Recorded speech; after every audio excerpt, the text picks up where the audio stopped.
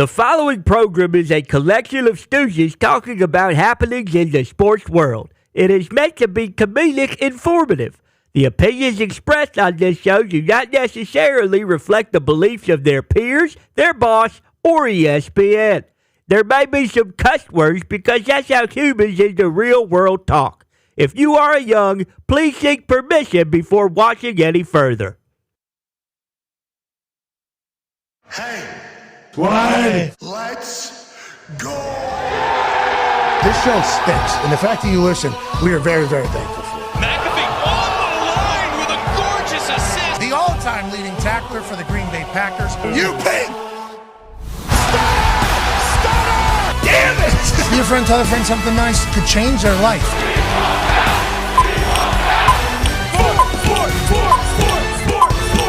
Hello, beautiful people.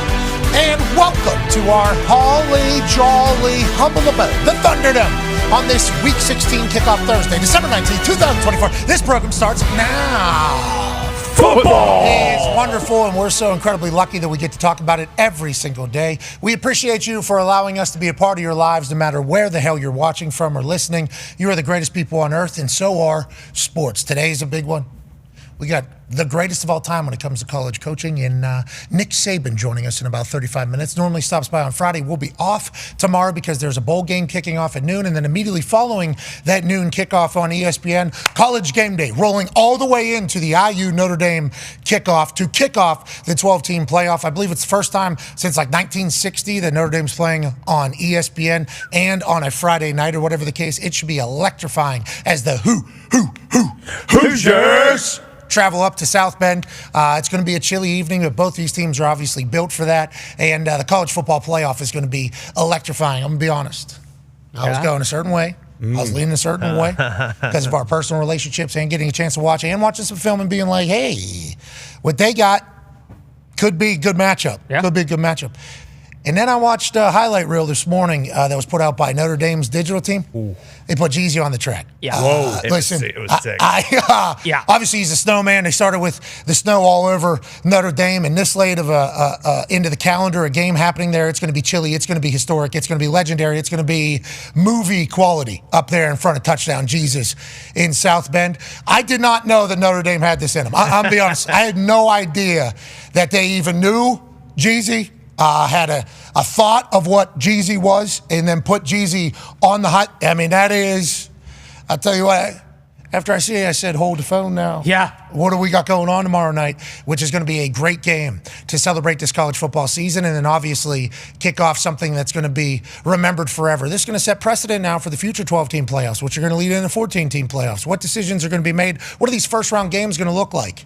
You know, because the big battle, the big conversation was, should it be Alabama getting in, South Carolina getting in, Ole Miss getting in, or is the second team from the ACC going to get in because of their record and everything like that? We shall see how these games play out, and we shall see how the future looks. We're lucky to be a part of it. On Saturday, we'll be fieldside for the Tennessee-Ohio State game for our simulcast on ESPN2. Main broadcast will be on ABC and on ESPN. We'll be on the sideline on ESPN2 live from Columbus, Ohio. And Hypo and the boys, Nico Iamaleava, Dylan Sampson, traveling up to Columbus where it's going to be cold as shit. Cold and breezy over there in Ohio.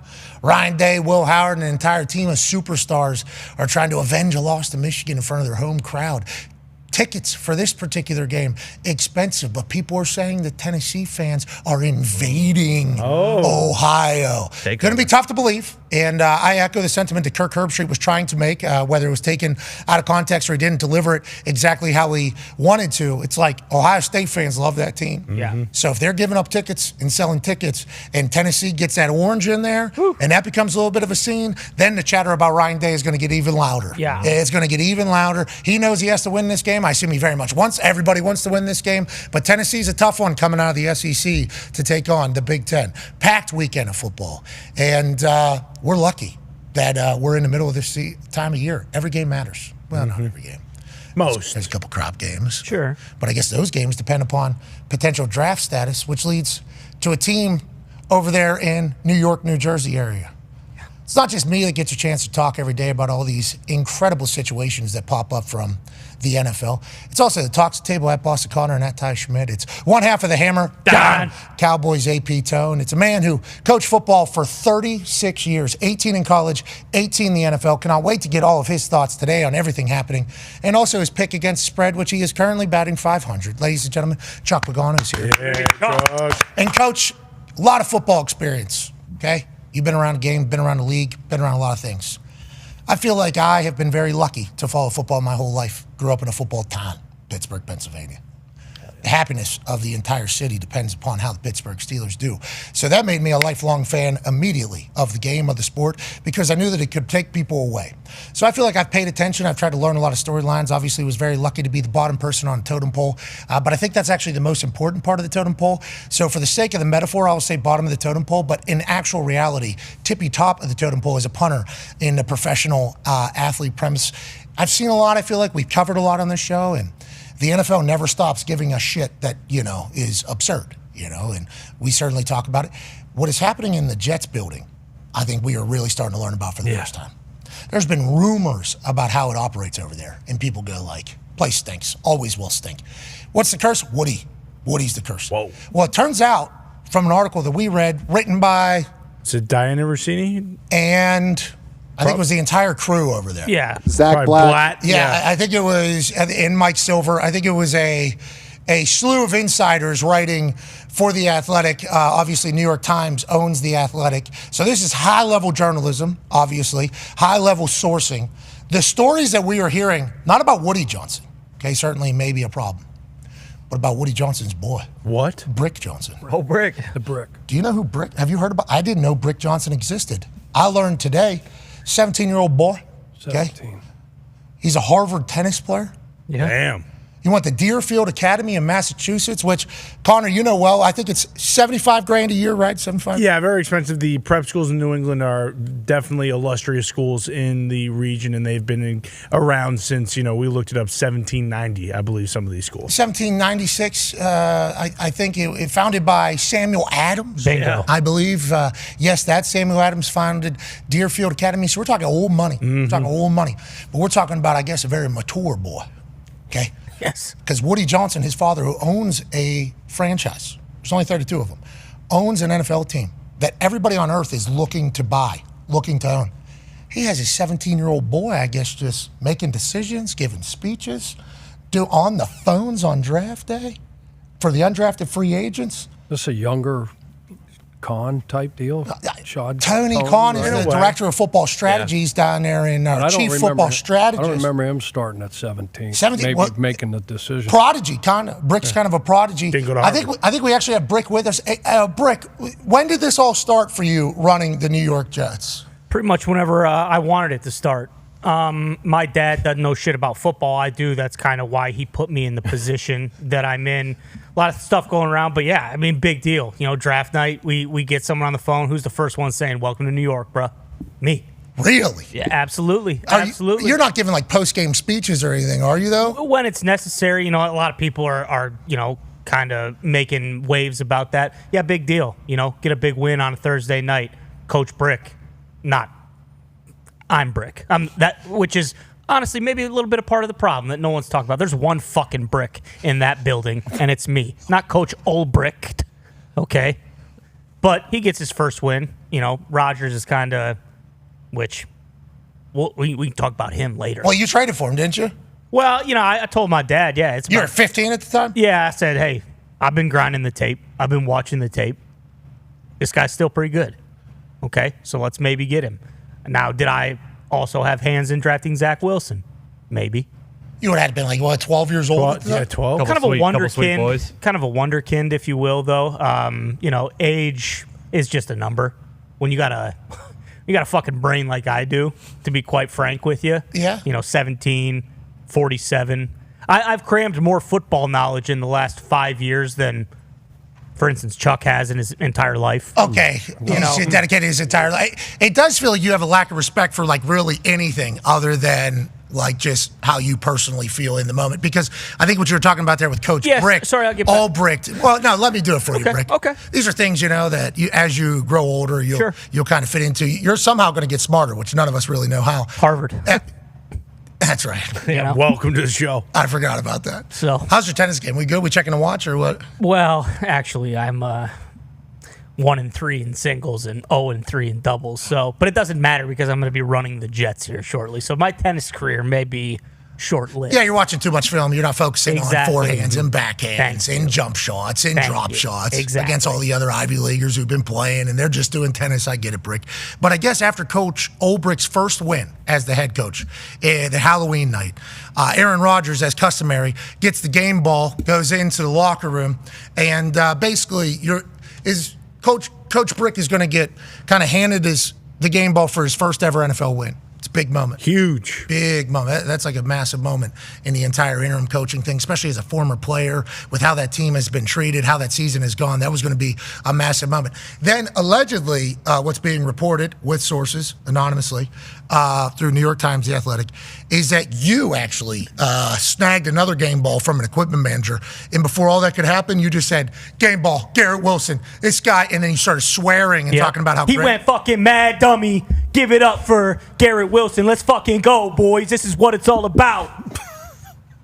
Was that? I don't remember exactly because it was a very, obviously very emotional, big win. So yeah, I don't, but I do remember. Like I said, he did go mad dummy, bro. Catch. Yeah, exactly. What'd you do when he got that catch, Brick? One-handed in the end zone like Jordan. Well, I was just, it was actually I'm kind of before the time too, but I was just bringing the boom to anyone who would listen. Oh, so you started doing the boom. Just a little bit of that. A lot of people aren't believing that a 17-year-old's making decisions. Why Joe Douglas? Oh, I'm sorry. Anonymous sources around an executive around Joe Douglas, the fired general manager in the middle of the season here. Why did he say allegedly that he was reporting to a teenager? Was Joe D reporting to you? Because he was one of his first days on the job. I told him, football decisions run through me, pal. And then this came out and I said, yeah, you're right, fatso. You are reporting to a teenager. Jeez, did you say it to him? And you didn't say that to him on the day. Because I heard also that you go into a locker room potentially post-game and whenever I give want. critiques and stuff to people. Oh, yeah, I got no problem going up to a lineman. You fucking suck. You're too fat. You stink. What? Well, why do you think you could do that? You're 1-3 as a Harvard tennis player. What are you? Because I have absolutely no repercussions. What are you talking about? I don't have to answer for anything. This is just coming out. I've been doing this since I'm 15 years old. This is just coming out right now. Everyone just say, hey, your dad's a moron. Which I'd like to kind of get something off my chest. Yeah, we were going to trade for Jerry Jeudy. We were. Yeah, and I heard Matt. Well, I told my dad, I said, fuck that. He's mid in Madden, bruh. He's like a 77. And did your dad know what that meant when you said he's mid in Madden, bruh? He did. I had to kind of, school him on him a little bit. But my dad watches me play Madden all the time. How do you think he knows who we're going after in the trade deadline?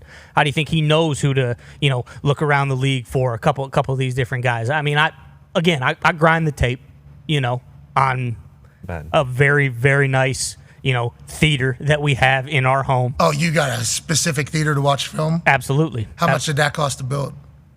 I mean, I don't ask these questions. I just say, hey, Dad, stop being a bitch. Get out the checkbook. Let's Jeez. go. All right. Okay. Coach Pagano, everything we just mentioned, I don't know if it went exactly how Brick was reinterpreting there, and obviously I think he's a be where you feet are person, and he just kind of operates in the moment. All those things are being reported. Have you ever heard anything like this? A teenager, okay, and I assume he's a good boy. Sweet. I doubt it. There's a chance. There's a chance he's a good boy. He looks like I it. suppose there's a chance. You're right. There's a chance he's a good boy. There's a chance he's a... There's some entitlement there. It seems like it, yeah. Lack of awareness, too, it seems like. But once again, teenager, so he's going to have to grow up, and there's a lot of these things happening. But could you fathom being a general manager in the NFL, a coach in the NFL, a player in the NFL, and a 17-year-old who has accomplished nothing other than being born into the family, was to come up and say something to you about your profession? This is what's being reported. We have no idea what's real and what's not real. This is just from New York Times, The Athletic, high-level journalism happening. They're saying this is taking place. That's bananas to think about. And whenever you see, people say, like, the Jets are never going to win. And it's like, if you haven't been in the building, I don't think you would have ever guessed that was. I don't think I would have ever guessed that was happening. Did you know about any of this? And how do you feel about this particular operation that's taking place over there? Obviously, I just heard about it, but all the buildings that I've been in, starting in Cleveland, early 2000s, to the Raiders, to the Ravens, to the Colts, Bears. There's a lot of coaches. There's a lot of ownership. There's front office. There's a lot of people. After games, there's sons and kids. People come in, right? But never, have I ever seen. You never heard a word, right? Like my grandfather's rules was, children would be seen and not heard. In the locker. That's how we grew up. Everywhere. Okay. Love that. And if somebody addresses you and they ask you a question, then you can speak, but otherwise, no. But just fascinating to read that you finally get this win right after everything that's been going on. Big moment. And we're going to celebrate, the guy that's, taking on this responsibility, and Jeff Obrick, right, interim head coach. And we're going to celebrate him and the team, and they're fired up, and then all of a sudden, out of nowhere, A 17-year-old kid comes in. Hey, I bro. can't even imagine the looks on the faces of those players. Like, can you imagine, hey, where you? And then here comes, what'd you call him? What? The Wonder? Wonder Kid? He's a Wonderkin for sure. But Garrett went mad dummy. That's why he was so jacked. Yeah, okay. Dad, see him come out of left field? No. Like, here we go. Just think of this guy. Obviously, we know what he wears. He has a sport coat on. Mm-hmm.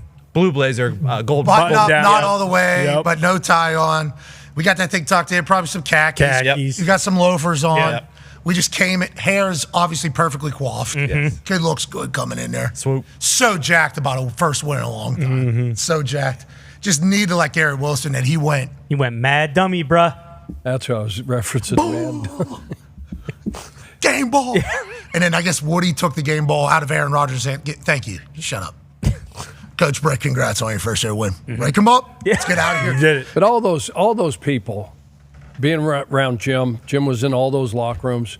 The respect that they understand between players and coaches and what just transpired they never, when it was time and there was a moment or whatever and you had it, but it wasn't certainly on top of like your quarterback or your head coach or anything like that. Yeah, I appreciate every time we learn something new that I didn't know was even possible. It's the highest level. Yeah. It's the NFL. Let's remember that. There's a lot of kids. You mentioned a lot of teams that have a lot of kids pass down to get the team. And some kids, I think, do good.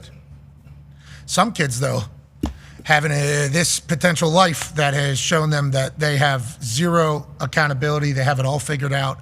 And I'm not saying this about Brick. He's, from it sounds like, though, shut up. There's a chance. Like, there is a chance that he grows into this. He wants to be around so he can learn. Like Jim Irsay tells stories about working in the equipment room whenever he was like a young teenager so that he could kind of get the feel, the lay of the land of what a football team's like. I was in the locker room whenever Bob broke his ankle and this whole thing. Like he tells those stories. And then he was the youngest general manager ever hired, I think, in the history of the NFL, Jim Irsay. He was like 31 or something like that. His dad hired him. Then he bought the team when he was like 36 years old or something like that for $1 million from his dad. So it's like Jim certainly was around when he was young, but I think like he had this sense of like I'm a player. I think he wanted to view himself as a football player, as opposed to Brick wants to view himself as an owner. Like I'm an owner of a team because his dad is an owner of a team, and it's like, man, you're very lucky that you're born into that position.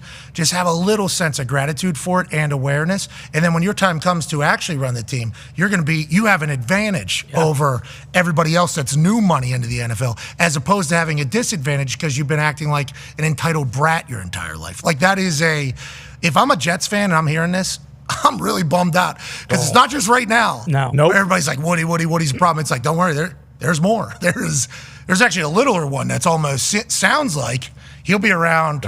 He'll somehow find a way to live forever too.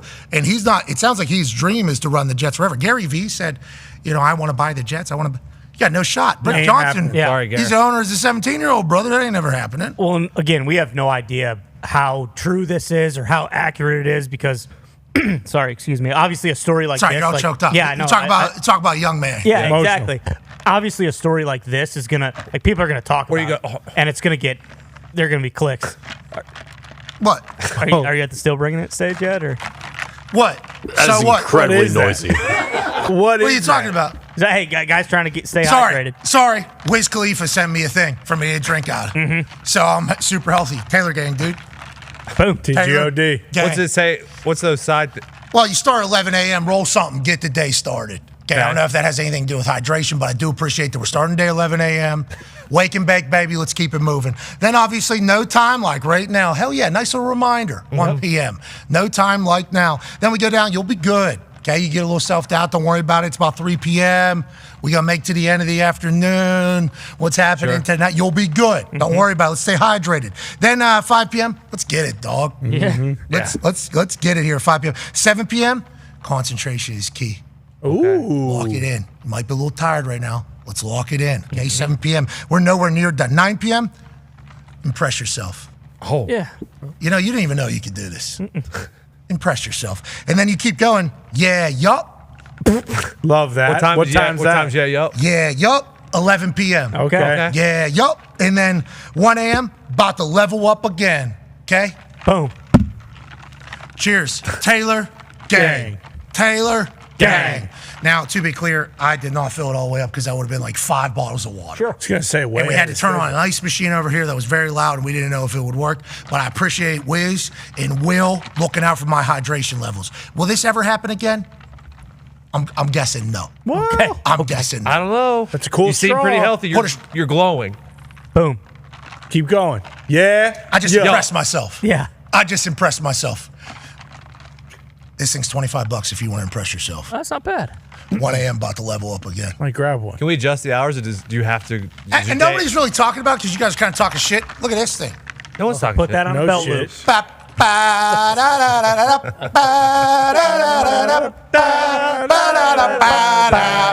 Hey. Hydrate, I'm super hydrate, I'm super hydrate. Hey. Yeah, yup. Yeah, yup. Anyways, this Brick Johnson kid, It reads like an Onion article. That's what I was going to say. Like, it seems like it's satire. It seems incredibly fake. There's no way you would believe this. But also, to kind of defend him a little bit, you could see how he gets into this position when him and I think it was his brother are reading stuff on the internet and, like, reading it in the tabloids. And they take it to their dad. And he, instead of, like, vetting it or talking to someone, he takes it directly to the locker room or to the GM or to the coaches and says, hey, what's this about? Why is this the case? Or, like, the Madden stuff. He takes that as gospel, and it's like, okay, well, we're not going to trade for Jerry Jeudy then because my son's playing Madden, and he said he's a 77 overall, and we can't trade for that guy. I'm not paying a 77 overall. Yeah, he was an Are you 84. And Jerry Jeudy has responded. He's come out and said that he blames Ocho Cinco because Ocho Cinco is the Raider for Madden wide receivers. So there's a chance that Jerry Jeudy could have been a Jet, but Ocho Cinco didn't like his break or his awareness, I guess, out of his routes is what was potentially reported. Nonetheless, this happened at the highest level. And to you Jets fans, we didn't know that this was even possible. No. Cheer And for who the kn- Giants. Well, Yeah, it would stake more, but at least there's. But Mara at least was kind of on the right track. He was. He wanted Saquon. If we watch Hard Knocks. yeah. Anyways, Jets fans, it's good. It's never going to get. I mean, you look at the replies to this, the amount of people that, like, legit have been like, I'm jumping off. I'm done. I'm not doing this anymore. Well, it's because he loves owning a team, that kid, 17 years old. And, you know, I think this happens with probably a lot of different businesses where the owner, super successful kid, kind of thinks they wield power and nobody ever checks the kid, you know, ever. So then one thing leads to another. Bang, bang, bang. Probably a lot of red flag moments where it's like, hey, this isn't reality. This isn't this, boom. Nope, boom. Because I'm thinking about this a lot for my baby girl, Mackenzie, and I assume you guys are as well. Vastly different life for my daughter than me growing up, everything. So I'm trying to figure out, like, how do I enjoy it all while also making sure she understands, like, this is not normal for a lot of people. And it sounds like if you're a parent, you can just check out and be like, yeah, you're me, reincarnated. Just act like me. Don't worry about it. Feels like that's what has happened here. And Brick can still learn. You know, this is something where he can learn from. Because he does pay attention to everything. I don't know if he watches our show, but if he does, like, hey, Brick, if this shit's real, you're going to walk around someday and a kid's going to punch you right in the face. And Might not be at Harvard, but it's probably going to, you know, like, you need the reality needs to set in at some point, and you stink as a GM. Your team has stunk since you've been kind of around. So if you want to act like an owner and a GM, let's go off a results business. Your team sucks. So maybe back off a little bit, learn, and then get back into the saddle if what is being reported is true. Yeah, and if it's not Athletic in New York Times, like, what the hell are we doing? Yeah, New York. Yeah, like a story like this is absurd. And for it to be published, if it's not true, is just as big of a problem as if it is true. Yeah, and we've tried to call our source says to legitimize the story, but work is happening. So we weren't able to get a hold of anybody. We shall see tonight. Massive game. Huge game. AFC West. Now, you want to talk about family ownership situations. The Chargers had that for a little bit. That has seemingly disappeared. They bring in Jim Harbaugh. Chargers certainly have what happened to them against the Bucs just a few days ago. Now they're taking on a red-hot Broncos team who just put up 24-zip, I think, in the second, or 21-zip in the second half. 24-zip. In the second half to the Indianapolis Colts after they were able to figure them out. And Bo Nix has obviously played better in the second half of the season than he has in the first half of the season. People are talking about him maybe being Offensive Rookie of the Year. Nick Bonito is an absolute superstar on a defense littered with superstars because you got Patrick Surtain playing out there as well. Then whenever you talk about the Los Angeles Chargers, it has not gone as well as of late. They were our team. Yeah. Loved them. We love that team. Still love that team going forward, but we wondered how it was going to go. They get a couple injuries. Things change. Chuck Pagano, Chargers favored by 3 at home on Amazon Prime. Shots per Curb Street, Al Michaels, Kaylee Hartung, Carissa Thompson, Gonzalez, Fitz, Witt, Sherm. Did we say Marshawn? In Yo City. Is he still doing those? I haven't seen those over the last couple of weeks, have we? Me neither. He's been missing. He has been missing. He always done a deal where he's in that city doing something. Well, he's in Yo City. I couldn't turn the fucking fridge off, and you expect me to know what Yellow City is? You're right. Anyways, Chargers favored by 3 against a Denver Broncos team. Do you think this line is because they think the Chargers got their ass beat and they're going to bounce back because they're a Jim Harbaugh person? What do you think this line is like this for, and what are you looking at this evening? I don't understand the line. When you, just to your point, you look at one team, last 4 games, Denver's 4-0. These guys are 1-3. Tampa just went into their backyard and just absolutely, they put 500 yards. Jesse Minter's the defense coordinator for the Chargers. He's done a great job. This is a really good defense. Both these teams defensively only give up 17.5 points a game, which is tied for first in the NFL. But again, like I said, 1-3 the last 4 games. Denver's 4-0. Denver's covered has best against the spread, the ATS, 11-3 in the National Football League. Jeez. 5 straight. Thank you, Sean. Five straight. You lose Dobbins. Offensively, they've struggled. Chargers have. Gave up 200 yards on the ground. AQs yesterday showed the run, Bucky Irvin, the run. So they ran up and down the field. Mike Evans had a field day.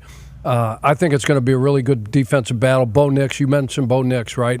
He's been playing better of late. Early in the year, he's terrible. Then there was like a 13-game stretch where he was like 13, 14 touchdowns, only a couple interceptions. And then he's thrown 5 in the last 2 games. Bo has. So he's kind of reverted back a little bit. Colts got 3 interceptions off him. So a lot of game records in this, a lot of good defensive players. I think this will be low-scoring defensive battle. Who doesn't turn the ball over? Okay. Is it Herbert or is it Bo Nix or is it the fumbles? Herbert's only had 2 interceptions all year. They're first when it comes to that category. Okay, so you're talking about who doesn't turn the ball over. Seems like Herbert does not. Obviously, AFC West battle, they know each other, both teams. Yeah, this is one of those games where if you didn't know the line, like if you had no idea whether it was Broncos are favored or Chargers are favored, you would just say Broncos definitely favored because they've been hotter and the Chargers have been going down. But because the line is -3 Chargers, it's what do you think? It has to be Chargers. I forget what question Tony asked you the other day, but because of the way he asked you the question, it was like, okay, well, obviously it's way more than you you would think in your brain. So it's one of those situations where, all right, well, it has to be Chargers then because they shouldn't be favored just looking at it from a 30,000-foot view, if you will. Yeah, I think it was a spread, and he said, "What do you think the spread is?" Lions, Bears. And I said 8.5, and he said, "Actually, it's 12.5 or something like that." No, it was 7, but you would have thought it was 12.5. Yeah. Okay, I remember the give and take. Yeah, because we have a little bit of a feel that these sportsbooks people are maybe time travelers. Maybe. You know, they can kind of give away a game. So whenever they make a massive one, it's like, okay, even they know that this game is potentially going to be bananas. And I'm not saying it always covers or it ends up exactly how they're predicting it, but them going that way, this is the classic Coach Corso. Somebody knows something, and I'm with somebody, and he always makes that pick whenever a line is a little bit strange. We shall see how it plays out. Can't wait to see who you're picking. Speaking of picking, everybody was picking off Kirk Cousins. And then everybody in Atlanta was picking on Kirk Cousins, so much so that the Atlanta Falcons made a shift from a $180 million quarterback to a number 8 overall pick quarterback in Michael Penix. The Atlanta Falcons still very much in this thing in the NFC South. Now, we just talked about what the Tampa Bay Buccaneers just did to the Chargers. Tampa Bay Buccaneers, very hot right now. That is a very good team with a great offensive line, which is a huge piece of the whole puzzle as we get into this late season football where it matters. But in Atlanta, they're making a quarterback change. And we wondered how it was going to go. You know, like, is Kirk Cousins going to go the Daniel Jones route where he's going to ask for his release, even though they're paying him $130 million guaranteed over a 2-year period, allegedly, with the dead cap and his salary and everything like that? Listen to Michael Penix talk about Kirk Cousins and what he means to him, and then think to yourself, wow, they handled this all perfectly in that quarterback room. A lot, like Kirk, just the way he processed, the way he speaks to the team, you know, in meetings on the field, you know, just the command he has, you know, to the offense, you know, getting things the way that he wanted so that, you know, he could play fast. And, you know, it's just the things he said in the huddle, you know, I was in the huddle today and walked through and like, just remember some of the stuff he did and just saying it the way he said it, you know, because, like, man, I look up to Kirk, you know, and, like Kirk, like to be honest, Kirk couldn't do no wrong in my eyes. So it was like, dang, like when I saw him in camp, you know, leading all the way up through the season, it's like he's special. Like he's doing it at this age, and he did a great job, you know. And I'm talking about getting through his progressions, making a pass to the fifth read. Our fifth read, like you don't see that a lot, you know, scoring touchdowns and doing stuff like that. It's like, dang, how is he processing the game so quickly to get to that fifth read, to make that play? You know, you're just trying to learn stuff like that, and just seeing how he cancel out certain routes and stuff like that based on coverages. You know, I feel like I learned a lot of that, and you know, I'm ready to showcase it. So. I love that that's the way he handled that question. I also love that this tells me, and I know Michael Penix, good dude. Right? Everybody in Washington loved him. Indiana loved him. Everybody that's ever played or met him loves him as a leader and everything like that. But I assume that whenever he was drafted number 8 overall, they said, hey, you're going to the Kirk Cousins NFL quarterback university. Everything he does, watch.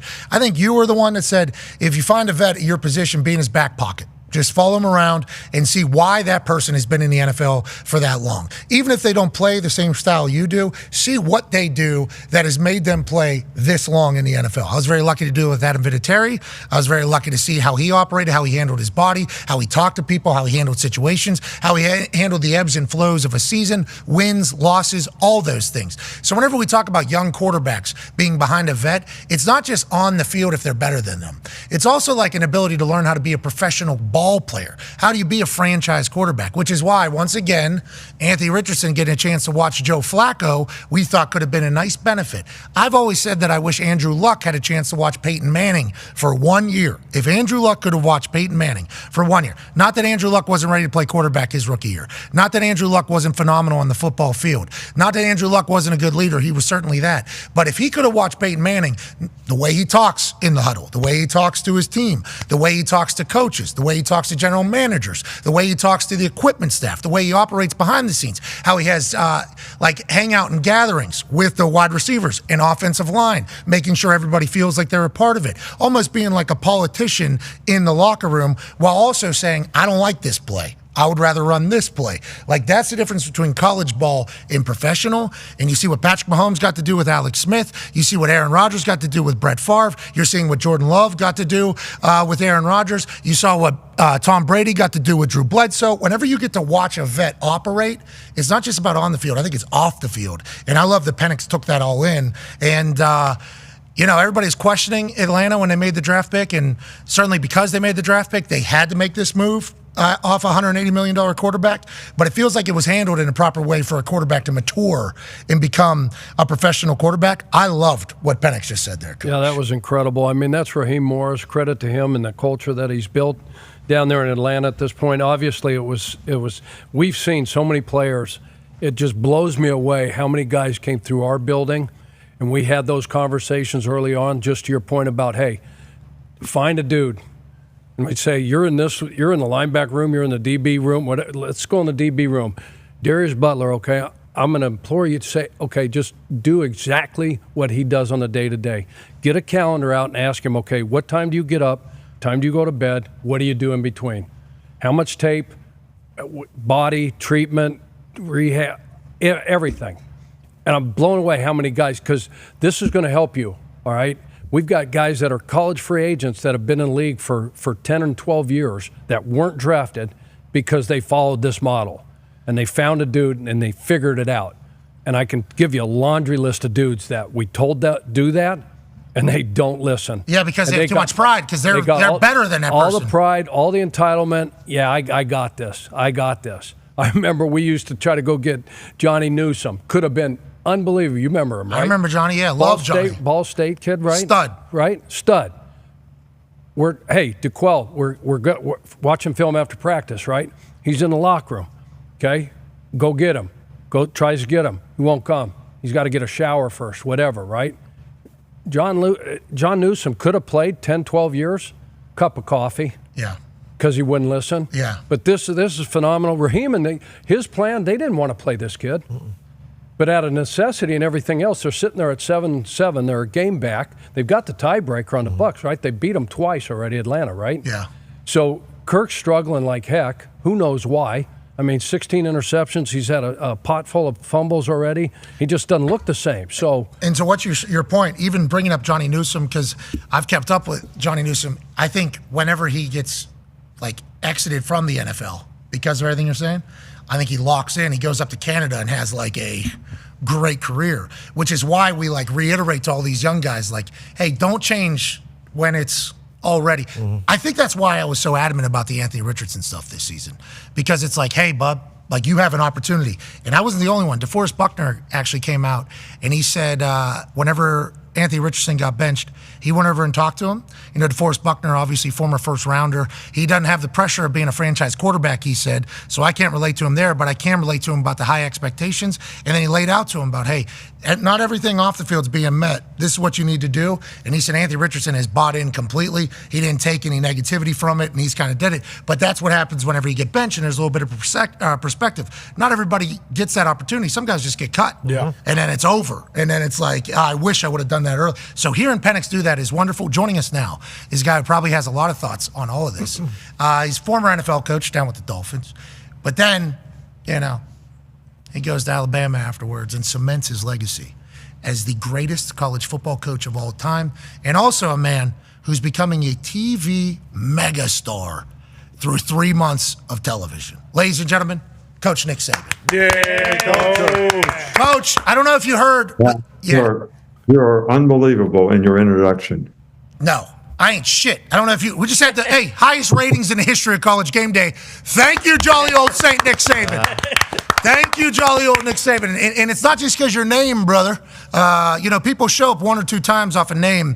You got to have ability and talent, and you have that in spades in everything that you touch, which is why I appreciate your friendship. Now, let's get back to this. Michael Penix, I don't know if you saw the video where he laid out how he kind of watched Kirk Cousins and just said, thank you to Kirk Cousins, and now he's going to take everything he learned from him, and he's going to try to put it on the field. He's still a rookie. I assume he's going to struggle. There's going to be situations like that. But the off-the-field shit, just as important as the on-the-field shit in the NFL, do you think we're going to lose? Is there going to become a generation with this NIL stuff and everybody being superstars since they're in high school and paid and rich and everything? Do we think we're going to lose that ability to kind of put ego aside and be hey, how do I do this actually? I'm almost worried about that, Coach. You would know a lot better than me, I guess. Frozen. Gone. He don't want to talk about it. I don't want to talk about it either. Coach, you there?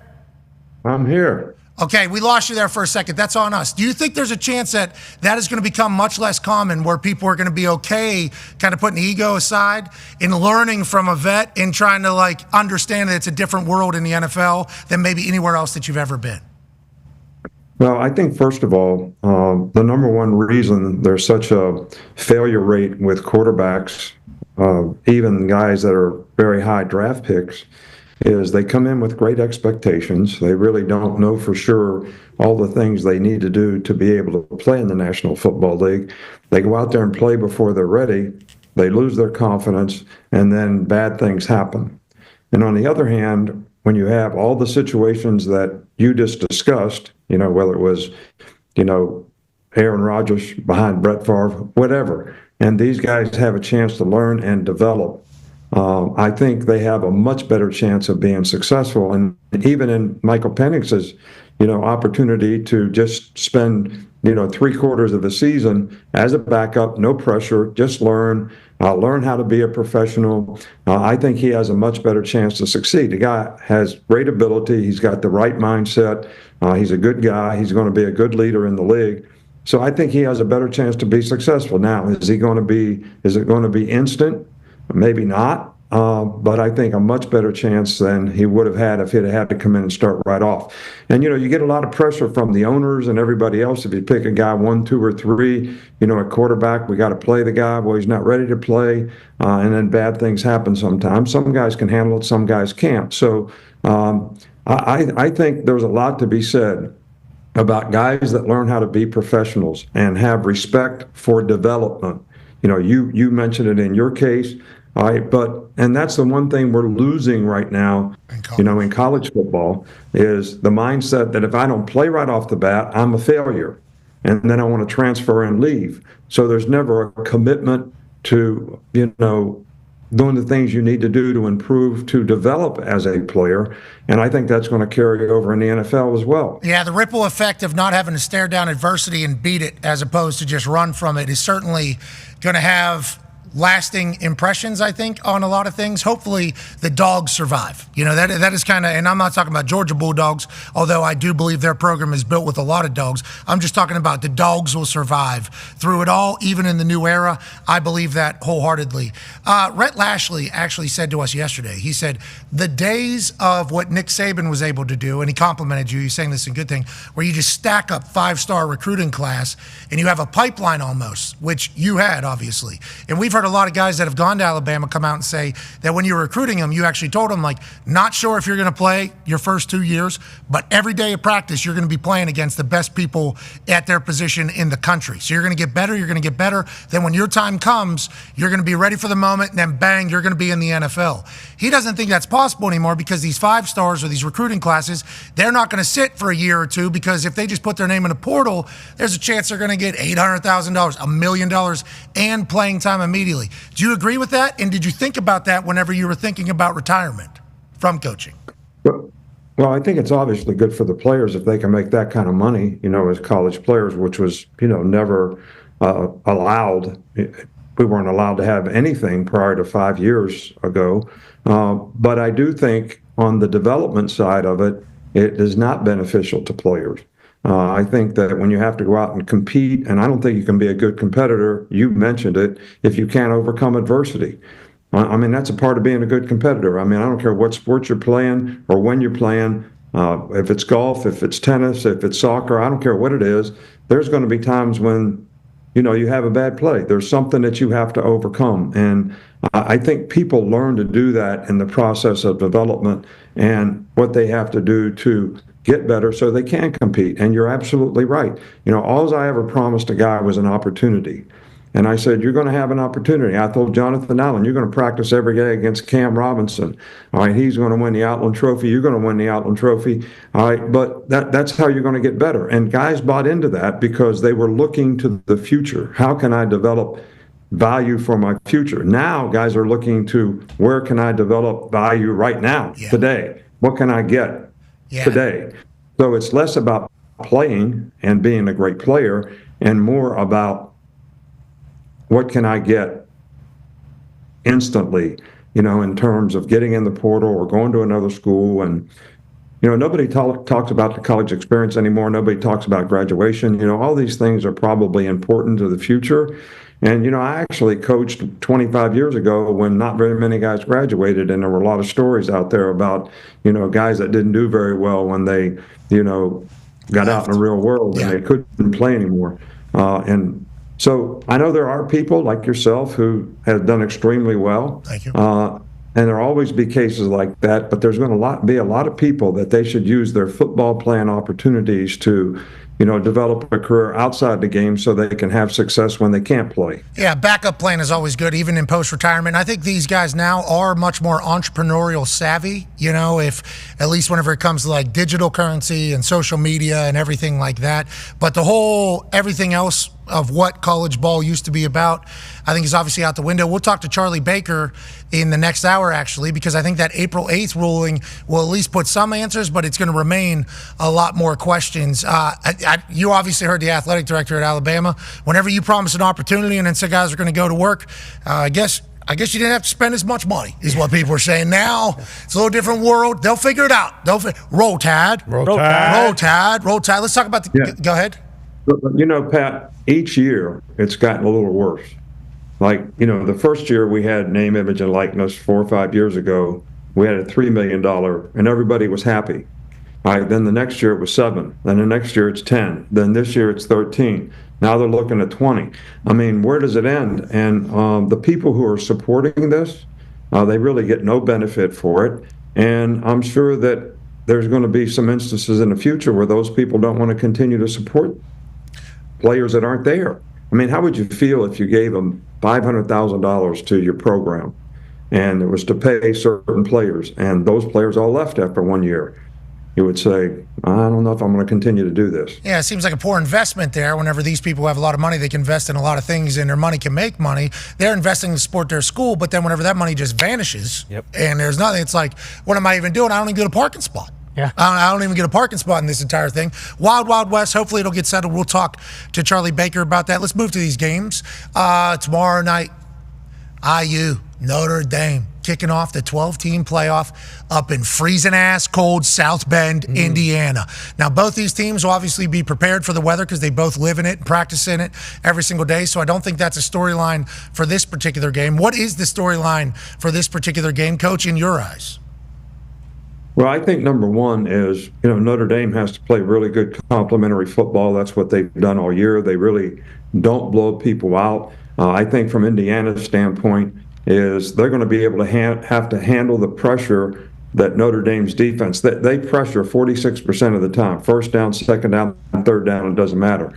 And they want to try to create a lot of negative plays, a lot of positive down and distance situations for their defense, and then take advantage of pressuring you on third down. So if Indiana can't handle that, that's going to be a problem. But when people have handled it, like USC did, Notre Dame struggled a little bit on defense and had to count on turnovers to be able to survive. So I think Indiana's probably better than most people think.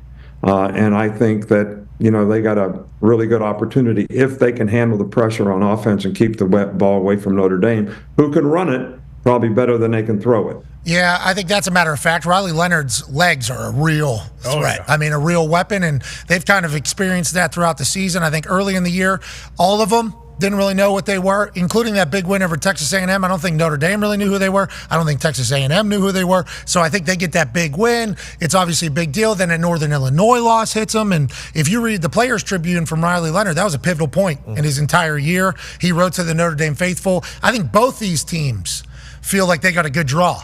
And that's why we love it. Yep.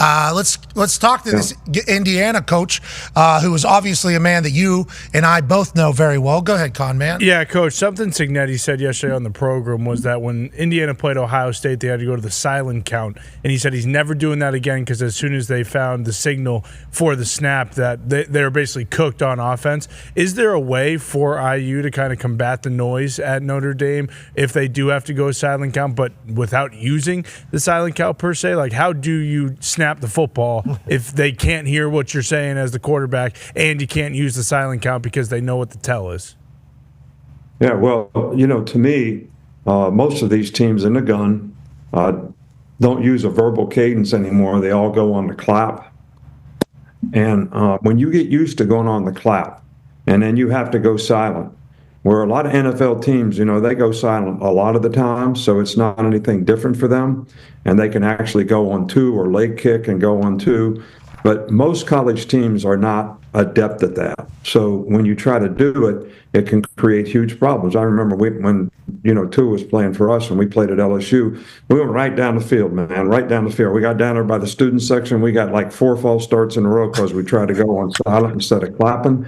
And it was it was one of those moments where the coach breaks his headset. Yeah. All right, let's put it like that. All right. So I think if Indiana can clap in the game, and they'll be much, much better off than trying to go silent just because they're not used to going silent, and it does help the defense. I mean, it's they can get off on a snap count big time, put you to a huge disadvantage on offense. Don't you love, though, my favorite thing, because Pat White used to go and clap. We used to go and clap, and then we went on a point and this whole thing.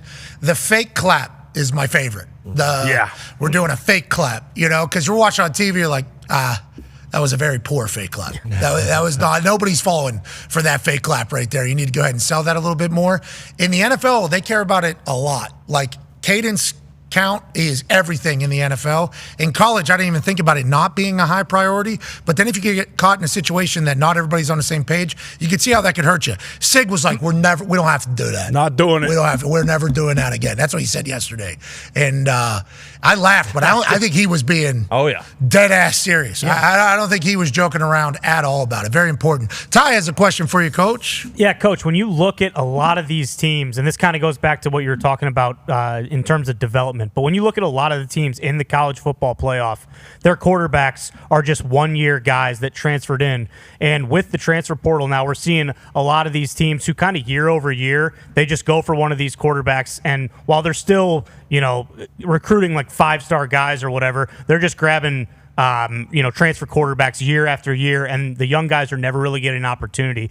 Do you think that's, for a lot of these like marquee blue blood teams, do you think that's going to be the formula moving forward, because we've seen so many of these teams in the playoff be successful, kind of just getting the gun for hire year after year after year? Well, it seems to be the trend right now, and I think the more people like Oregon who had success doing that with their quarterback, I think other people will try to follow suit. But you can look at other programs who did that, like Florida State this year, and it didn't work out so well, and you really got a problem on your hands. And I think the big thing in all this that people have to understand is where this is going to have a little bit of an effect on parity is the fact that, just like at Alabama, at Georgia, I think Kirby's going through the same thing. You don't lose your frontline players. You recruit a 5-star guy, and you're able to recruit really, really well, which Georgia's done. Alabama did the whole time I was there. We always had really good luck in recruiting. Yeah, and luck. You lose the next guy. Okay, so you have this 5-star guy who thinks he should be playing. He doesn't play that much when he's a freshman. Like Marlon Humphrey didn't play when he was a freshman, but he was glad to develop and then become a great player, playing on special teams as a freshman, learned how to play on special teams, now became a great corner. That doesn't happen anymore. In this day and age, Marlon Humphrey's transferring. So you don't have that next best guy to come in, and you have all these holes on your roster and a lack of depth, which I think is something that people really don't look at or understand, because you don't lose your frontline guys, you lose the next guys, which affects the depth of your team. And if you're really going to play in a tough conference, you got to play a lot of tough games, even though I think, we talked about teams that had great schedules not getting in the playoffs, but the teams that played the best schedules are going to have the best chance to be successful in the playoffs because they're used to playing against good competition. You talked about, the depth of a team. That is where special teams comes into play. So you think about what happened with Indiana, Ohio State in that particular game. Now, punter obviously drops snap. That can happen to anybody. Obviously, just a lack of concentration. That'll get fixed going forward. But then a punt return, you got Caleb Downs returning against your second, third string linebacker at Indiana when they had to bring in how many transfer portal guys into this year. Like, that's where it kind of gets exposed too. So in these college football playoffs, that can certainly be a pivotal point in all of it. The depth of a team. Let's talk about a game happening up there in Happy Valley. Go ahead, Tone. Yeah, Coach, we all know that you love defending the athletic quarterbacks who love to scramble and make plays. Penn State hasn't really had to play an athletic quarterback like they're going to face in Kevin Jennings of SMU. this weekend. How do you think Penn State prepares for that if they haven't seen it yet this year? Because I know you can put a wide out there and practice and stuff like that, but obviously that's not the quarterback. How do you go about it? Well, I think, first of all, it depends on style of play. One of the reasons that we always had difficulty is we played a lot of match coverage. All right, so we had more people turning. Even when we played zone, we matched up zone. So you have people matching patterns all the time, so they're not always looking at the quarterback.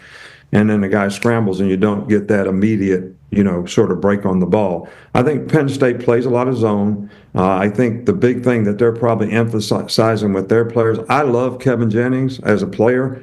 But his ball security is not what it needs to be, and he's turned the ball over, and when he turns the ball over, they have issues and problems. And I'll bet you that Penn State is saying, we're going to knock the ball off this guy. We're going to knock the ball out of his hand when he has one hand on the ball, even when he runs it. So I don't think you stop a guy like that. I think you got to make this guy beat you throwing it, which I think he's a good thrower. I think the conditions probably will affect SMU a lot more than they're going to affect Penn State. I mean, throwing a cold ball, catching a ball, holding on to a ball when it's cold and you're not used to it is a lot different. So I think Penn State's going to try to knock the ball off this guy and create a lot of turnovers in the game. How do you feel like the cold's going to affect you tomorrow? You got a face warmer? You ready for this? I'm concerned. I was actually going to get some coaching points from you. Hey, just but one comment that I wanted to make about what you were talking about, depth on a team and special teams. Yeah. Don James, who I'm sure Chuck remembers, maybe some of you young bucks don't, was my college coach, great coach at Washington. He used to always tell us, your team is going to be as good as the last 40 guys on the roster, because of exactly what you're talking about, Pat, how it affects special teams and how it affects depth on your team. I mean, Caleb Downs running that punt back for Ohio State. You just think like, oh, this is the most expensive guy on the field in the modern world that we're in, the most athletic guy on this field, the highest football IQ guy on this field, and probably the guy with the best burst. And then you're just watching him run around. It's like, no shit, Ryan Day was like, let's go ahead and do that, especially for Indiana, a team that is literally trying to build right now. So the second half of that roster is still Indiana football team that didn't exist kind of in the state of Indiana. And Ryan, that was good. Nobody talks about that out of Ryan Day. No. That was a good coaching move. That was we can take advantage of this situation right here. And he certainly did it. My advice to you, coaching tips, feet and hands. Let's not do super fashionable boot shit on the feet. Let's keep the feet warm. It's under that desk anyways. You don't need the good-looking boots. Just keep that shit warm. That is the biggest thing. All right, Coach? I got you. If I see some high-fashion bullshit on your feet tomorrow, I'm going to tell you deserve whatever's coming, because that's where it gets you. It starts in your toes, and then it works its way up your soul, and then all of a sudden it's over. He's gotcha. He's the best. That's what you need. That's what you need, Coach. Well, when I coached at the Cleveland Browns in that stadium, the old stadium was right on Lake Erie, and that wind used to blow through there. I know another place where it can hit you and go right through your soul, too. I can't wait to see you tomorrow. You're the man. Ladies and gentlemen, the GOAT, Coach Saban. Thank you. Coach. He's right. Yep. We got 4 hours tomorrow in South Bend, 3 hours in Columbus on Saturday morning. Going to be cold. Yeah. Going to be cold. That's what we live for, though. It's football weather. Amen. It's the most meaningful football all season. Bye. Let's enjoy the hell out of it. In the next hour, we got Charlie Baker, president of the NCAA. We also will announce our Ram Truck winner. And we'll have AJ Hawk joining us. It should be a great one. Be a friend, tell a friend something nice. It might change their life, like our friends at Dude Wipes. See you on the other side. Without further ado, ladies and gentlemen, the commissioner of the NFL. Don't listen to them. No. Roger Goodell. Shut your mouth. I appreciate you. Thank you so much for joining us. You're our commissioner. Don't worry about these bums. From us to you, we'd like to give you a gift that we know you're a big fan of. Ladies and gentlemen, some peanut M&Ms for our commission. This is just why we're on set? Yep. You can take these with you. You can take them home. I might just I got a gift for you. What? Oh. You ready? Yeah, I like that. With the 222nd pick in the 2009 NFL Draft. Hell yeah. The Indianapolis Colts select Pat McAfee. Hunter, West Virginia. Hell yeah. Come on here, baby. Good pick. Thank you, Raj. I'll pick him up. Thank you, Raj. I'm not going to pick you up because you got that That's back. all right. Yeah. I got it. There's your card, baby. That's real. That's awesome. I've been keeping that for, 15 years? You had it in your back pocket this whole time. This is cool. Thank you for this. So whenever we say that you have to answer to 31 billionaires, how accurate is that? 32. Well, you're not counting Green Bay? Yeah. Okay. Because Doesn't count. Big Pop. There's a Green Bay Packers. I didn't know he did. Yeah, no, that was. I don't actually think that way. I actually think I answer to them. I think I answer to the media partners. I think I answer the players. I think I answer the owners too. The idea for me is to try to keep everyone happy. I always say that my biggest job is not to piss off more than 24 owners in a given day. How did you know the draft would be awesome if you traveled it, and did you see this happening? I'd be kidding you if I thought it was going to be as big as it is. We felt like we could be bigger than we were in Radio City. But what happened is Radio City actually put a holiday show in and said, you can't have the draft until June. And that's when we said, we're out of here. So they And kicked you out? That's when we went on the road. Well, Taylor Swift, we know. Well, that's a different kind of influence. How about, hey, listen, a lot of jokes from They're booing Taylor Swift. Yeah, you can't boo. They're idiots. Yeah, you're going to be a part of an album. Wow. Do it. Get a little louder. She is going to cook you. A lot of the internet was saying Roger Goodell was sitting at home through the moon about this. Well, they thought it was part of the script. Yes, then he went on to it. There it is. is. Is there a thought of adding another one, maybe adding another bye week, or are we good at 17 right now? Well, I think we're good at 17 now, but listen, we're looking at how we continue. I'm not a fan of the preseason. I don't think we need preseason. Waste of time, right, and energy. I don't buy it, and I don't think these guys like it either. Well, that's spend full price for the tickets for those games. No, they're actually discounted now.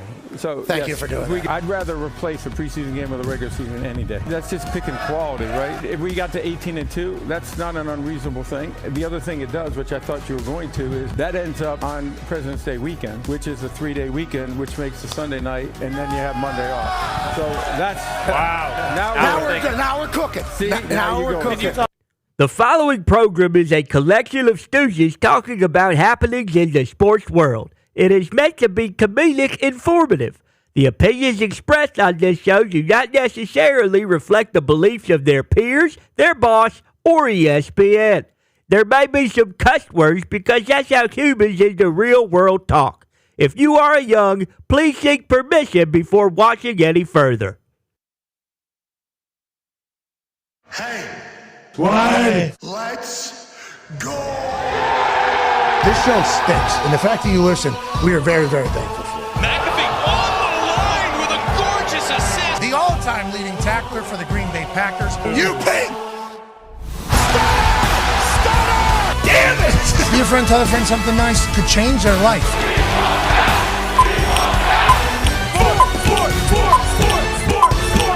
Hello, beautiful people, and welcome back to our holly jolly, humble abode, the Thunderdome. Is that 40 people just walking? It's Kickoff Thursday. Football is launching its 16th weekend of the NFL season this evening as the Chargers and Broncos battle in an AFC West clash that'll be on Amazon Prime that we will certainly be paying attention to. In about 15 minutes or so, the president of the NCAA, only the sixth president in the history of the NCAA, will be joining us for a conversation about everything happening in sports. I've had the opportunity to listen to this man speak up at ESPN during the college football conference. There was a lot of speakers, a lot of them. Mm-hmm. Monotonous. Sure. Long. Can see that. But had to get all the information out. I think everybody had to cover their ass, had to make sure they knew that this is how we feel. When he sat down, I thought he was fantastic. I think he acknowledged all the situations that the NCAA is currently in. I think he understands what college football and all their college sports are currently in the middle of in this transition era. I think he was over in D.C. just a couple of days answering some questions about gambling for college ball, also sports in general, and then everything taking place with this April 8th ruling. So I cannot wait to talk to him. And I think Charlie Baker, he's former governor, I believe. Oh, yeah. One of the best in Massachusetts history. Okay, so I assume there's a bunch of people that don't believe that because that's how politics is. Sure. But I will say, as a guy who is a sports guy, I think his kids both play ball. I think so. He's grown up in sports.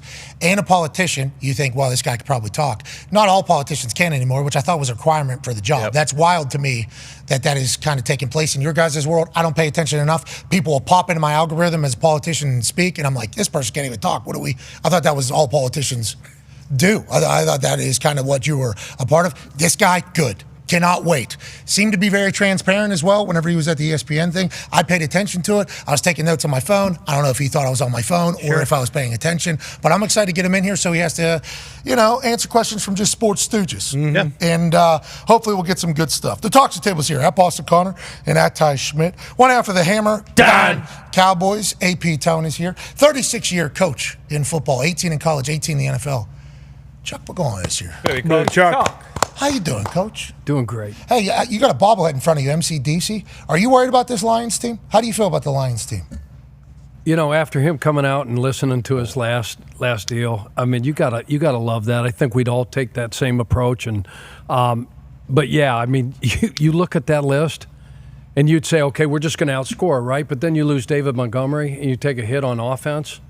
God, if they can overcome all this, my God. Coach of the year, questions asked. Give it to him for the next 5 years. Yeah, just let it carry over. Yeah. Hey, we're giving MCDC the coach of the year because remember 2 years ago, 2024 season, he had nobody on his team and they won somehow. I think the Detroit Lions fans are kind of coming back down to reality on what this season might be. Yeah, definitely. On Monday, I was really bummed out. But to Coach's point, when I heard MCDC talk about moldy bread and steaks, I thought, yeah, we can win a Super Bowl again. I was all the way back. But then it's just so much. It's going to be really tough. So this is what we learned from the Hard Knocks. Whenever we hear Mike Tomlin speak and we hear these coaches talk, it's like, how does the coach get everybody's mind going in the right direction no matter how the season's going? I think Stefanski was like, you want to make the playoffs? Congrats. The next 4 games are all playoff teams. We are in the playoffs. Like, to get your team to buy into a message, even if it's after a very, very bad time, that is the job of a head coach. MCDC obviously has that ability, and all the great ones do. And some of the crop coaches don't. Yeah. That's why whenever, the grit chip and then the Belgian pretzel or the German pretzel and all these other things, it's because Chuck digs deep to get his message across, which is what all these guys do. A lot of people read books, motivation, inspiration, watch movies. How do we get our message across to get everybody to keep going? MCDC is clearly great at it. And the boys show up for him no matter who it is. No doubt. That was... Your messaging was awesome always. Well, I appreciate that. You were worthy of a watch. That means a lot. Yeah. Appreciate that. And I did watch, you know that. And I paid attention. Yeah. I enjoy watching people public speak. I like, no matter what it is, if somebody's public speaking or publicly doing something and they're trying to, kind of get something across, how they go about doing it, I'm intrigued by. I always have been. And so You were one of the guys that I knew was listening and watching. Yeah. And as a coach, you get deathly afraid of coming in there with some bullshit because you know that dude right there that wears jersey number 1 is going to call you out on that. And so, Coach, 1 second, please.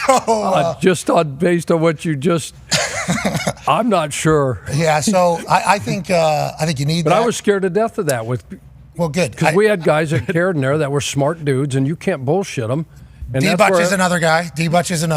I mean, all you got to do is start talking, right? And then you just start reading that room, just like we're doing on Hard Knocks right now in season. Yeah. And you're looking at the coach, and then they're spanning the room, right? And you can tell who's in. Just body language. Yeah. Like if they're picking up what they're putting down, if they're engaged, if they're listening, if okay, yeah. And that's why Rich Rodriguez said, sit your ass up, McAfee. Yeah. And with that being said, I like to pay attention and learn. I'm a listener because I'm not that good of a reader. So if I hear it, normally it's going to stick and stay. A lot of your messages stick and stay to this day. So I think you've done a fantastic job, although not all coaches have. Joining us now is another man I think was listening in those meetings. Yep. Yeah, thoroughly. Yes. Did you hear what Big Mike is? Blood ball. No, what is it? Yeah, blood ball. Blood ball. Yeah, obviously that is why that even exists in the Aaron and AJ world. He's a college football national champion, Super Bowl champion, Ryder Cup winner, ladies and gentlemen, AJ Hawk. Yeah. Hey, that felt pretty good right there to hear a coach say, hey, I was scared to death walking into those rooms knowing that you were listening. I appreciate it. Yeah, I never thought of that. Yeah, when I was sitting there as a player, you think, hey, it's a coach. It's like a teacher in school. Like whatever they say, they know what's going on. They know what's right. Like definitely, when I was young, I thought that all the time. And then as I got older, I started paying a little bit more of attention and tried to say, oh, they trying to slide something past us here and try to fool us a little bit. Oh, it's the same message as 4 weeks ago. All right, back to the fucking drawing board, bub. Come on, going to need a little bit more sauce there. I enjoy how, motivators go about doing what they do because it's not easy. giving a speech, not easy. How to get everybody to listen, not easy. Especially with how diverse a locker room is. You got to be able to reach the richest of rich kids, which we're going to talk about in a moment. And then you're talking about kids that are coming from areas of absolutely nothing. And you have to be able to reach everybody and get everybody going on the same page. That's why it's so hard to be a head coach. Could you imagine how hard it would be to be a head coach if a 17-year-old son of your owner was walking in, handing out game balls before you even get a chance to speak, and criticizing and chastising professional athletes because obviously he knows best? This report out of The Athletic. And once again, I think we should commend, everybody talks about Aaron Rodgers coming on the show. We knew nothing about any of this. No, nothing. And Aaron would never want this out because he wants the best for the team. But if these reports are true, AJ, this is baffling. And I would have loved to be on a Jets team one time. I would have absolutely, what Chuck just said about the way that whole thing, I would have loved to be able to stir the ball. Atta baby Brick, Brick. Crushing it, Brick. Atta baby Brick. The amount of those that I would have been sending in from the back of the locker room would have been next level. But this is a wild thing, and this is the highest level, Age. This is the highest level. Yeah. Yeah, I think you start to understand why it might be so tough to be a head coach there at the moment. Like, if you're Robert Saleh and he's dealing with all this stuff from the top, and then all of a sudden you're Jeff Ulbrich and you're the interim head coach, like, how do you can't tell the owner's son, hey man, no, like, I got to speak to the team before you give a game ball out when it says a profanity-laced situation, like. I know he wasn't in the studio for a little bit. And then how did Brick describe Garrett Wilson's game? Garrett went fucking mad dummy, yo! That's Unfortunately, Ty is probably very close. Yeah. Yes. We know. That's why we did it. Because up in that area, Deerfield Academy obviously kind of knows the area. Know that world. Ty went to a private school, or a Catholic school, I believe so. He knows that world. And then we've all seen these types of characters on movies, and we hope it's not actually real. Like, hey, the entitled kid who has no idea. He thinks that he actually hit the triple, had no idea that he was literally born there. Nobody's ever told him, hey, shut up. Yeah. Nobody in the history of anything. So he can just waltz around and run a team. It's like, that's not his fault, I guess, because he's been able to get away with it. But if I was just brought into that team and I saw it happening, that'd be hard to take serious. Yeah. And it'd be hard to stay committed to wanting to win for that particular team. It'd be hard to want to do extra stuff. It's like, so whenever you start piecing these little things together, it's like, well, why does this team ever win? It's like, I think there's a lot of people that think your team's a joke that are probably in the team. And that's never a good thing for people to feel like if they're on a team, I'm working for a joke. This is a joke. I report to a teenager. The last line of that paragraph said, one of the players said, like, it was one of the most brutal, cringeworthy experiences ever. Of all time. Yeah. Can you imagine how, awkward, uncomfortable, like. Yeah, but see, that's why I wish I was in. And not just me. There's a lot of people like me that are listeners and can have a pretty good sense of room, and when and how. Yeah. Like somebody needs, but then you're cut probably the next day. You can't say anything. And then your Madden score is dropped immediately afterwards because Woody's giving a call. This guy's awareness is zero. He yelling at my kid. Brick. Guy owns the team. Next 20 years. Why? You think this guy's awareness is high? I don't think so. I can't wait to ask Aaron about this.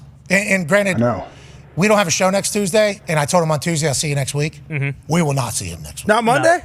No. Maybe Monday. Maybe Monday.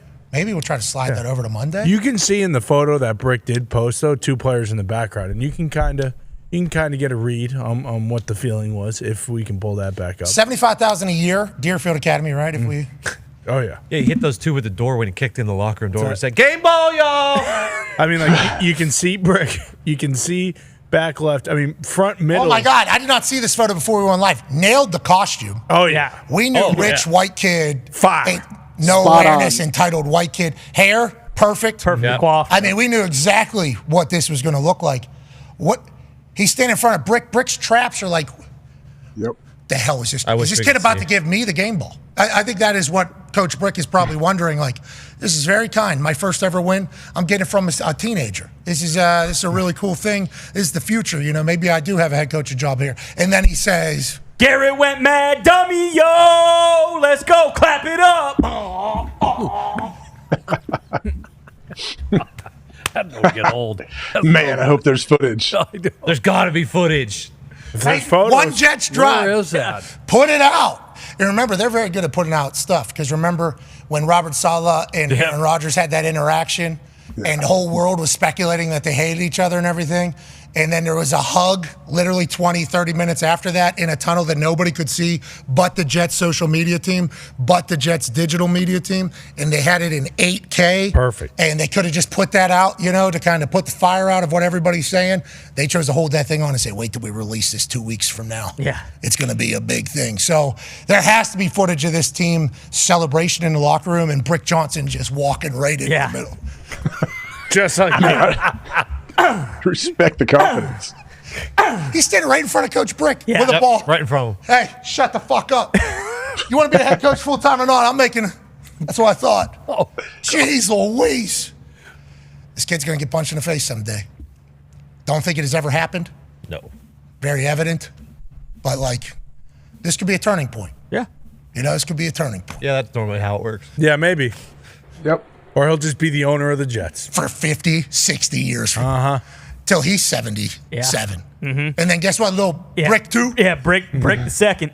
Definitely be Brick B2. Be squared. Yeah. What if you're one of the guys that they're interviewing, future GM, future head coach? And Brick's there. I mean, this comes out now. Are these questions like, okay, where do I fall in line? What is that thing doing? Mm-hmm. I mean, he's leading the interview. Moving I forward. assume in the interview. Can I expect? Brick. What can I expect? Vrabel flicks his cigarette and then puts it out on his forehead and says, "That's how that's gonna go." I mean, let me tell you a little story. You can't even buy me Zins, kid. Get the hell out of my face. If Brick wins his fantasy football league, he's going to be the GM. Oh, win. He's going to actually get a Lombardi. They're gonna make him one of them rings, the Super Bowl ring. Yep. Woody is going to make a Super Bowl ring for Brick if he wins his fantasy football. But he doesn't do fantasy football. He does actual football. That's true. That's kind of what the report was saying. Wow. Do you think we didn't know how players feel? Did players feel like you naturally would do? You would gas them up if you saw this happening in the locker room. But did players feel like, hey, I can't do this because this dude legit has the power to get me cut right away? Definitely. And this is the thing where you have the power and then you abuse it in front of people and then nobody can really do anything. And it's just a different fashion of doing that. You're stealing a moment, yada, yada, yada. You can because you're the owner's kid. And nobody's ever told you shut the fuck up, which should have happened a lot of times in your life, it appears. So, no. But I would like to say, and this is, I wish I would have reacted the same way in a situation. If I was in there, it would have been impossible for me to keep my mouth shut if that kid's talking. Impossible. There would have been something coming. Hello, baby! And then probably a brick. I probably would have started a full-on. I mean, he would have thought that was genuine. For sure. Exactly. Yeah. So, but we would have all been having our moment, with this. Yeah. I mean, it would have been impossible not to do. Yeah. A lot of he that. would have been. Yeah. Me. All right.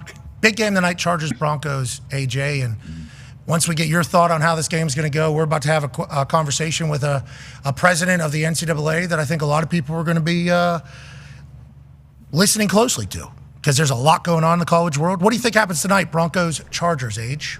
Well, I heard Chuck talking about it earlier. Chuck thinks it's going to be a low score, and I tend to think that as well. The over-under 41.5, I don't like taking unders, but that might be a safe bet on this guy. But yeah, man, I like this Broncos defense a lot. So I look for them to. I know Herbert doesn't throw many interceptions at all, but this Broncos team does a good job trying to get the ball. So I want them to. I think they're going to get after Herbert pretty good. Yeah, and obviously Nick Benito is like Ed Reed out here, came out of nowhere. A.D. Mitchell said afterwards, "I executed the play, and then 15 became Ed Reed. I don't know what you want from me." All right, He told me if I didn't like it, I could throw it away. But did you see him? From my perspective, loved it. Couldn't have seen him. And if you do look at it back from his perspective, there's a guy in face, and also Benito is kind of, Ed Reed around, kind of disguising, hiding in the crowd, and then boom, out of nowhere, that's a pick six. But it's called a fumble.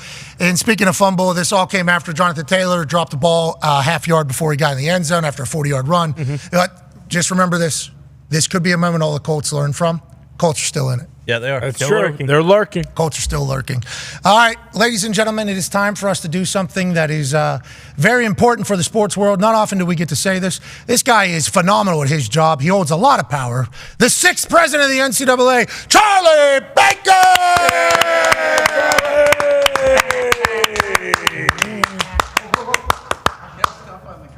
House. Wow. He's huge. Is that a replica? 6'5". What is that thing? Like 6'5" right now. Hey, how are you? Nice to see you. How you doing? We won, boys. Pleasure. Is that choppy? Age, we did it.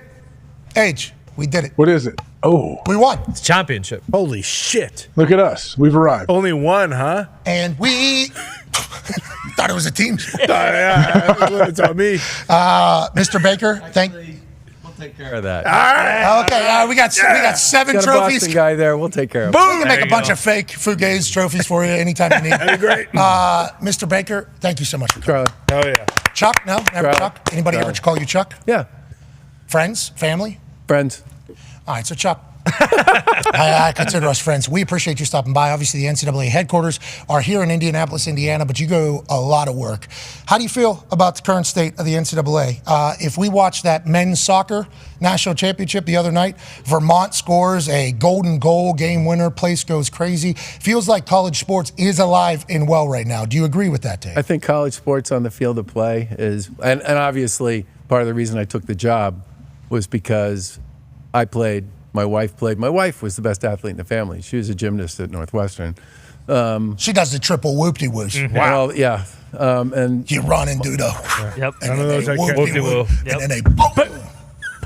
That's what they do. Yeah, those are impossible. Yeah. that's pretty much the same way she described it to me too. You should give it a go. The boys played football. I mean, I love what college sports does for people. I really do, and does for kids, does for fans, and the game on the field is, I think, as enjoyable and as exciting as it's ever been. And I've been to D3 championships, D2 championships, FCS football championships, obviously tons of basketball, and I think it's incredibly exciting on the field. And I think the state of the game there is actually quite high. But there's a ton of other stuff going on that, I knew walking in the door was going to be a challenge, and we're basically in the process of trying to put a new set of pieces together. Okay, is the way so I would describe it. I want to get into that, but at first I think we got to explain why you're kind of uniquely qualified to be the guy in the role that you're in right now. You come from the political world, right? You were... I was a healthcare guy and a government guy. Okay, so in sports guy, obviously played in college. And a sports guy. Sports guy growing up your entire life. But your political shit, I think, is the most important part of this because we got a ruling coming from a judge, but then we also got a lot of different things that need to get figured out and worked almost, right? There's yes votes, no votes for everything. What do you think is the biggest issue? And obviously in the college football world, right now the chaos is around the transfer portal, then college football playoff, and then there's no calendar really. When can you do what? What do you think is the biggest issue that's going to get settled first? And then what are the outliers you think that are going to remain? Well, I'm obviously going to go with the settlement because the settlement... April 8th, right? April 8th. We got preliminary approval in October from Judge Wilkin.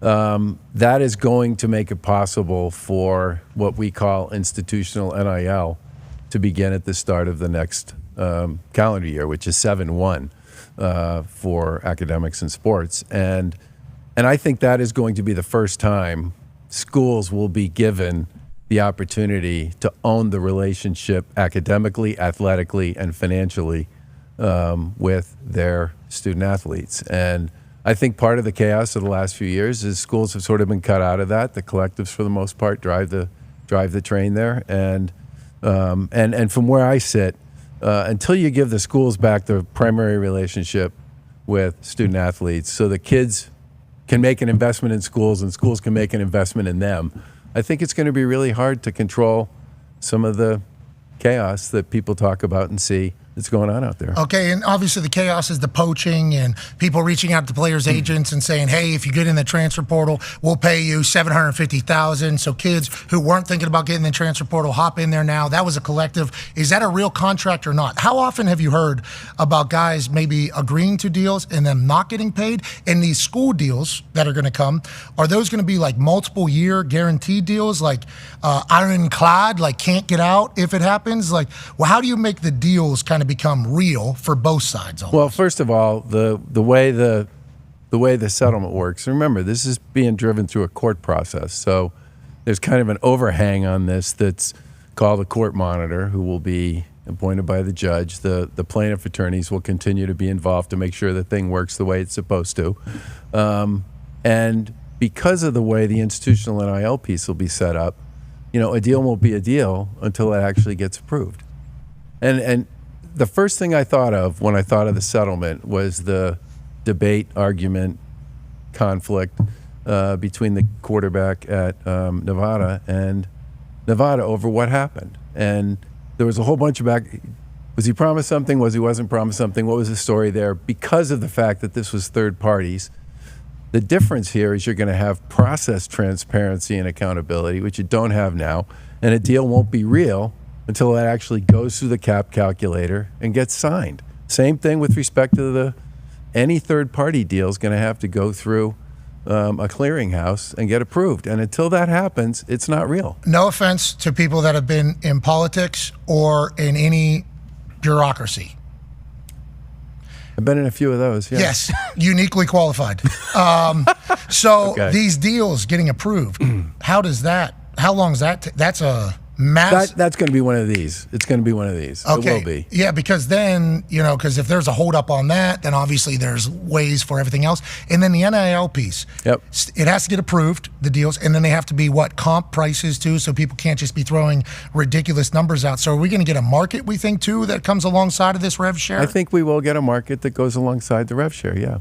Okay, and that's going to be important. Very important, yeah, because one school offers this, they have no idea that this school is offering this, and then they're making up numbers that are getting offered. The question you're asking right now, which is a great question, is currently being discussed, which is how do you figure out what information is available to who, when?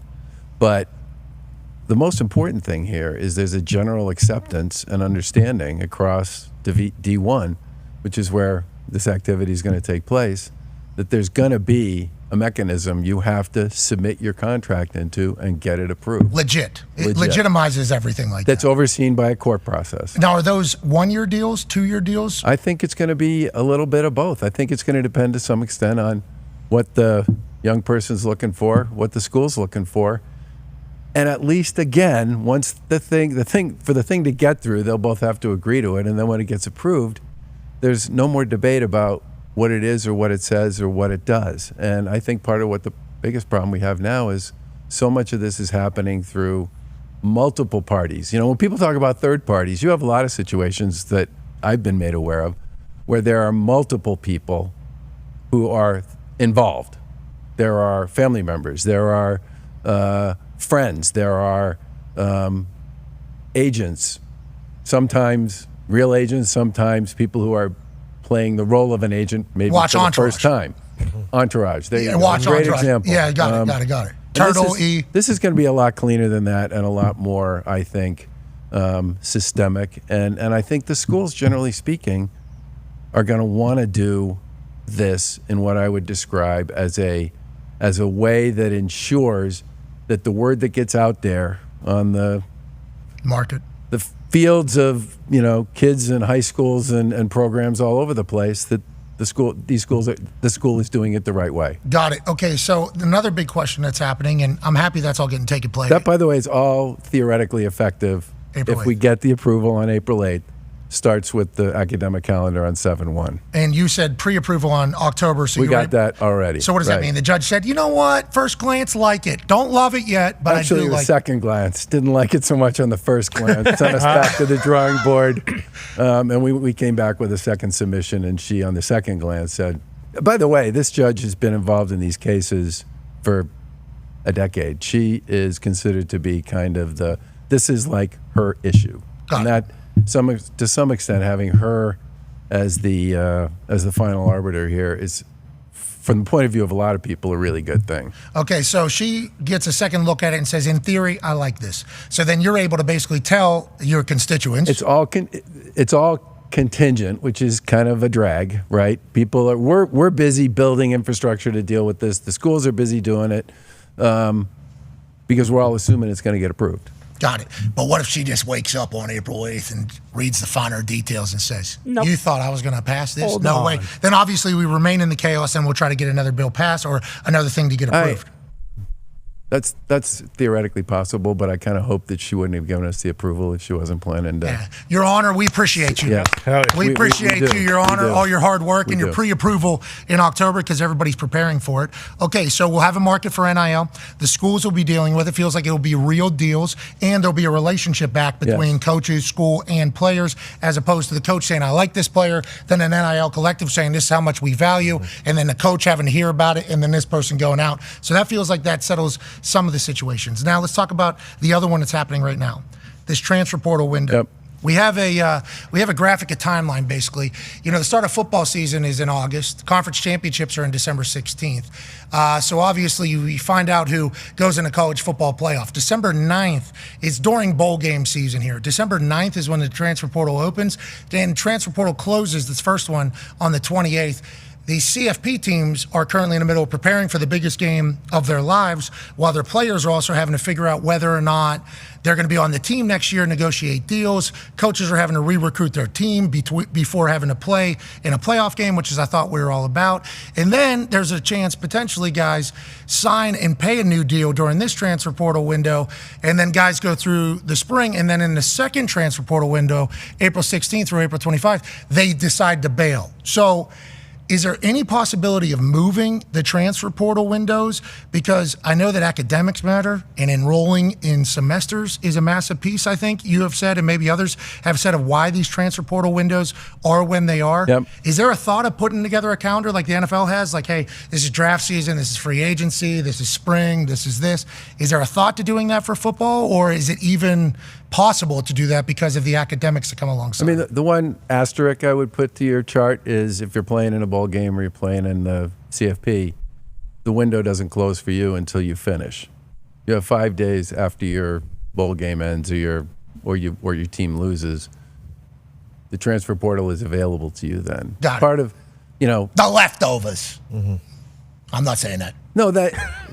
Well, I did just say that. Well, you think about the fact a lot of these kids play on really good teams. I'm not really sure anybody would think of them that way. But the kids in the transfer pressure portal that's coming is the window is part of it. But what's really driving it is the stuff you were talking about, which is the other folks trying to get kids early, and the kids being told basically, if you don't come early, there's not going to be a spot for you. And people have worked really, the NCAA colleges, big-time college sports, got absolutely crucified about 20 years ago for having abysmal graduation rates, abysmal test scores, and failing the 99% of the kids who played big-time college sports and college sports generally who were never going to play professionally. And even today, the number – I talked to Nick Saban about this once, and he went – who is, by the way, appropriately the GOAT, no question. Yeah. Mm-hmm. He actually just talked about what you just talked about 20 years ago, having everybody fail and then having changed it all literally in the last hour. People have worked really hard to sort of clean that up. And at this point, student athletes graduate at higher percentages across all three divisions than any other group that's in college. And they, and for all the talk of the transfer portal, like band and choir, yes, like those types of groups. groups. I don't know if you divide it by band and choir, but if you say student athletes, non-student athletes, you go by race, class, division. It doesn't matter. Student athletes graduate at a higher rate. That's what I thought. Nice. That's what I thought. That got him up out of his chair. To be clear, I did not graduate, but I am proud of the student athletes beating the non-student athletes. I like that. We take that grit into the classroom. Correct. That's what we do. Correct. But the academic part is why the transfer portal is when it is, because they have to enroll in classes, right? Correct. So then some people bring up in this future of professional college. But I do think if you get to the point where you have institutional agreements between the schools and the kids, some of this will soften a little bit. And the other thing that's important to remember here is we live in a really different world than we used to live in because of the availability of information and social media. I mean, I say all the time that one of the reasons I took the job at the NCAA was because the basketball program at Harvard was literally, it was probably the only part of Harvard that, when I look back on, I look back on with an enormous amount of gratitude, because that is where I learned most of the things that I learned when I was in school. And, but I had no idea what was going on any other campus. I mean, like none. Yeah. You write letters. Maybe you get to make a phone call on the dorm phone once a week if you saved your lunch money. And the thing that is different now is, and kids transfer a lot more in high school and college than they used to, because I can learn everything there is to know about every school in an hour on my phone. And I can probably find people there who I can engage with, either through text messaging or social media or some other vehicle. So the connectivity that they have and the knowledge that they have about what's going on another campus, which was just turbocharged by the pandemic, when every school went out and developed huge resources that they could virtually make available to people so folks could see what the schools were like and all the rest. So, almost 40% of all the kids who go to college now transfer at least once. Now here too, student athletes transfer a lot less than non-student athletes. We're more loyal than you. Wow. I thought so, because everybody's talking about these players. You got guys playing 8 years, 3 different schools now. That needs to stop. But don't disagree. But that is, in some respects, what I would describe it. You're playing at the end of the these are end of the curve. Exaggerations here. Yes, these are the outliers. They're not exaggerations, but they're definitely the outliers. Yeah. Got it. Yeah, I didn't know we were going to do stats today, but certainly the bell curve on this entire son of a bitch is certainly heating up in the entirety of it all. But yeah, love it. We are talking about the outliers of it all. Okay, so transfer portal window not really movable, because we got to enroll in classes. There's always an ongoing conversation about the transfer portal. There is, between the membership talks about this all the time. And so what I would say to you is, if there's going to be some change in that to accommodate some of the issues you just described, we got to figure out how to make sure we don't screw up kids' ability to actually go to college. Because again, 99% of them aren't playing professionally. Okay, so let's... And I'm all in on NIL. I was the first guy in higher ed to say, literally like a year ago, schools should be able to do NIL with their student athletes. I think that was a big takeaway whenever we all learned that it wasn't the schools doing it, and the schools weren't even allowed to be a part of the conversations. Right. Like, I think Coach Rule told us that whenever he came in, got the job in Nebraska after leaving the Carolina Panthers. He said, hey, a lot has changed. Like, I'm talking to guys, recruiting guys, but I'm not allowed to talk about the money. The money's coming from somebody that I've met one time, I don't even think is even in our building. They're the ones handling the cash, and then we're handling the who we want. He said that has to get fixed. Sounds like that's being fixed with the university. We are trying to which fix will that. hopefully fix the transfer portal poaching too, because there will be at least some honor amongst the thieves about, hey, we won't do this to a team that's going through it. The college football playoff teams, I think they're going to continue to be a little bit behind on the ability to study the players that are in the transfer portal, get the first wave of transfer portal guys out of there, and then having to catch up. But the 5 days at the end obviously will help the players who are potentially trying to transfer out of there. This is not just true in football, and I'll give you an example of what I mean about trying to fine-tune this. The window in basketball opened March last year, right around the time the tournament started, right? What are you guys doing? We moved it. Okay. There you go. All right. So we moved it. We moved it 2 weeks. Nice. Okay, Charlie, that's a good move. So by the time you get 2 weeks into the tournament, you basically have a huge number of the games already played, and the number of teams that are left at that point is much, much smaller for just that reason. Okay. So people do adjust. make changes. Yeah, because we just thought for a long time before you got in there is the NCAA does adjust, they just get dumber somehow. Mm-hmm. Ain't that right, H? Isn't that kind of how we kind of That's usually, that was the sentiment for a little bit, yeah. Yeah, that was kind of the NCAA sentiment is, wow, I don't know how you could get dumber. And then all of a sudden the NCAA will be like, just wait. Yeah. We By will the get way, dumber. I did not know that AJ had won a golf tournament. He didn't, so. Wow. He said he was a My Ryder match. Cup winner. Ryder Cup winner. match. He won We his won our match. match. Yeah. He was in a celebrity against. Myself and Rob Riggle. Rob Riggle, he was a great partner. But USA lost the Ryder Cup as a whole. Oh, I see. Okay. So he won his match. He contributed. He did his job. He did his Bingo, job. yeah. But the USA. Not enough. Agreed. You could have done a little bit better. And then maybe you're Right. coming home with a Ryder Cup jacket in the entirety of it all. You a golfer? I am not a golfer. I am not a Healthcare golfer. politician? I know, not a golfer. That big? You could probably swing. First of all, come out of the pocket. I'm just going to say this because I have to. I would rather spend time with my wife and my kids. A lot of commitment to golf. People spend a lot of time. There's that politician. People, yeah. Guys weren't buying that at all. Yeah, I have three blank faces over there. Connor has a question for you. Yeah, I don't Can have I a wife just, for kids. one so I quick can't thing help about you. golf. You have to be willing to be bad at it for quite a while to get good, and I couldn't do it. I quit it. Your whole Bingo. I quit golf. Really? Yeah. There we go. Who has the time? You just mentioned Exactly. Who it. does But, and hopefully one day in my life I will have the time.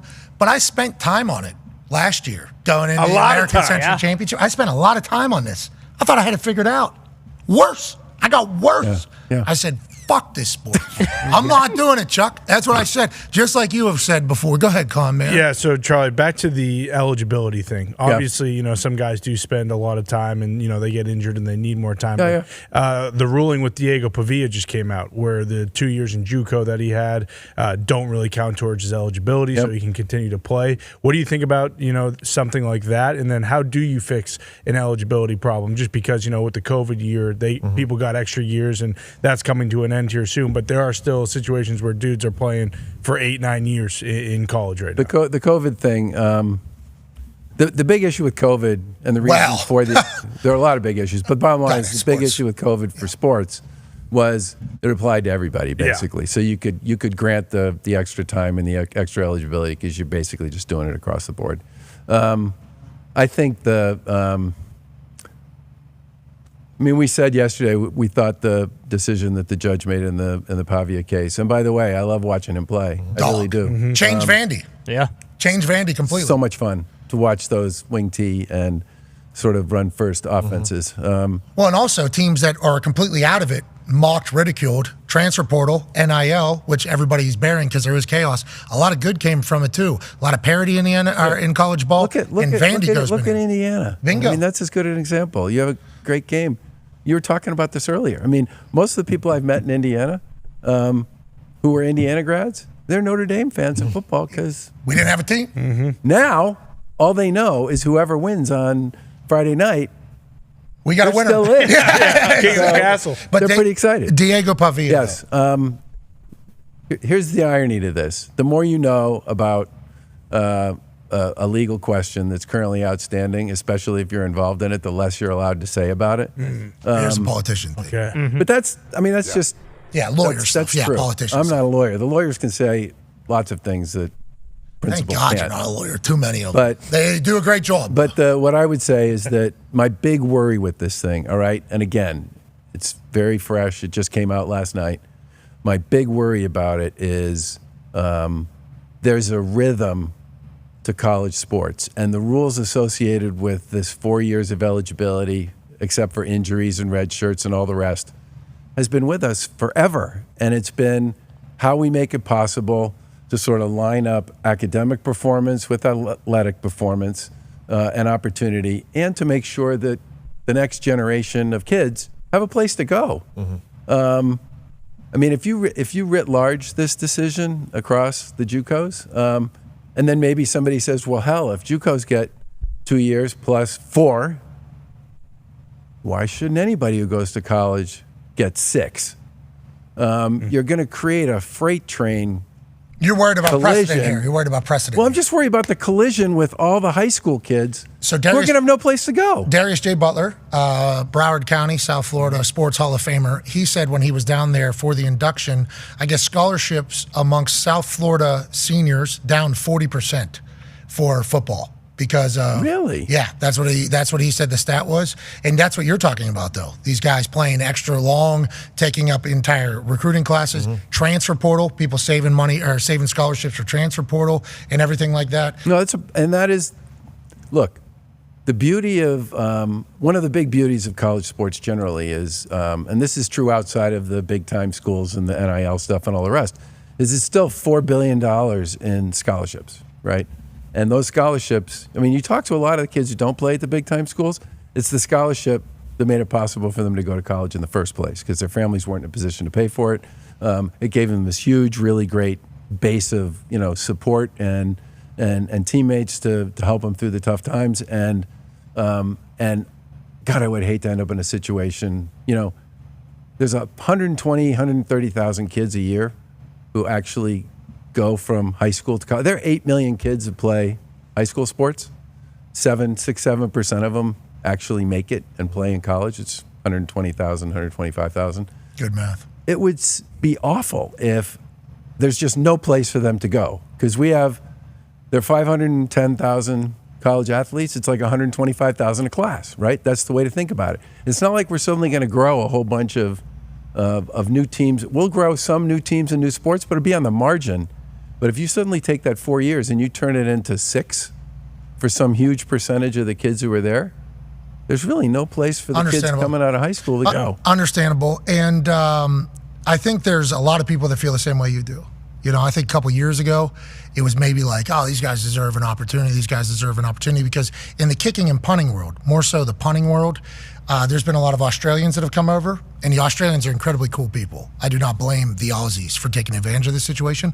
But like 26-year-old, 27-year-old Aussies coming over after an Aussie football career, already have a full family, but they haven't been to college or to university. So they still have their shot clock of time that they can do college sports. Yeah.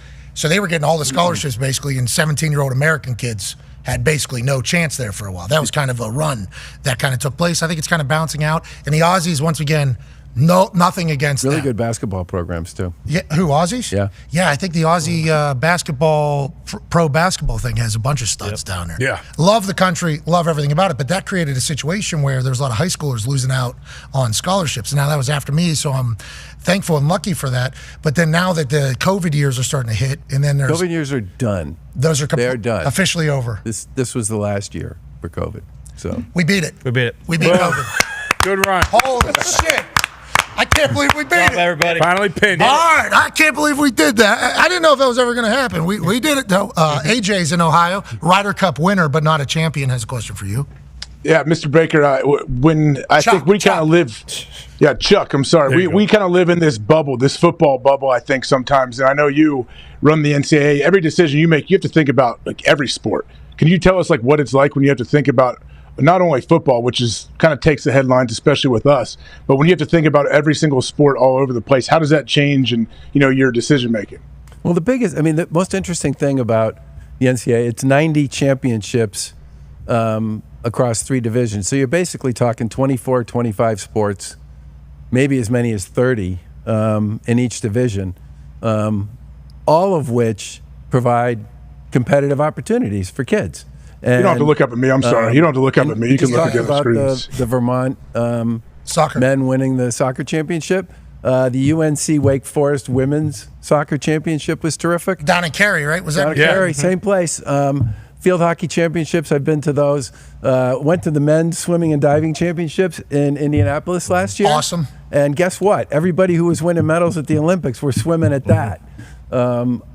I think the biggest challenge that we have is to stop thinking about the sports other than football and men's basketball. Women's basketball has proven this as non-revenue sports. I think it's less about non-revenue and maybe more about maybe we weren't as focused on them as maybe we should be. I mean, we're busy growing a fan database. It's one of the first things I started doing when I got to the NCAA. We have 13 million people in it, and we're going to keep growing it to try to get to 25 million and then fill in some of the gaps with respect to where people went to school, what sports they follow, what teams they're interested in.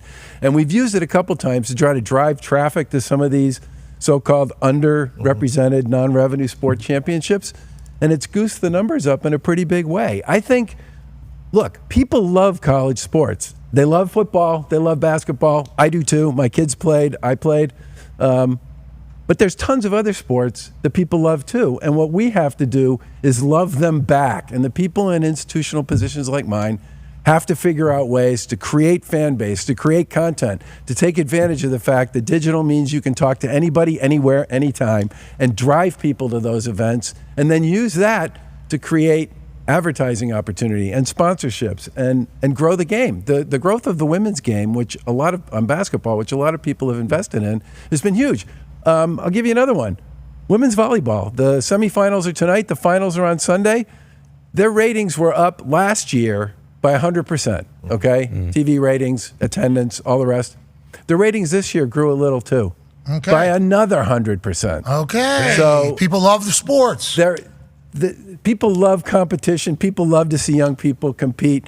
And we got to stop talking about sports other than football and basketball as quote unquote non-revenue and start talking about them as sports where there are opportunities to grow them. That's the way you got to think about it. I like that you have that mindset. We'll continue to classify them as non-revenue generating and then revenue generating because, we're in a world where certainly money matters. Yes, I'm not disputing that. Certainly money matters. But that leads to a question of, is there a chance of, like people have thought, football maybe breaks off from this entire thing? And everything's kind of operated differently. Has that come across your desk? Is that a real conversation? And how do you feel about that potentially? First of all, it's a campus. That is 100% a campus decision. That's not an NCAA decision, because the real impact of that would be felt on campus more so than it would be in our organization. I think there's, because wouldn't that make it a lot easier if there's just rules for, like, hey, it is different, and then everything else can live by their own set of rules? Would that make it easier for you if that was the case in the NCAA? Or no? I don't know. I mean, I love FCS football. And shout to Mount Union. Yep. I mean, Adam Vinatieri, South Dakota State. Go big, go blue, go Jacks. One of my all-time favorite professional New England Patriots, Rodney Harrison. Amen. Also an FCS football player. I mean, the list, Michael Strahan, the list is Jerry Rice, greatest receiver of all time, Mississippi Valley State.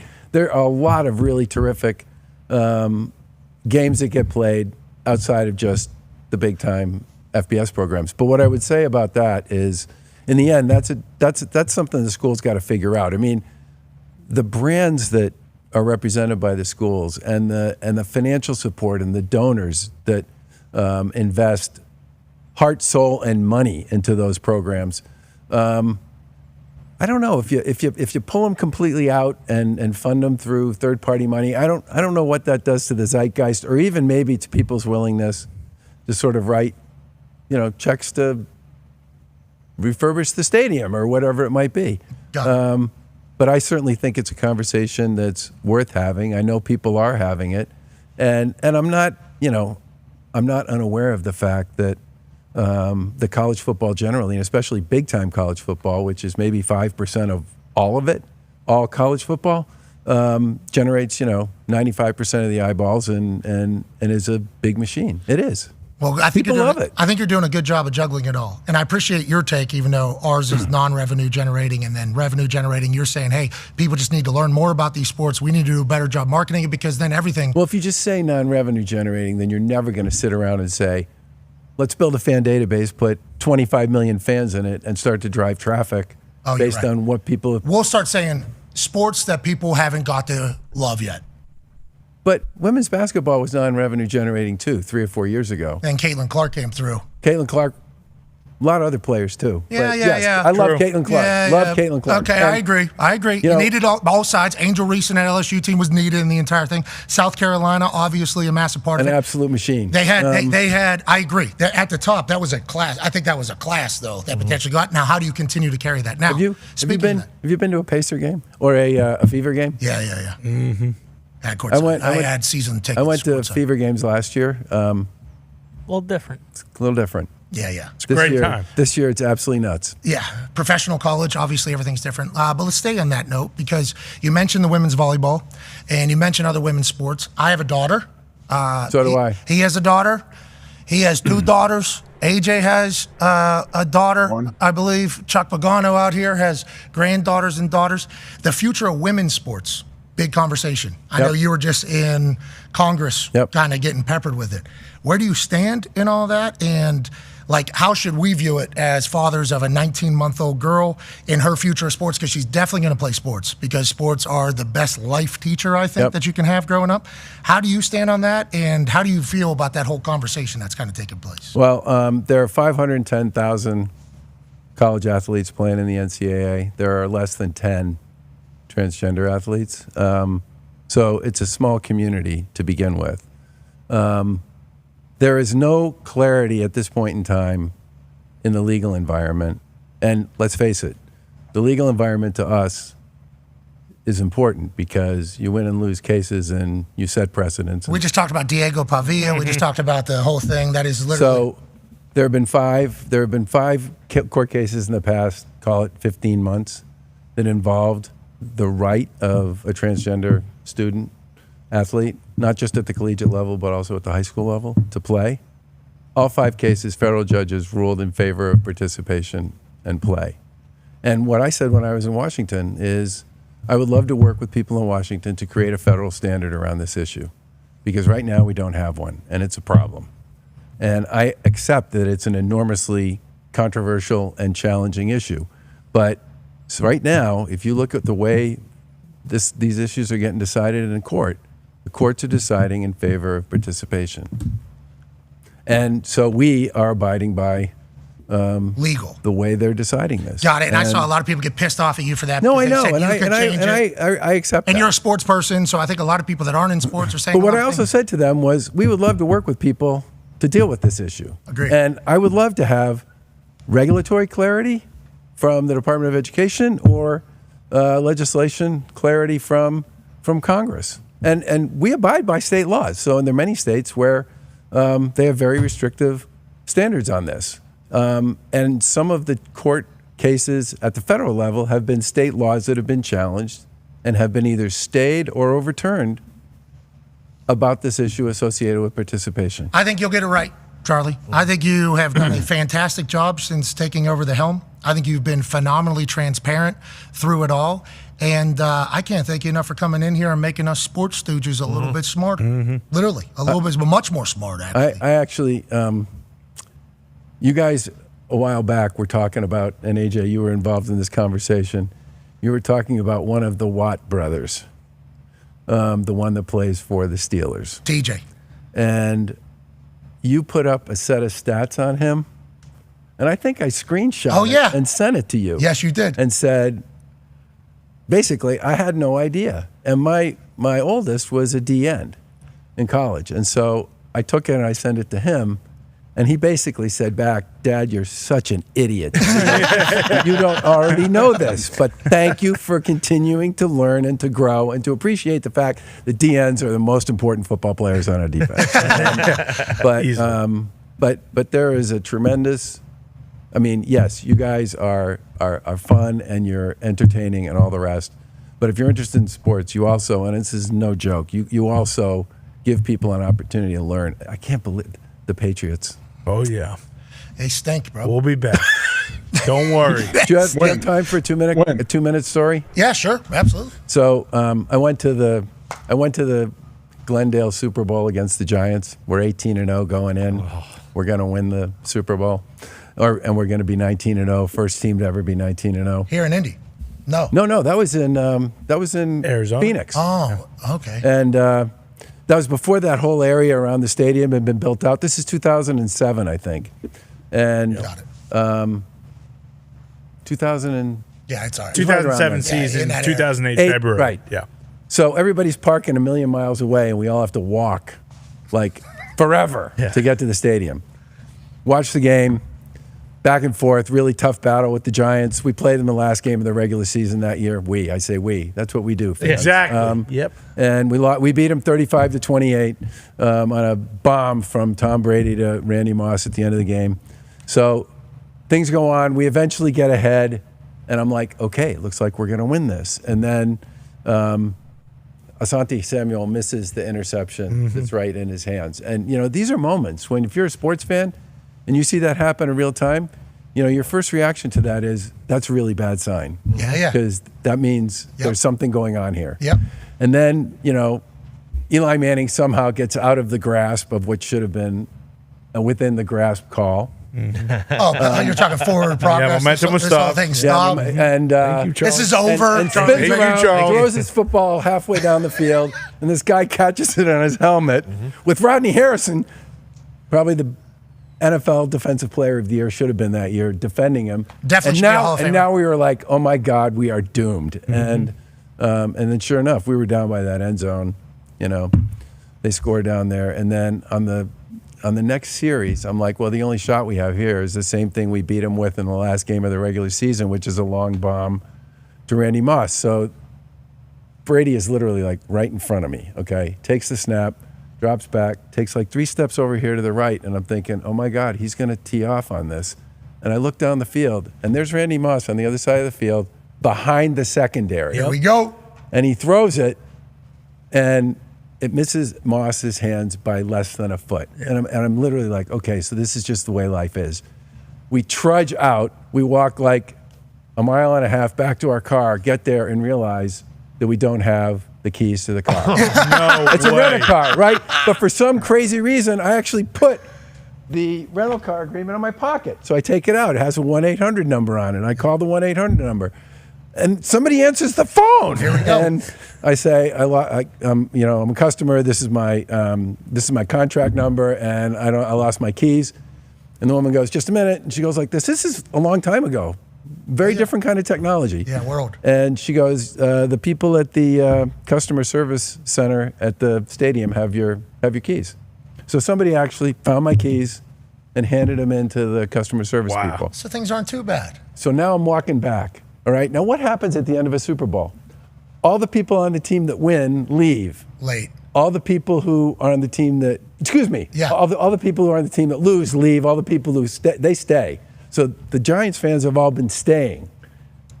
They are now starting to come out as I am walking back with my friends, all of us dressed in Patriot gear and all the rest. And it's literally like this. People are throwing stuff at us, throwing the beers, and it's talking about time. 18-1, all the way back in. It was worst night of your life. Pretty humiliating. Were you governor at the time? No, I was just Joe Q citizen, sad fan. When did you decide to be the governor? I ran in 2010 and lost, and I learned a lot from that experience. That's humbling, right? When the public says, nah. That's why I would never. In a race, people thought I should have been able to win. And I went around and talked to all the reporters that covered the race. I talked to a whole bunch of the smart talking heads, and I basically said to all of them what I do wrong. And they had no trouble telling me everything I did wrong. Humiliating and embarrassing and informative. And one guy in particular said to me, you spend too much time talking to your customers and not enough time talking to your prospects, which is his way of saying you're spending too much time with people whose votes you already had and not enough time with people whose votes you didn't have. And my wife Lauren and I talked about running a second time in 2014. And what it really came down to was I okay with my, obituary saying Charlie Baker, who, did this and did that, and ran for governor twice in Massachusetts and lost both times, is kind of the opening paragraph. Was I willing to go there? I didn't even think about that. The double loss. The double loss. And, loser. Yeah. Super. And twice. And, but it didn't happen. But once we got over that, we basically said, what the hell, let's go for it. And so second time we ran, I campaigned in all kinds of places where I knew I was going to lose, all right? And the media actually wrote some pretty sort of snarky stories about, this guy clearly doesn't know what he's doing. And what ended up happening in the end was I lost those, first of all, talking to those folks who had never seen a Republican before, never talked to a Republican, never voted for a Republican. It made me a better candidate to hear their life stories. Mm-hmm. And I think it helped them a little bit to understand where I was coming from and why. And I lost those places by less than I lost the race the last time. I still lost.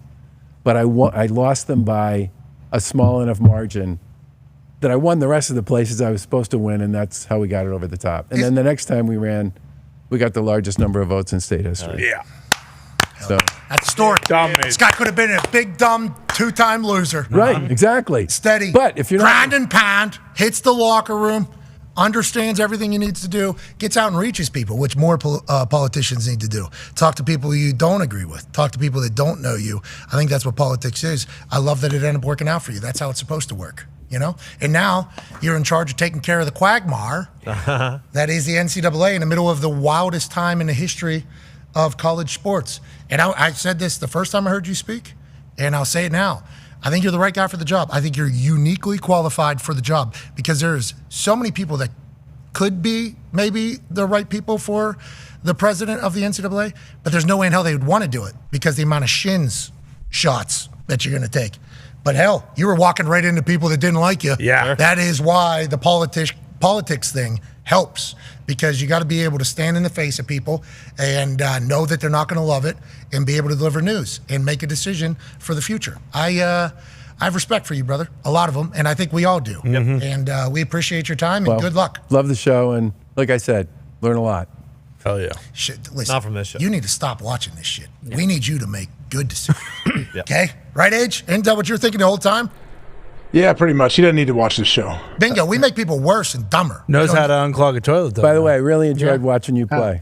Aw. No kidding. Appreciate it. Appreciate it. How tall are you, sir? You and your Ohio State teammates were the 12 noon must-see TV in our household.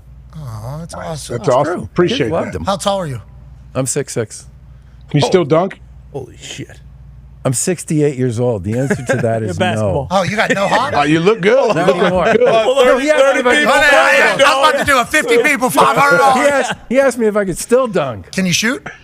Sometimes. Like free throw? Probably. Yeah. Okay. I mean, look at the shoes. Yeah, I saw the Chuck's Converse on. Hey, isn't there The Larry Bird ones. isn't there a Converse museum Yes. in Indiana? I think there is. Yes, there is. You're right. We were talking about Chuck Taylor's the About other Chuck day, Taylor, and right. my dad sent me a picture. He was like, "I went to a Converse museum here in Indianapolis, Indiana. Here's the young lad. Look at that. Here's the young lad." Did you ever stop by the Harvard tennis team? No. That's Brick Johnson's Brick place. Johnson, Brick right. Johnson. Woody Johnson's Don't stop kid. by now. He runs the Jets. He's 17. Okay, Charlie. Smart. Pleasure. Smart. Do that. Good Smart. guy. Appreciate it. Very good guy. All right. That's how you become the highest vote getter of all time. We'll get it done. It's good to see you. Will you make a free throw? I don't know. I'm gonna shake his hand again. All right. Yeah. Here we go. Okay. Tire.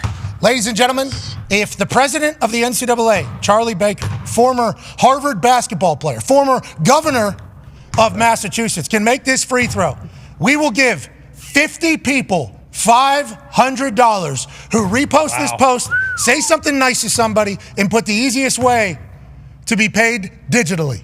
Just go back to that Harvard gym, brother. You can do this with your eyes closed. Oh, you got Hold on. Hold on. We got another one. Bill, get down there and rebound. Come on, Bill. No, it's all right. It's all right, Bill. No. We'll give you another one. Nobody will see that. All right. Okay. All right. All right. Yeah, Don't do warm that. up. Yeah, Just wait. do a free throw. Take the lid off. Take. Oh, no. Right. Do the bucket drill. Come on, lock Get a couple in. buckets. Charlie, lock in. All right. I took the lid off. All right. Here we go. There it Ladies is. and gentlemen. Lock in. There it is. Okay, he's finding it. He's finding the stroke. He's finding the stroke. Charlie, we want to let you know Tyrese Halliburton took Thanks. 30 shots one time in here, and he is a professional. Ruined his shot. Nobody, and it potentially did ruin his offensive performance. Get in. All right, Charlie. Whenever you're ready for the next free throw attempt, you let us know. 68 years old, getting loose. A lot of bricks over there. This guy's building something special. Jeez. Jeez, Charlie. Put the ball in the hoop. There it is. There it is. There it is. There it Get is. the camera away from the court. 6% from All right. the field. Yeah, okay. All right, now he started losing. 68. Yeah. You gotta loosen up. 68. What do you want? Sitting down for an hour. Need some swing with Oh, it. okay. All right. There it Okay. He's is. finding it. Okay. All right. Hey, listen. He was walking the thunder. All right. Here. Ball. Say miss. All right, ladies and gentlemen, Charlie Baker is the president of the president of the NCAA. He's the 6th president in the history of the association. He is being tasked with making college sports right in the middle of full chaos. He just did a... Ladies and gentlemen! All right, I don't know if that one counts. I mean, it was so smooth that it How has. can it not? It looked good. Ladies and gentlemen, if Charlie Baker can make this free throw, 50 people will win 500. Say miss. Fuck! That's on me, Charlie. That's on me. Loop it. Loop the other way. Ladies and gentlemen, if Charlie Baker, president of the NCAA, oh fuck, Charlie, come on, Short right every time. Charlie, we need you to put it in. You got it, Just Chuck. go dunk Come it. on, Just Chuck. dunk it. Ladies and gentlemen, Charlie Baker, the president of the NCAA, can win 50 people. Back rim it. Ladies and Consistency, gentlemen, baby. his first shot here in the Thunderdome. Ladies and gentlemen, if Charlie Baker, the president of the NCAA, can make 50 people, $500. All you got to do is repost this post, say something nice to somebody, and put the easiest way to pay you. Thank you, Charlie. Nice shot, Chuck. All right, We wrap up hour 2. Hour 3 will be on the other side. Be a friend. Tell a friend something nice. Thank you for that. It might change their life. That was awesome. Yeah, legend. Happy holidays from Charlie Baker. That's right. Merry Christmas. Happy New Year. Take 5.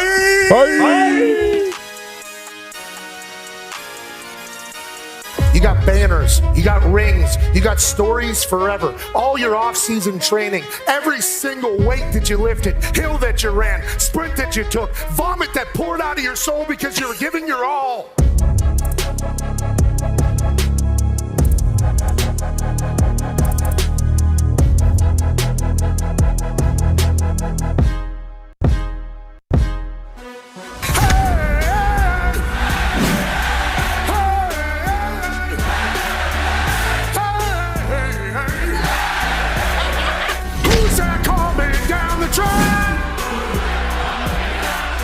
It's the mean machine in the red and black.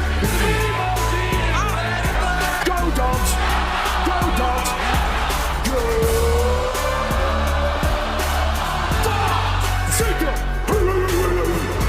Have you seen these numbers this guy's put up? Yeah, it's pretty ridiculous. It almost doesn't even seem real. JT into the clear blue.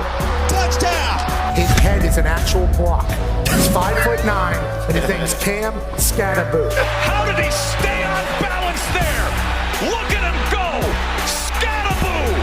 That one is good.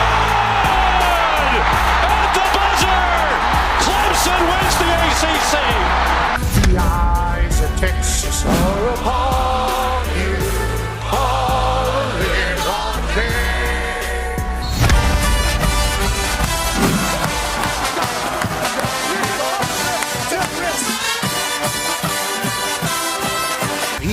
In the great state of OH! I like SMU not just this year. Yeah. I like Brent Lashley and SMU with the future too. Yeah. I really like what they're doing there.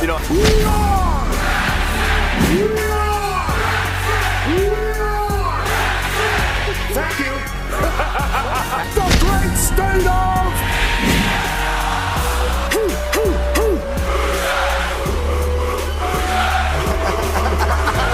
Touchdown Jesus has been blessing me for the last 24 hours here on this campus.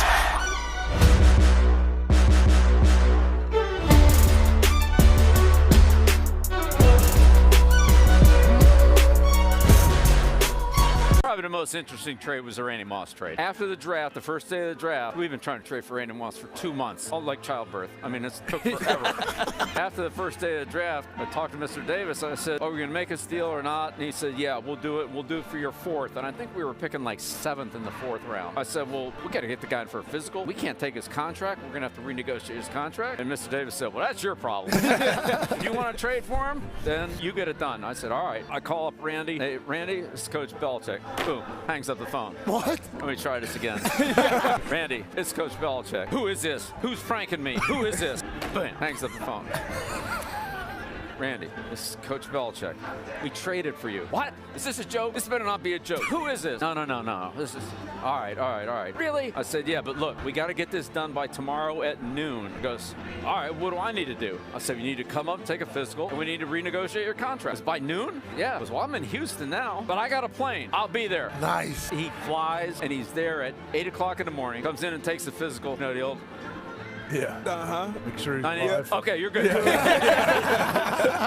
Renegotiate the contract. We're done at 10 o'clock. And first thing he says to me is, where's the playbook? Oh, that's awesome. I said, right here. He said, okay, because when I walk out there with the first team with Brady, I got to know all the plays. I can't go out there and make mental errors and screw up. I got to know his offense. And he was smart, man. This guy was smart. On this post-safety coverage, what are you going to do? He goes, Coach, you ain't going to see any post-safety coverage against me. Like, oh. He goes, you're going to see cover 2. We haven't seen cover 2 in years. He's like, you're going to see cover 2. And he was right. And then he would say, well, here's how I'd run this route. Here's how I'd run that route. And I started thinking, like, we got to start giving Randy some routes. We're running this, and they play cover 2. How we can move him into the slot. He's like, move me into the slot. I said, yeah, so you can get in the middle and cover 2. He's like, all right, good.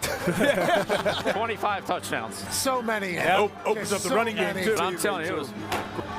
Randy, come on, man. Trying to... There is a crowd of about 30 people moving through the back end of the business field here. And in the middle of it is this black Samoan man who has become the most famous human on earth. Great guy. Ladies and gentlemen, the GOAT, Dwayne "The Rock" Johnson.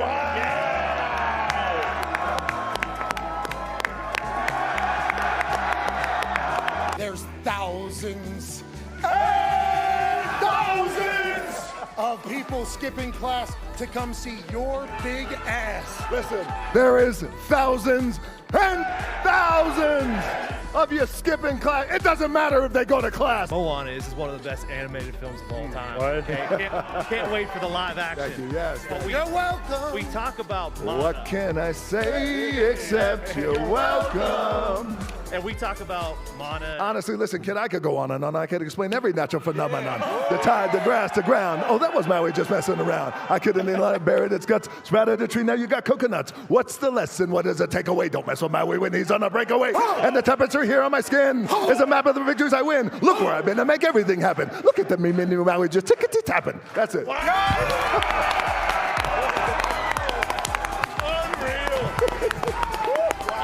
Still got it. On the Samoan side, Polynesian side, we have a word called mana. Mana is spirit. Mana is power. Mana comes from in here. It's the thing that gives you goosebumps. It's that thing you feel. It's that thing when I walked out and we felt this thing. This is mana.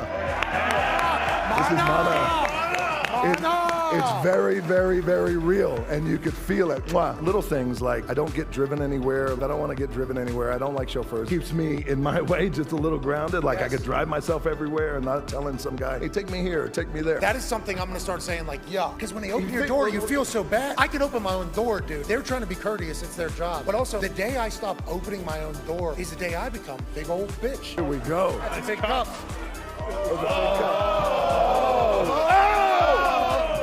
Sorry, Mike. And here's the iconic sound. You guys know it. This special Terramana toast goes out to Passion. Congratulations on your show. Very proud of you. Very proud of all you boys. And to all of you. Love you guys. Thank you for the support. Keep kicking ass. Cheers.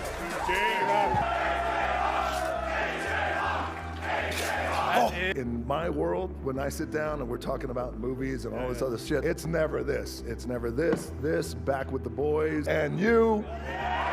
So I appreciate it, and this one's to you. Thank you, boys. Cheers, pal. Cheers. Thank you. All right, we're going to take a 5-minute break here. Oh, hold on, one more. If you smell what The Rock is cooking.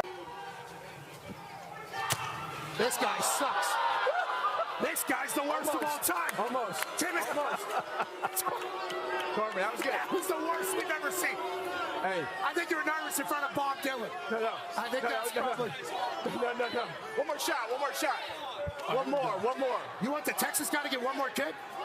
All right, how about this? Kirk Herbstreit said he'll match another $200,000. I will as well. This is an $800,000 kick, Corbin. Yeah. This guy's got no shot. Come on, Harry. Come on, Herbie. Timmy, you want a match? Yeah, I'll get in there too. Okay, all right, sweet. Is that 1.2? Yeah, it is. $1.2 million kick. Yeah. Holy hell. Let's go. Everything just got very real all of a sudden. That first attempt was god-awful. But now you got a $1.2 million operation. All you got to do is kick the ball through those uprights. This looks shorter than 33 yards. Stanford. Is that legally binding? Yeah. That's a legally binding offer. Yeah, we got you, You're Timmy. the lawyer, Corbin. Is that a real offer? Yeah, it is. It's on camera. It is? Okay. Hey, bro, somehow he got under that ball. Yeah, he said it was like a 9-iron. That was more like a duff of a wedge, bub. Yeah. Let's go ahead and try to maybe bring out the 1-iron. On one hand, we've never seen that. $1.2 million. Come on, Corbin. 1.2. Holy hell. That's a lot of money. You're a lawyer. You live nice. You wear suits. But $1.2 million could change a lot of things. On SEC Championship Saturday in Atlanta for $1 million.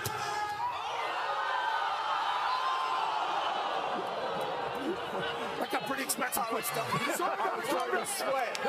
too close. Thought we got hustled. Bob Dylan coming out on Christmas. The movie's supposed to be Oscar-worthy. Thankfully stopped by. Herb Dysfunction's awesome.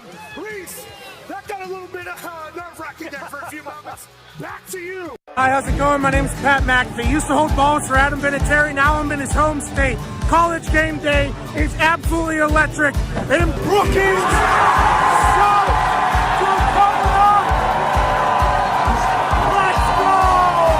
College game day has made the voyage to Brookings, South Dakota to experience a game with the best fans in college football.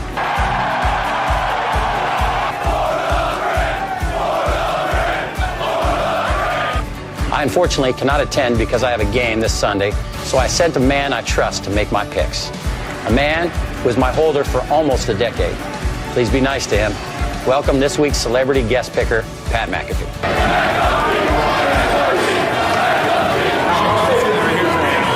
Go big, go blue, go Jacks. Hosting Auburn. Yes, everybody saw this. The best fake punt in the world. What do you think, Pat? I absolutely loved it all the way up until execution time. That is not one we like to show in the brand headquarters and punting and kicking world. Oh, dance off. Oh, let's get weird.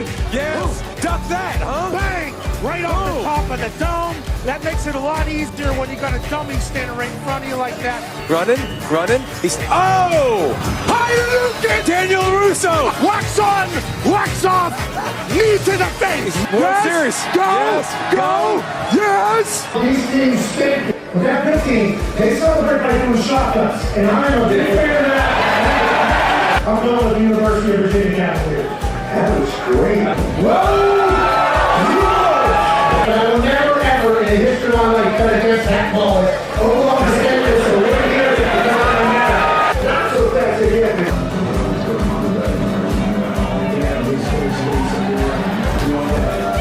But I'm going with Trey. Please excuse my dumb friend Kirk. You look at this crowd, they've been out here since 4 a.m. College game day comes to town, they lose their mind. The population of this state is about 800,000, and when the Jackrabbits take the field, they're alongside all 800,000 South Dakotans.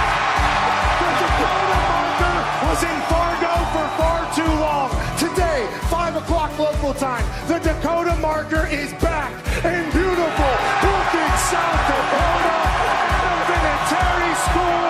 They might be the Jackrabbits, but they're the GOATs today. Ladies and gentlemen, South Dakota State with the win. Give me that place in. No, don't do that. No. Leave. Coach. No. We have to execute talk. No, talk will get talk a new job. does more than talks, boys. Yeah, Come talk on. will be called Reels. Yeah. Talk will be called Weekend Reviews. There's people that like the non-frosted. That's me. Strawberry non-frosted. Okay. It's a bit of a wacko move. Psychopath. That's crazy. Non-frosted is kind of psycho. I'm the only non-frosted guy in this building. In the world. Oh, Yeah. no way. It's the only person I've ever met who likes non-frosted. I had to Google it. I didn't know that existed. Look, is that a Pop-Tart? That's not even a Pop-Tart. Non-frosted Pop-Tarts. I didn't know they existed. Congratulations, Aaron Rodgers. You're about to experience this. We're mixing things up. It's about time. More schools get a shot to shine. What in the hell is this? How much money did they spend on that? Not enough. I think you're feeling that way because it's the first time. This is stupid. You had to hear it twice. Sick. No. No. All right, ladies and gentlemen. Vrabel's still out there. I think Vrabel's spoken for. Ooh. What do you mean? I just think that Vrabel's probably got a very clear sight and path with where he is going to be likely coaching. Where? He'll be coaching football. Pro or college? I just... So we wouldn't have thought college, I'm not a right? reporter. The answer is so it's I'm not college. a reporter. O-H-I-O. Is that what you're saying? I think that there's a vision for where he kind of likely ends up coaching next year. Okay, Dan. I'm not a reporter. Not a reporter. You are. That's the best defending Bear I've seen in the last 24 hours.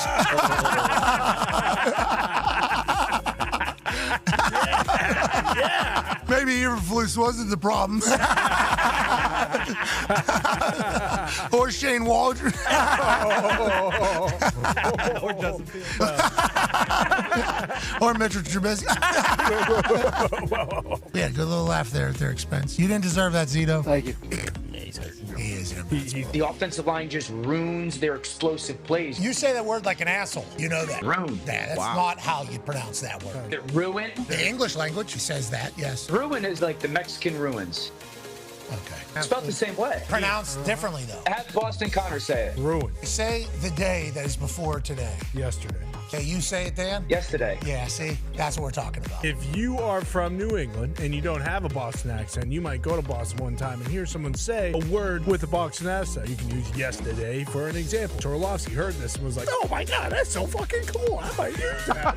And so then going forward forever, I'm sure it's at UConn. He was like, oh yeah, I have a Boston accent too, kind of. I say yesterday. It just happened when I was a kid. And that doesn't happen. I know you haven't won anything yet, but congrats on this season. We're in it to win it. We don't want a participation medal, right? Yeah, amen. What's the most amount of wipes you ever did in your life, AJ? I mean, who knows? Probably upwards of 100. 100 wipes in one shit? I'm 40 years old now, so I've had a lot of time on Earth. So I would have. No, he's talking about for one shit. Yeah, I know. That's what I'm saying. 100 wipes? Okay, 50. 50 wipes? What the hell is happening? Let's say 40. 40 Say, wipes? How do blind people know when they're done wiping? Taste. No one said taste. I've probably been around the 50 to 75 mark before I figured it out. He knows. Hey, Why? let's go. This show stinks, and the fact that you listen, we are very, very thankful for. McAfee on the line with a gorgeous assist. The all-time leading tackler for the Green Bay Packers, you ping! Damn it! Your friend tell a friend something nice could change their life.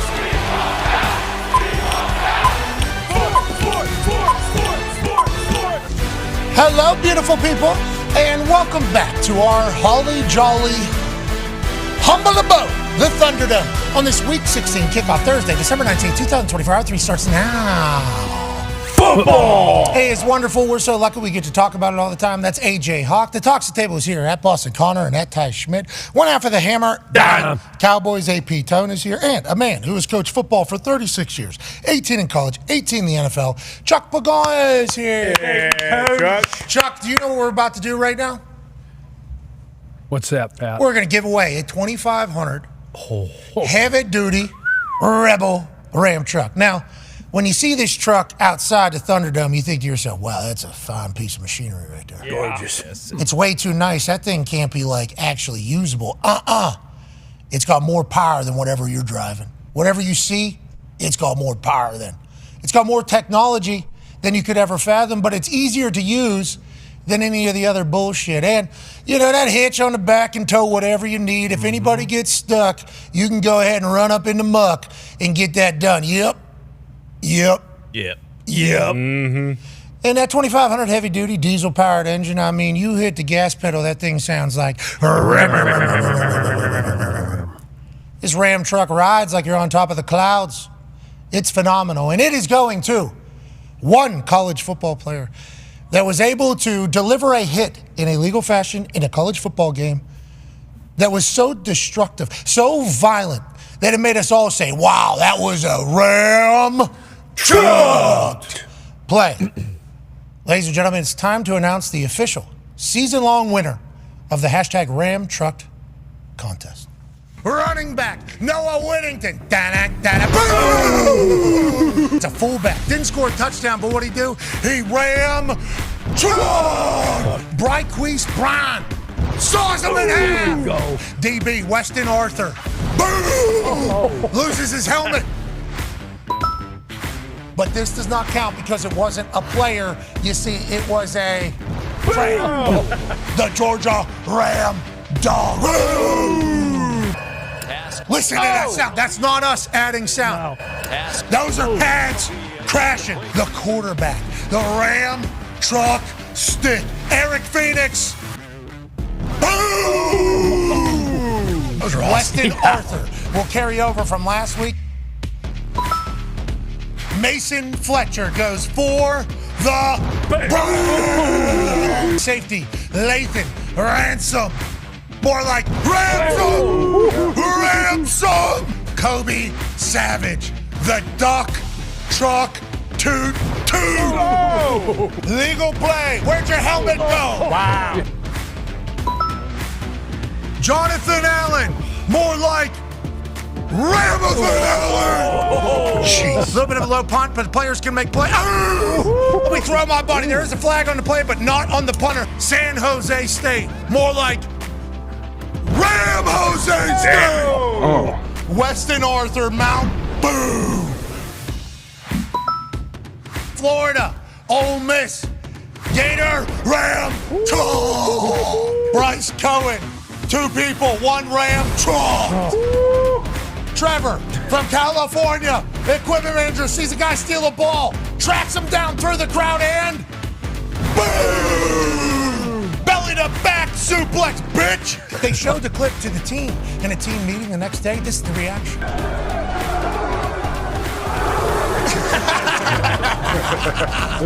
Boom play that has been seen by millions. Hey, millions! Close. We have Ram Payne on the campaign. Ladies and gentlemen, running back Jordan James. Damn. John, could you love seeing a running back do something like that? I do, and I think it's more impressive than a tackle, to be honest. You can't use your hands, you can't scoop the legs, and if you're knocking him ass over teacups, I like the run better than the tackle. Shiloh, slam there! A nuke! I love Dan Jackson, more like Ram Jackson. Gunner Stockton. Dunzo. Cam Scatterboo. More like Ram Scatterboo. More like you can't tackle me. Rumbling, stumbling. Our reigning champion of this Ram truck segment since jump has been from Mount Union with a Mount Boom. Weston Arthur. Boom! I mean, if you're talking about a Ram truck segment, that epitomizes it. Look at that thing. Oh, hell yeah.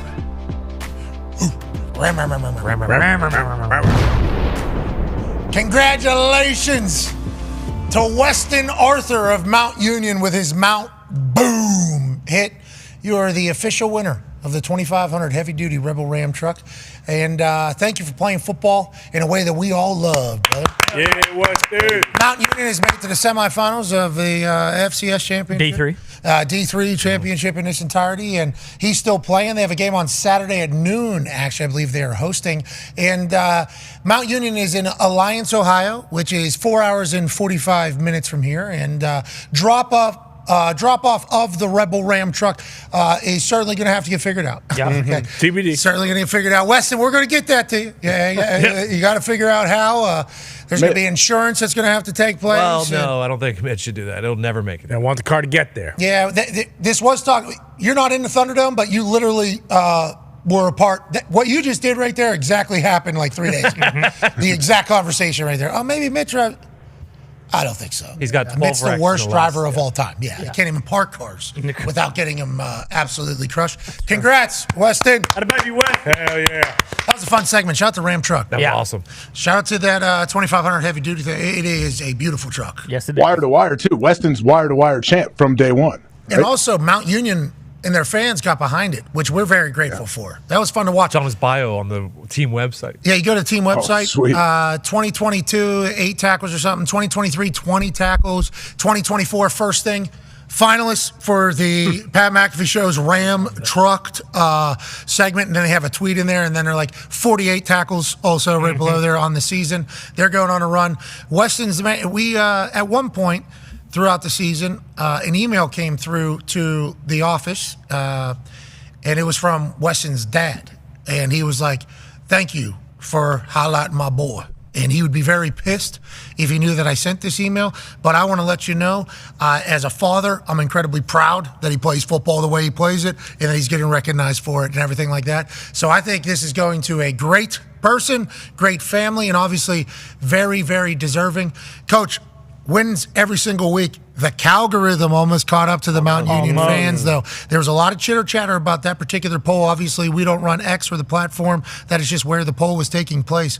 That equipment manager with the belly-to-back, with the whole team going crazy. That was awesome. The segment was awesome all year. It was incredible. Watching all that, I mean, it'd take you right back to your playing days, but a bunch of guys playing ball like we like to see them play ball, right? Would you have been a guy that would have been on the Ram truck segment? I think you would have. Yeah. Well, we have some clips. Yeah, you're right. They're in the archive somewhere, if you remember. Yeah. That's the only way I Crime survived. time, That's lot the of only way flags. that's the only way I could get on the field. H. I couldn't cover nobody. We're talking right here. He's hitting with. Oh, yeah. Yeah, Chuck, how many times did you knock yourself out or knock your teammates out with friendly fire? So many. Those are the best. Those are the best guys, best DBs to play with. I didn't even know that those three letters were allowed to be next to each other. When they said CTE, I was like, that isn't it D in there?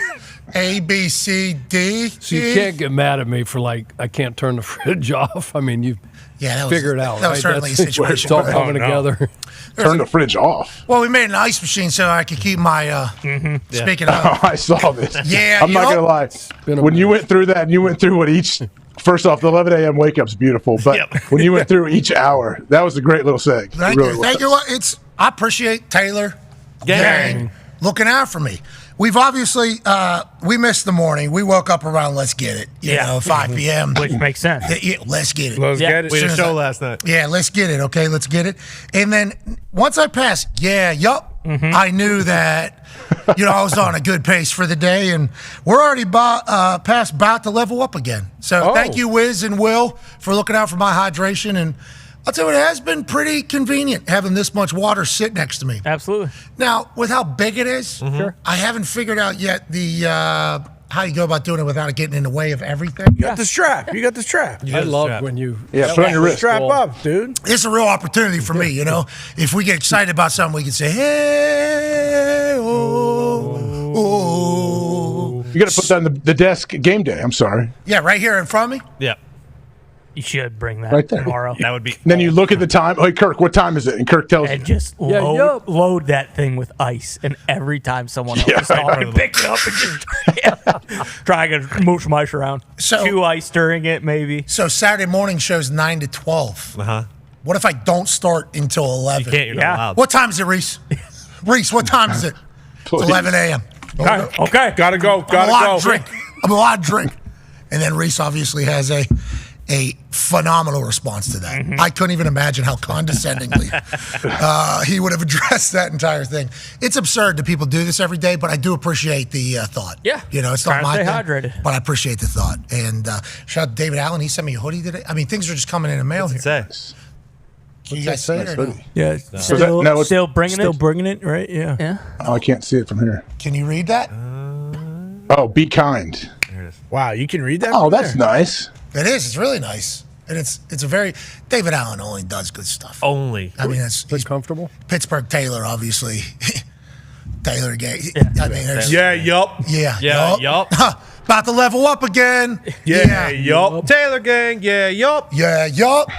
The star power. The That star baby. power. Yeah. Star year, bro. All right. It is time now to do something we do every single week with a football mind that is incredibly Italian and been around. Now, we just learned that he's had too many concussions, in his own words, in his football playing career because he was taught chin to chest, torpedo dolphin to tackle people. But doing that, there was a love for a sport that was founded that would stick with him for the rest of his life. He's a guy that knows the ins and outs of all the X's and O's and buildings and winning and losing. And he happens to, at one point in his life, be very good at predicting how games are going to go on Thursday nights. He fell into a little bit of a schneid this year. Then he got a half a point.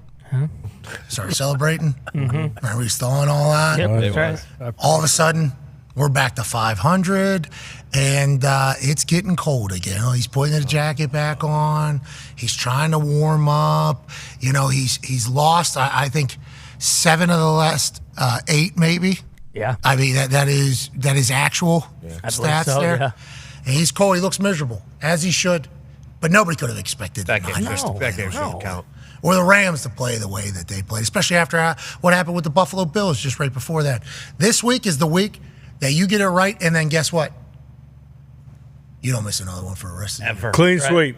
That's what we're doing right through the rest of the year. And when you do that, we got 3 more weeks of the regular season. Then there's 4 weeks playoffs. Yep. So that's 7. Then there's Super Bowl. That's 8.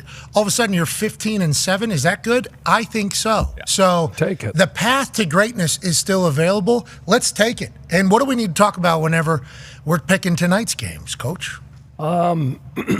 Division, obviously, on the line. Well, not the division. Kansas City's already locked that up. But currently, Denver's 6th seed, right in the conference, AFC conference playoff deal. Okay. Chargers are 7th. Nobody, like if you're the 7th seed, who wants to go to Buffalo? Because you're probably Kansas City, unless looks like Mahomes going to play, right? Oh yeah, he's going to play. Looks like Kansas City, and Buffalo's a wagon, but Kansas City's probably going to be the 1 seed. Buffalo's going to be the 2. So if you're the 7th seed, one gets a bye. One gets a bye. If you're the 7th, you're going to go to Buffalo. You don't want to go to Pittsburgh. First round of the playoffs. So obviously 8-5, 8-6. The Chargers 8-6. They want to win this game. Get to 9-6. Denver's got a game up on them right now. Colts are lurking. Yeah. There's a lot of people saying you'd rather. So you've got 3 teams at 6 and 8. You got Indy. You got Miami. 6. Miami's dead, right, Gumps? No, they're lurking. No, we're cooked. They're You cooked, don't yeah. need to put them on Yeah. there. We're no longer lurking. We are cooked, brother. Since he's probably gonna try to make a little bit of a run, but anyway, this one, 2 great defenses like we talked about. 2 great defenses. One, last week kind of Tampa had their way with them. Yeah. Second half. A lot of poop. And we're going to look at some numbers. 2 really good coaches. We love Sean Payton. Let's go to the tail of the tape. Jim Harbaugh. Here's the regular season. I've got 2 tails of tape. This is the whole season, so you can see against the spread. Who's the best in the NFL against the spread this year? Number 1. Sean Payton, Bo Nixon, and Denver Broncos. Denver Broncos. 11-3. People love that. Vance Joseph running that D. They wanted to run him out of town last year, remember? And by they, I mean we were even being told, hey, well, you're they going give to get up rid of 70. Nobody, like when you do really good, you forget about things. Remember they gave up 70 to Gumpy's Dolphins? Yeah, that seems like so long ago for both of these teams. Yeah, I hated the quarterback, though. Long time To be fair. ago. Allegedly. Yeah. I didn't like him. Allegedly.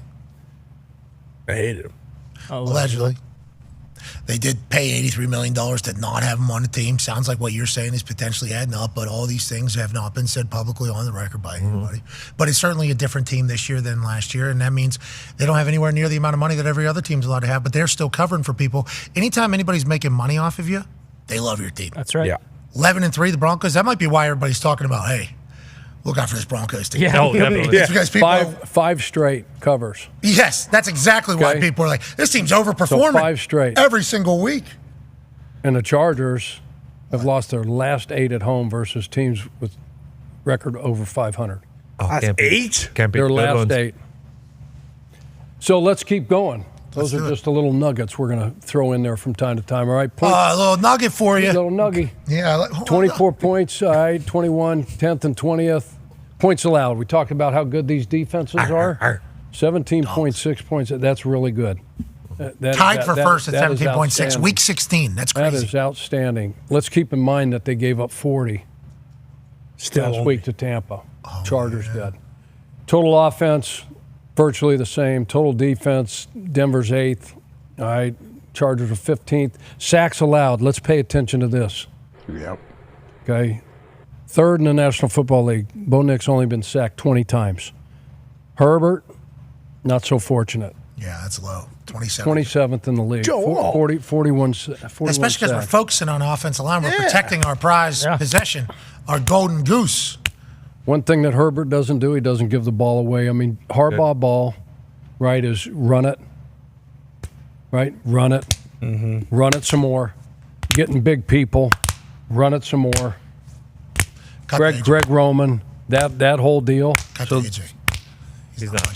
they're gonna try to pound you. They're gonna take care of the Doesn't know football. ball. They're gonna play good defense. Yeah, You know, he knows That ball. is- He knows God ball. damn. Like that. I thought you didn't know what Coach Harbaugh did. Oh, we didn't know. That was a lie. Yeah, it was. That's big bit. Yeah. That's big bit. We talked Oh, about yeah. Bo. I mean, that's gonna be big. Think about how tonight. thick this guy's bones are. Look at that head. My Skull is real thick. Think about everything else. Yeah. Can you imagine getting hit by that? No, wouldn't want to. I mean, helmet or no helmet. Every once in a I mean, while, though, I'll see like he's kind of off balance or not paying attention. I will give him like a good shot. Yeah, He'll stumble and I'll go, whoa, kind of lost it a little bit. You know, I've got him once when he's coming into the Thunderdome. Push him. Mm-hmm. Just knock me down like I fell down like Talk over the windows. How about, I remember when Talk did that trying to avoid the chair. Obviously couldn't touch the chair with his coffee in his hand. I wish I would have been there for that. What a moment. He is Tim Robinson. Yes. That is who Talk Reels is. Age at JMU, I almost got you. Oh, yeah. Oh, yeah. After that shot. I think. Yeah, I took a big time shot. You gave me a shiver from behind. I did. I took a little crow hop after that. And then there was a moment where it was, that's never happening again. And, that's like, it's the best. But yes, Harbaugh's an A.J. Hawk style of football coach. You know, we're running the ball, we're pounding the rock. That's why he's not throwing interceptions. We can't be giving the ball to the other team. No, they're going to take care of it. Bo, we talked about Bo Nix. Five interceptions thrown in the last 2 weeks. That's not good. He started the season bad, had a really good stretch for the next 13 games. All right, here's the last 4 games. Here we go. This one matters. Okay, against the spread, Denver's 4-0. We talked about that. 2-2 for the Chargers. Look at a point scored. Oh, no. Last 4 weeks. Juggernaut. Almost 35 points for Denver, 18.5 for the Chargers. Not having Dobbins, that's a deal. And they're also out one of their top targets tonight. Disley, tight end. Bill? He loves that dude. Mm-hmm. There's another tight end that plays for the Chargers, though. I think his last name's Smart, number 84. Stone. The guy is athletic. And he gets behind defenses, and Herbert can throw this nice little layered touch pass on these over routes. Keep an eye on him. Hayden Hurst, is he activated? He's, you know what, designated for return, but I don't think he's going to play. Okay. Keep an eye on it, though. All right. We will. That's a good one. Yeah. Okay. All right, points allowed. You can see the difference. Denver's virtually at where they've been all year. Few more these last 4 games for the Chargers. Total offense, not so good for LA. Total defense, they both struggled a little bit. And then turnover margin, +6 and +3. Thank you, Jameis. You know, this Denver defense, they can both take the ball away. They both intercept the ball. There's this corner for Chargers. His name, D. Butts has highlighted him on the show before. Still is Tarheeb Still, number 29. Got it. Derwin James, who we can see. Yeah, you know. got some game records up here. Mack and Bosa, they only got like 4 or 5 sacks each on the year, which is low for those two guys. But this Tuiapalopa, he's a game record. Close. I think he got it. He started it, and I think he got all of the pronunciations of there in there. Yep. Added a couple. You want to give it a Tuipulotu? Tuipulotu. Tuiapalota. Yeah, exactly. As Chuck Pagano says. Chuck. As Chuck Pagano says. Mm-hmm. Tuipulotu. Big Goose. Big Goose. Yeah, that great big name, too. He's got 7.5 sacks. His number's number 45. He's going to roll, pass rush. And then this Denver defense, they're out. One of their starting corners, Riley Moss, is still out. He's a white. He is a white. Mm-hmm. Yeah. That's a white boy? Yes. He is a white boy. And pretty good. Pretty good. Sertan, we know he can roll. Those two guys, Benito and Cooper, the two edge guys. Zach Allen on the D-line. John Franklin Myers on the D-line.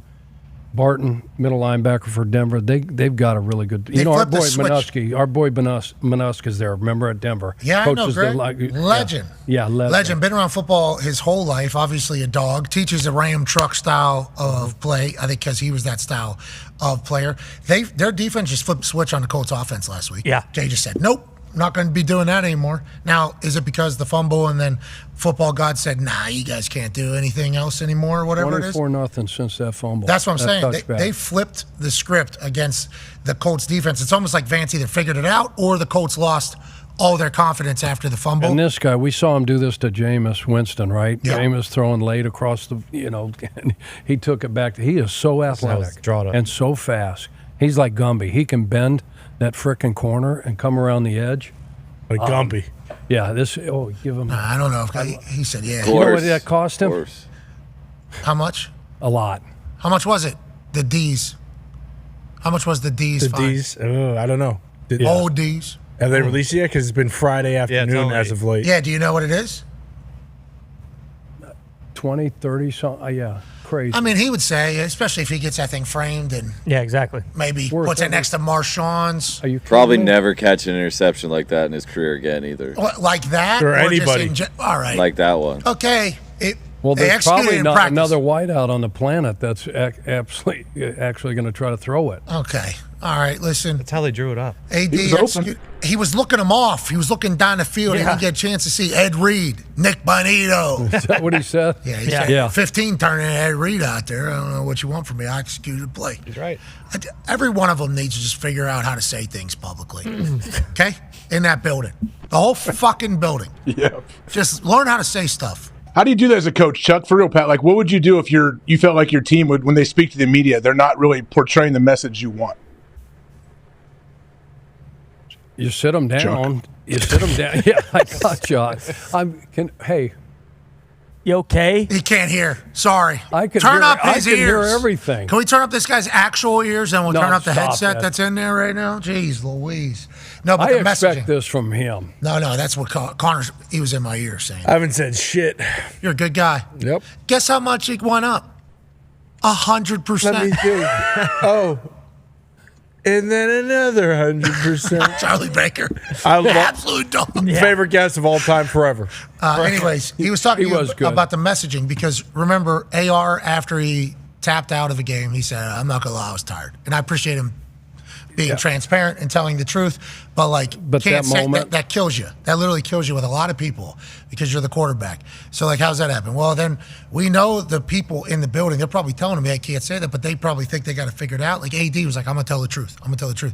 And, his version of telling the truth is one where people are going to look at him and go, why is this guy even throwing a ball? Yeah. You know, and Hey, I know for a Colts fact. have a lot of that. Colts have a lot of that happen. Coming out of these things, Avis Roper was the guy in charge when I was there, right? Matt Conti was assistant. Conti's that guy.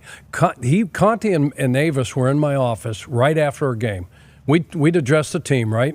Good or bad. Yep. All right, win or lose, dress the team, and then players. I'd go to my office. Those guys would come in, and they had on the phone. Okay, what's trending? What am I going to get hit with? You know. What are they going to ask, man? Yeah, and but then you what would is also- the messaging? What do we want to say? Because this is huge. All right, take a deep breath. So I know for a fact that Conti gets with these guys after the fact and says he knows. Okay, this is going to come up. AD, this is going to come up. All right. Here's an angle. Here.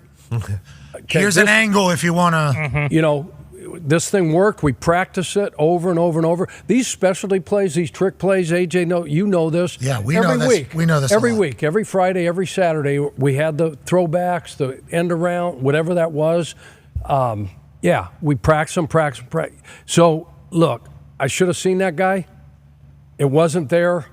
He made a hell of a play. You can still say he turned in Ed Reed. Turned in Ed Reed. We know that, right? But I could have made a better decision on that. Boom. Then it's over. That's it. Yeah, it's over. And to your credit, I will say, and I think Bill Belichick obviously did this with the Patriots, you would come into a meeting and say, hey, going to get – I think every coach probably does this if I had to guess, and I would assume Shane – I hope Coach Shane Steichen is doing this. I hope. Saying like, hey, here's the things that are going to get talked about, whether it's somebody's injury, like on our team. Here's how this is what we're saying. You know, now you're never saying like, hey, these are the exact words that you guys need to be saying, but you were giving like, hey, this is going to come up. This is what we're saying. This is how this is. This is what we're saying. So like And then everybody's at least on the same page. Yeah, and a lot of times I told you guys just say, hey, look, that's a question for coach. Bingo. And takes it totally off the players and puts it on the head coach. Players look like assholes in the moment, but there's no moment to kind of, you know. And then something very serious would happen, and then you guys would roll my ass out there and be like, good luck. Go fucking address it. All right, thanks. Hurry Yeah, up. I'm going to try it. I enjoy Were you it. there for paintball when we went paintball that year? Or was that after your tenure? That was after. Would have It been was cool. during the spring. Would have been real nice. Yeah. Paintball sounds fun. Yeah, it sounds like a blast. Go now. I did a fake, you know, we'd fabricate stuff. I did that fake deal because we always talked about, you never talk about injuries. Never talk. So we put a deal up, you know, something about luck and his shoulder and stuff. Like, where did this come from? And I had already pimped D Butts to be the fall guy. Smart. And so we're going and dead quiet in there. Everybody thinks, oh my God, who in the hell talked to? And then D Butts, you know, I sat lower, bottom left, front row. Coach, it was me. Oh no. Oh no. And all the guys in the back are like, D-Bud. They're all. I go, what do you mean it was you? Well, I was just having a conversation with Steve because it was Stephen Holder we had on the deal. Just having a conversation. He told me it was off the record. Oh, we hadn't talked long and hard about off the record. You know, there's no off the record. Oh, you're even acting a little bit here. It's a Oh full no, skit. I was no. It's and everybody's waiting for like, hey, and we just kept it together. Oh my God. Kept it together. Uncomfortable. And I threw him out. I didn't throw him out. I said, "You better go see Ballard right now." Jesus. Because this isn't going to happen. Could you imagine? This isn't. And so like me, Hort, I'm looking in the back, right? And these poor offensive, they're like, "You got to not like D-butts." Not D-butts. Butch. So he walked out of the team meeting, and he goes away for a minute, right? Know what's happening. So then he comes back in and they say fuck. Kind of a formal apology, blah, blah, blah. I'm not going to be able to play this last game. Can I say sorry to the team? So he apologized to the team and all this other stuff. And, you know, can I just hang out, you know, for one more day? And you guys are so holy what the shit. hell? No, we kept going and going and going, and then what do you think? Should we let them stick around and go play paintball with us today? And they're like, no fucking way! You gotta be fucking shit. Did you change the picture in the back too to a paintball? So I had the teams, I had the buses. We're leaving in 15 minutes. Yeah. What a ruse! That's awesome. That is amazing. So D-Butt, let's just talk about this whole thing. Butch. D-Butch with the patience. Didn't know he had it in him. Right. Ask around who did it. D-Butch delivers the line in front of the whole team. Yep. Thought it was off the record. Leaves the room. That's steps. Past team. Everybody's uncomfortable. Mm-hmm. Then he goes outside. Went to talk to Ballard. Comes back in. Apologizes. And then you guys still. He got emotional. He got teary-eyed. No way! He worked up. You know where those stairs where I used to come in? Yeah. By the telestrators and stuff, come down. He got on those stairs and he's in front of the team and he got teary-eyed. He got misty-eyed. Oh, no way! What? I was even like, fuck, this guy's good, man. He went above and When beyond. you guys plan this, when you guys are planning this, and you tip him off to what's about to happen, do you guys both say, like, let's really do it? Or did you expect what was happening, or was there an end sign? It was just a matter once I conjured this thing up, because it's at last OTA. Yeah. You know how we usually cancel. go outside and we let a guy kick a field goal, you do whatever, guy catch a punt on the jugs, and we're canceling this thing and we're going to go, you know, Vacation. do paintball or go to Top Golf or whatever. Yes. Team building stuff. You fucking. Conjured it up, and then it was just like, yeah, it's got to be D-Butts. Yeah. D-Butts, I need you. And then he came in, told Andrew, obviously, because Andrew was in a meeting. Oh, no. So he was. Hey, this isn't real. This is all bullshit. Yeah. Okay. And Andrew hated it because, you know, he don't want to lie ever. He don't want to play a lie. That was killing for him. Somebody say it. I don't know, Coach. Somebody say it. Turns out it was I true. didn't see that. Could you imagine if Andrew Butch, what if he would have chosen on Wade D-Butt out? Yeah, stay out. What if Luck would have what if Luck would have kicked his entire ass out? All right, let's get back on track here. The Denver Broncos defense is phenomenal. Yep. Okay. And whenever you address the media, it matters. And Butch Cooper. yeah, I had no idea. Yeah. This guy's a thespian. Full on. Holy shit. Worked up so he goes around a corner and starts thinking of something terrible, I guess. Yeah. God, death. Going back in there. Death. And so sorry. I screwed up, guys. Everybody had to be so uncomfortable in there. Everybody had Because to. he's beloved Yes. by. And also a very important piece of the team. Yeah. What are we doing? We're just sending the hook. Yeah. We're just fucking sending this guy out of here. All right. Smart Yeah, decision. that's what I wish he said. Hey, it was off the record, Chuck. Could you imagine somebody being, he didn't know. Stephen Holt kicked him out of here. What if somebody would have, that would have been awesome. All right, let's get back to the picks. Denver Broncos defense has created quite a situation for a lot of teams. The Colts most recently, this past week. Colts still in the hunt, by the way. But in the hunt is a massive convo about this game tonight. We saw the game records. We saw the tail of the full season tape.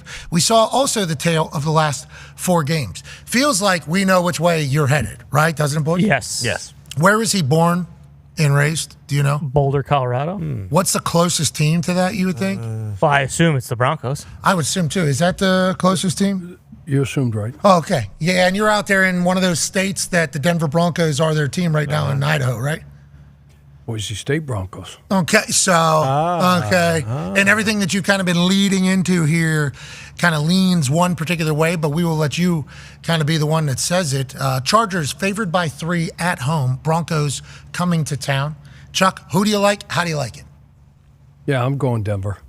Give me the 3 points. Easy as that. I just 41.5 over under. Under. Chargers beat them in week 6. They got up on them 23-0. You know, Bo had one of those high overthrows, tip and overthrow, and things got kind of, and then they made a little late charge. But I'm going with the Broncos. The line seems stinky, to me. For like, how could they, based on those numbers and where these two teams are at right now? Maybe it's a layup. Maybe they're just giving us one. That has happened on Thursday. Maybe they're just giving us one. My guess is Vegas has them power rated similarly, and then What's you the get money 3 for home. I haven't even asked. Where's the money? 68 on the Broncos. %. That's not 88. It's not. Can't gamble in Cali.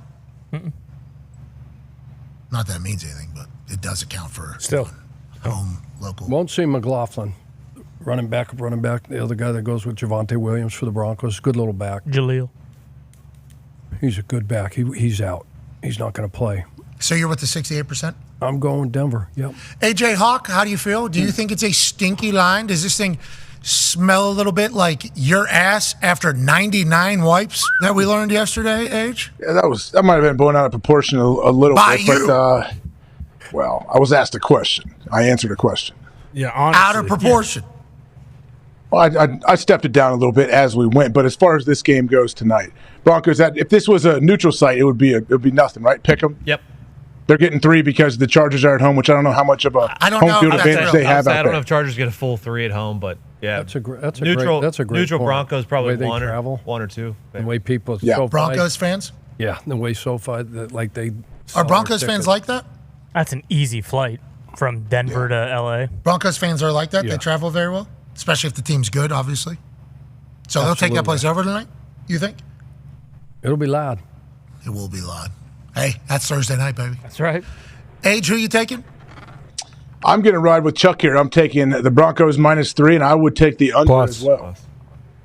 Yeah, you know what I mean. Broncos +3. I'm sorry about that. Yeah, that obviously is a big deal. Broncos. You said minus. You said -3. I think the Broncos are going to win, but I'm taking the Broncos, and I want the points as well, as this graphic shows. I will take the Broncos and the points as well. Clean sweep for us. Feels like this one's a little too easy, but I just watched the Broncos play the Colts in that second half. Early, Anthony Richardson did his thing. We got an ankle. We got Herbert. He running around like AR. So we ain't got to worry about that. All right. Boom. Broncos, lock it in. I don't know if Harbaugh is dialing up any trick plays. Yeah, I also don't think Baker. Man, whatever. Let's go Broncos. What? I want Chuck to get a win. What'd you say? You're about to say Baker Mayfield. I just, Broncos beat the Colts, and the Chargers got shit kicked, but the Bucs are very good, right? The Bucs are very good. Do we have that graphic? That was I think so, from picking them. Yeah, from the Ravens Reddit, I do believe. This is maybe the best graphic I've seen, and we don't know. Picking them, we think is on there. Yeah, no, it is. We found the original one. It was from the IG account. Picking them. This is a fantastic graphic. Looks like a lot of numbers, can intimidate you early, but then just know this: if all 3 columns are green for your team, that's good news, because the first 2 are about whether you win against teams that are good or lose against teams that are good. And then the second column is how do you fare against the crop teams? So first column being green means you're good. Second column means you're good. Third column means those 2 combined. The teams that are all red, absolute shit. Yeah. Crop. Oh, boy. Teams that are all green, those are the ones that are going to make it. And once you start looking at how people fare against the top half of the league on this particular graphic, you can really start to judge some people. Now, Chargers and Broncos, damn near the same. They're in a similar position, if my memory serves me correctly. But look at what the Ravens, look at the Buffalo Bills. How about the Minnesota Vikings, Philadelphia Eagles, Pittsburgh Steelers? That's Steelers football, low scoring. Tampa Bay Buccaneers, Kansas City Chiefs. Everybody's talking about, they don't look good, they don't look good. Still beat everybody. Yeah. Even good teams. You know, that Rams, that's got to be because early, right? You start 0-4, whatever they did, and they just got hot. Those numbers are probably coming down, but they're a little. That could be deceiving. They're all red, but they're hot. I think a really glaring one is actually the Commanders, because the Commanders have not done well against teams above 500, but then they kill the teams that they're supposed to. Yeah, and I guess you could look at the Chargers there too. Yeah. Mm-hmm. Yep. Niners a little bit like Broncos. Philly's at Washington this week, right? Mm-hmm. Eagles. Mm-hmm. Texans have the similar. Red, green, green is like good against not good teams. Bengals, red, green, green. Haven't been able to beat somebody, you know. Yes, it's a valuable graphic. You're right. It's a great graphic. The Cardinals. I mean, look at the Cardinals. Yep. Yeah. Seahawks. It's really just the green in that first column are the teams I feel like we all think could win. Yep. And then everybody else, no. Hey, picking them. Still doing it. Still picking them. Still picking it. Still picking them. Picking them. That was fantastic. Great. All right, let's get the hell out of here. What a day. Tomorrow we're off. What's that? You want to do all games or? Oh, shit, yeah, because we're off. Yeah. Let's do it. I forgot, kids. I was literally just saying we're off. Yeah. We're off tomorrow. College game day, though, will be live after the noon college game ends, all the way up until kickoff of IU in Notre Dame to launch the 12-team playoff into the stratosphere. Yeah, let's pick every game. Chuck, happy that you're here. Let's start with, we both all are on the Broncos +3. Saturday, 1 o'clock. The Candy Cane Games. The NFL Holiday Remix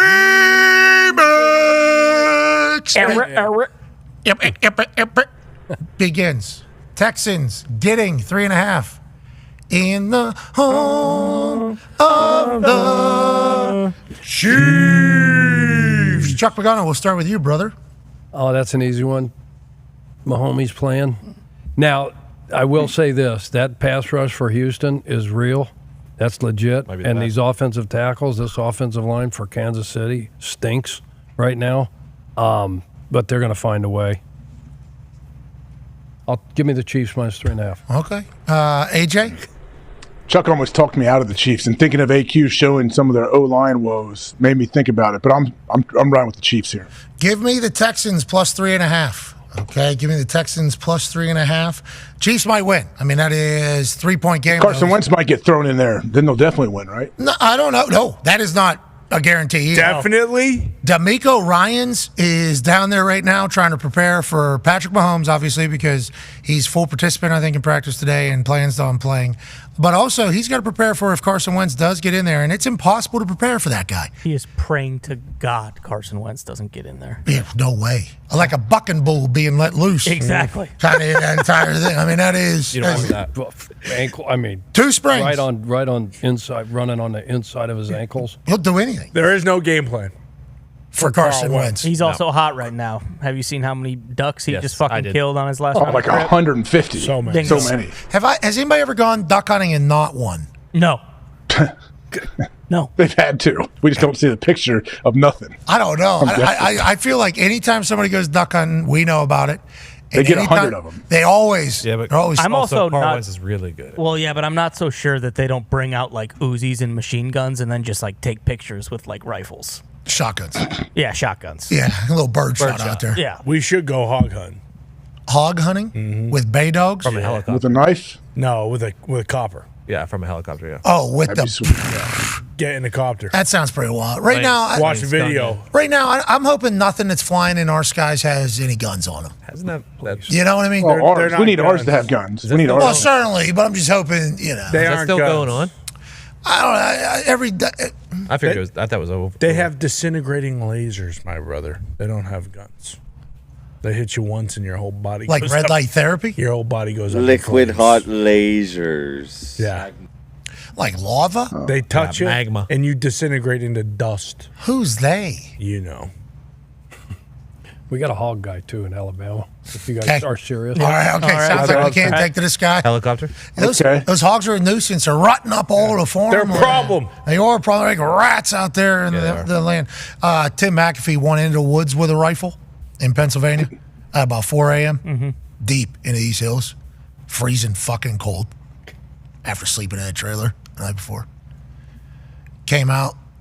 Charcuterie board he brought right over here. Delicious. So good. We had some jalapeno venison with some cheddar venison and some plain in there with some cheeses and a couple Ritz crackers. He'll bring in some sausage links, some venison sausage the other day.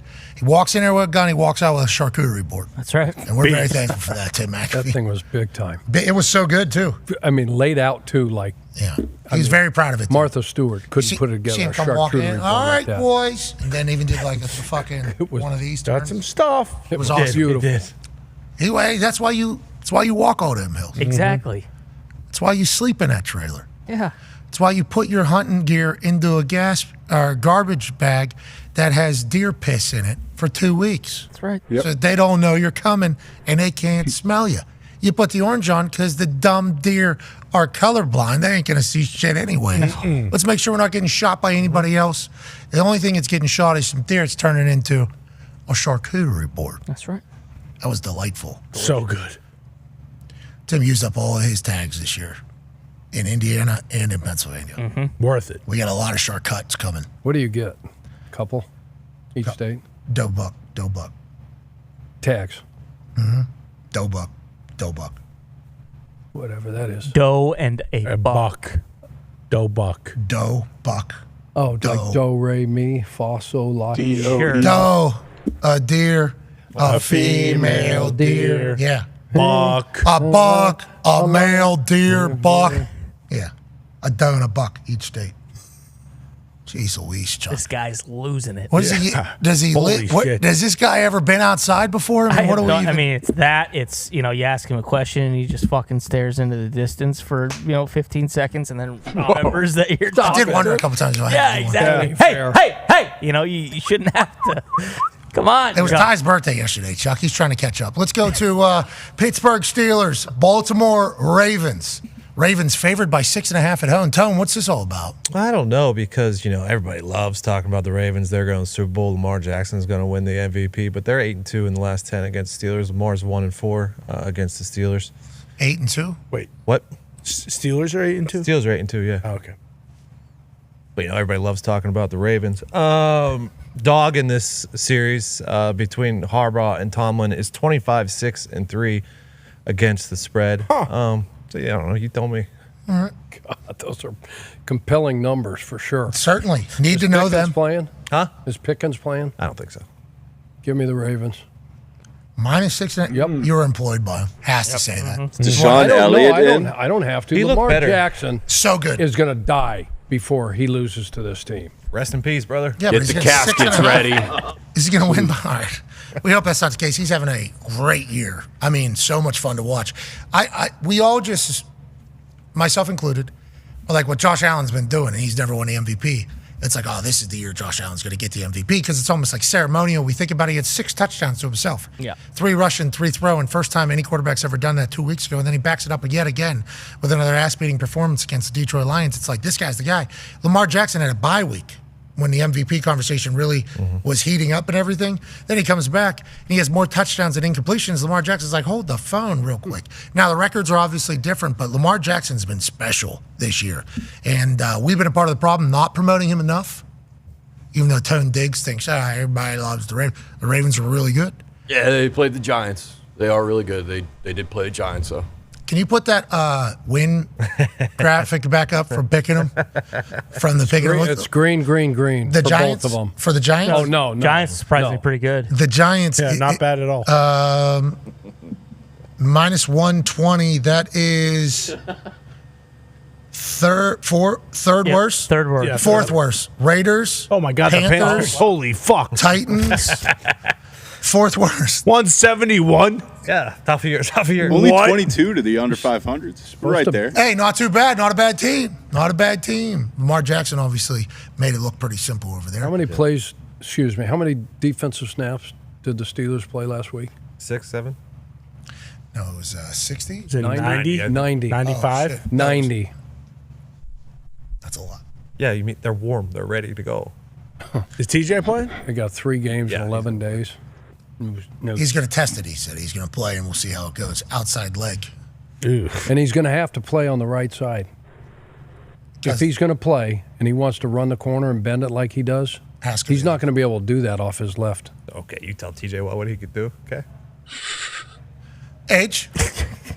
I'm going to go with Chuck here. TJ's ankle injury does worry me, even though I know he's a savage and he's going to go. But yeah, I like the Ravens here. All right, give me the Steelers plus 6.5. Even though the Ravens might win, I got massive respect for everything Lamar Jackson's doing. How about Rams, Jets? Rams favored by 3 going into MetLife. Brick Johnson actually putting Fireman Ed's helmet on to prove he is a blue-collar guy. That's what he's doing. And he's actually making sure Fireman Ed is not in the stadium. So he's actually going to pop up and go, "What's up, bitch?" Yeah. "What's up?" And he's going to go, "Oh, this is how you fucking do it. Hey, what team do I own?" J-E-T-S, Jets. Is this what you want to see, blue collar? Hey, what team's going to be constantly cursed because I fucking run it?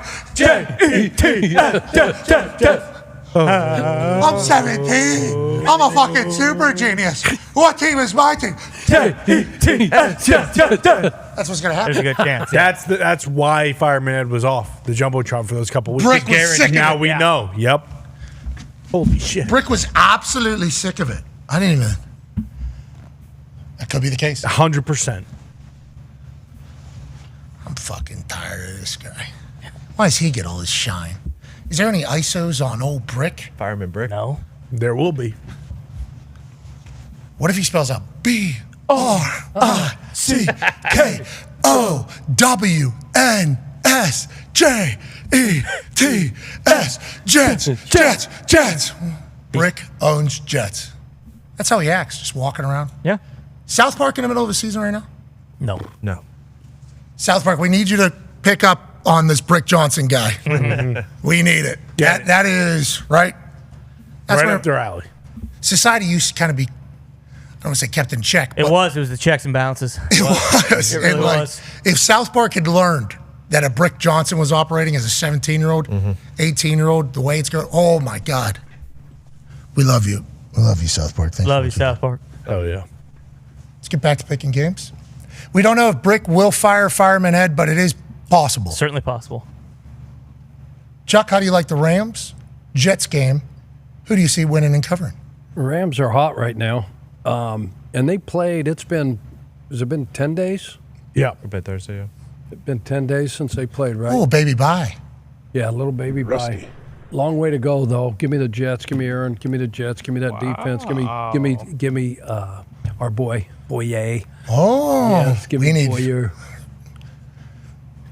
After the season. Because I want to see our boy give another game ball. Yeah. We need. Hell yeah. We haven't utilized that particular guy. We don't want to put him in a compromised position ever in Brant Boyer. But Brant Boyer, the special teams coordinator over there, he has thoughts about Brick Johnson, obviously. For what we are learning right now, I would love to hear that. That guy, old Brick over there, Brant Boyer over there, Sala. I mean, there has to be some thoughts, I would assume, on it all. Maybe one day. Maybe one day, or maybe it'll never be talked about again. AJ, who do you like? How do you like it in this Rams Brick Johnson Jets game? Honestly, I like the Jets here. I feel like obviously they're playing loose. They don't have anything really to lose, and Aaron seems to be healthy. So yeah, I feel like he and Devontae and Garrett are gonna continue the dominance and play well, and hopefully get game balls after the game. All right. Yep. You can do it. I mean, come on. You can do it. What are we talking? You can do whatever. I'm never picking anything that Brick Johnson's a part of. No chance. I think Harvard Tennis is going to lose every single match that they have going forward. That's how I view the current situation. Now, was the reporting false? I don't know. Maybe. Will we learn more about this? But I think I'm picking against Brick every single time I can for the good of society. Rightfully so. Reporting might be false, but the photos weren't. Right in front of Brick. Yeah. We saw. Yeah. Something's got to be part of it. Something's got to be true. I will take the Rams. I don't like that. Rams are good. What? I just don't. Aaron said we're playing spoiler. Mac Jones scored 25 points last week. I just said nobody cares about that team because how big of a joke it is because there's a 17-year-old coming in talking. Why would they ever? Rams. Yeah. Yeah. Don't overthink it. Don't do it. Don't overthink it. I got a lot of different opinions in these guys. AJ was 11-3 last week. Remember? Yeah. He's seen the field. He's ice cold, this guy. Ice cold.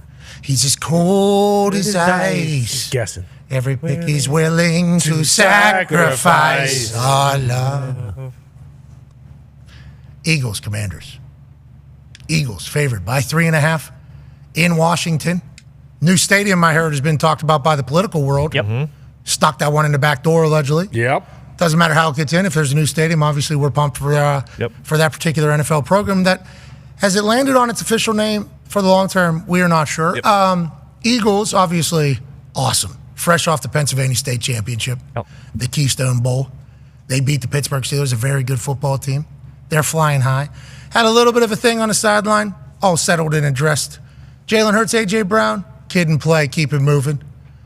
Chuck Pagano, who do you like? How do you like it? In this NFC East matchup.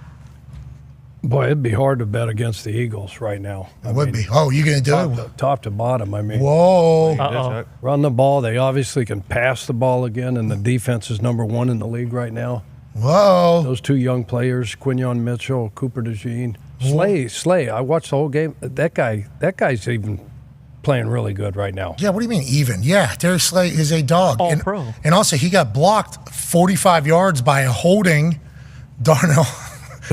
Great block. And he threw a big time right. He did. Slay's still bringing it. He was just trying to get, He was just trying to get his arms off. Jalen Carter, Jordan Davis, Sweat, Clyde, Nolan Smith. I would say that's all one those dude. Georgia. Nolan Give me Smith's the one who's going Eagles. All right. Zach Bond. Eagles minus 3.5 in Washington. AJ, do you agree with Chuck?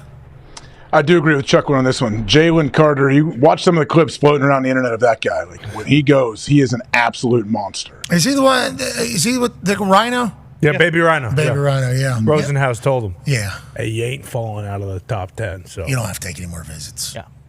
They're running your rag dry. Don't do that. You're in the top 10. How do you know that? 10's taking you. Yeah. Don't you worry about it. There's some people that are saying that already about the draft.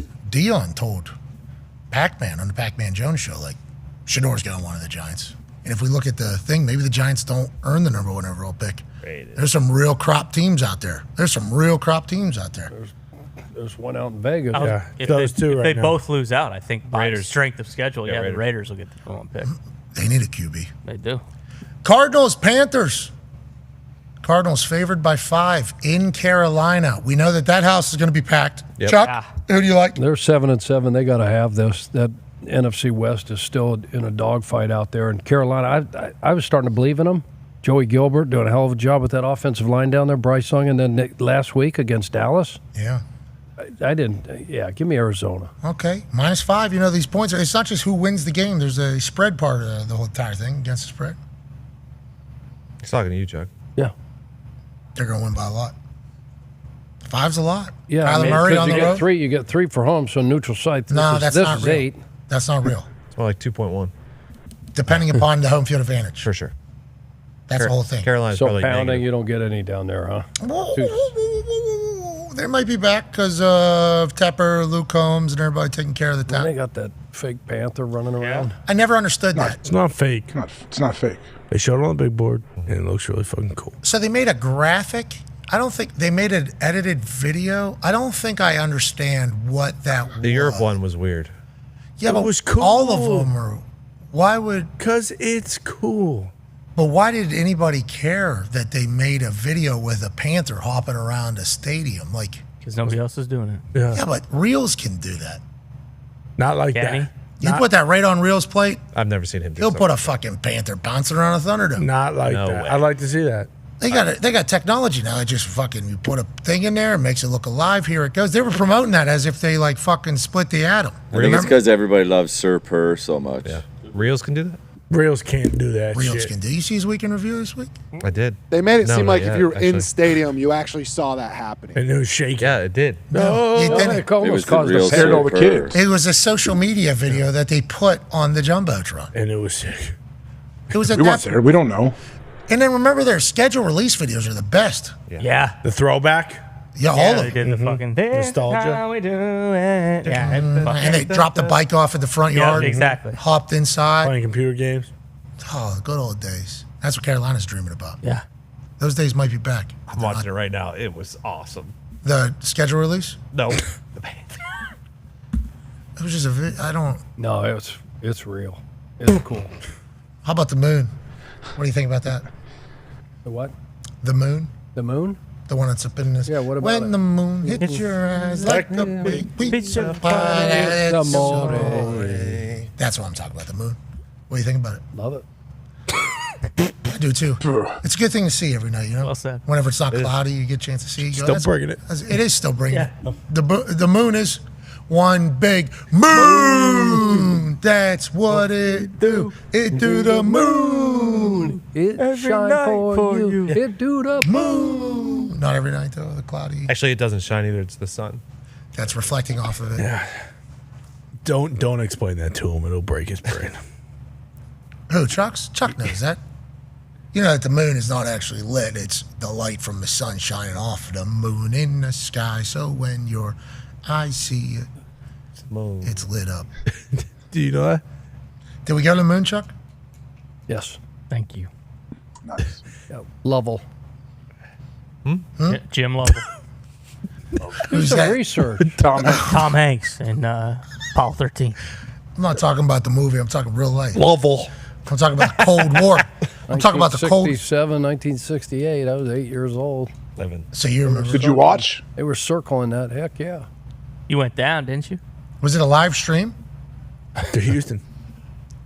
The 2 channels that we got, or the 3, whatever it was on one of them. Live though, it was happening live. As Neil touched the moon, you saw it live, or was it recorded? I can recall. You think it was live? Yeah. Played a lot of football since then. That's amazing that they were able to stream live. Crazy what we can do when we put our mind to something.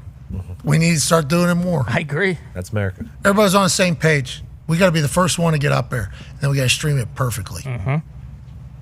I love that we did that. USA, USA, USA. We beat them. Still damn right. Still beating them. Does Buzz know it? Does Buzz? I told you they can fucking make anybody say anything with AI these days. A couple years ago, you remember that fucking guy tried to get in Buzz's face? Why are you a liar? Why are you a liar? We didn't go to the moon. What'd Buzz do? Hit him right in the fucking mouth. Drop the guy. Said, shut up. The fuck out of my face. He did do that. Yeah. Buzz. Still bringing it. Still bringing it. Yeah. All right, so yes. All right, cool. We're all on the same page here, right? Arizona. Yeah. Age, you like Arizona? Now give me Carolina here after all this talk. Pat, did you take the Eagles? Still bringing it. I slotted you for the Eagles. Yeah. Okay, good. Yeah. All right. Kyler did say super excited to play in the cold in Carolina. Yeah, he said 30. How cold is it going to be? And they said 35. He goes, yeah. Shit. They laughed. They laughed. He beat West Virginia one night, real cold, in Morgantown. He went bananas. Hollywood went crazy. Oh, yeah. That was a very high-scoring game. Yeah, I mean, they got after it in that particular game. Give me the Cardinals. Oh, I don't like it. Give me the Panthers. +5. Cardinals win. Panthers +5. Me too. Do you see the Cardinals, win by 10 ever? No. Just against the Patriots. Last week. True. Give me the Cardinals. Who's at home? Give me the Cardinals. I'm happy they fixed that parking situation out there, too, so Charlie Baker doesn't have to get bottles thrown in his face. No kidding. Yeah, At least, but thank God for the number picking up. Because at that time, I would not expect Super Bowl Sunday? a 1-800 number to pick up. No, at all. That was a good little added piece. I call a 1-800 number. Somebody answered. It was like he was very baffled by that. Stunned. Him walking back in. That man would go on to become the governor of Massachusetts. The great state of Massachusetts. 2 times. Most votes all time. Yeah. Most votes all. Still, to this day, still bringing it. I mean, kind of said it. Yeah. He's still bringing it. Cleveland Browns, Cincinnati Bengals. Browns +7.5. Cincy favored by a touchdown in a hook. DTR. DTR's debut this season. No, has he played? He's already played. He's played, but In not started, relief. I don't think. How's he done? I don't remember. I don't think they made him starter ever, right? No. There was a good tweet because, all the quarterbacks on that roster have very short leashes except for one. Who's that? The one that was paid $230 million. Well, yeah, that's welcome to reality, kid. That works. Give me the Bengals, favored by a touchdown and a hook. Chuck, who do you like? Same. Age. Same. Giants getting 8.5, heading down to Michael Penix Jr.'s debut with the Atlanta Falcons. Anything we need to know about this one other than Penix Jr. starting? I believe that's it. Who's starting for the Giants? Is it Timmy Boyle? Is it Timmy Boyle? It's a lefty. Whoever it is, they said this is the first time in a long time that two lefties were starting against. In the whole league, not against each other. Drew Lock. Oh, he's back? Yeah. We got some secondary players back, but I mean, who cares? Drew Lock in Atlanta? Yeah, he might be drunk Maybe. playing. I don't know. Might be starving by cheetahs. I don't know what Drew Lock has a good time. You never know. Drew Lock. Call that bitch my bodyguard. Yeah, that's my bodyguard. Yeah, your season's going well when we don't know who you're starting for. Yeah, give me Michael Penix Jr. winning big in his debut. What an awesome moment for him, too. He wins it. Giants, perfect team. Yeah. Perfect team to kind of start your entire career at this stage. Got a lot of teammates that are saying, hey, we'll make you look good. Offense coordinators say, we're going to give you some easy ones here, work you into this. And then what if Michael Penix just goes fucking apeshit? And this is the beginning of the entire era down there? Could happen. I like the Falcons. I like them. Chuck, have you made a pick in this game? No, but I'm taking them as well. Falcons? Age? Give me Michael Penix and the Falcons. All right, Titans, Colts. Colts favored by 3.5 at home. I believe Santa Claus is going to be at the Lot House. No, really? Think he's stopping by. Of all the games, he's going that one?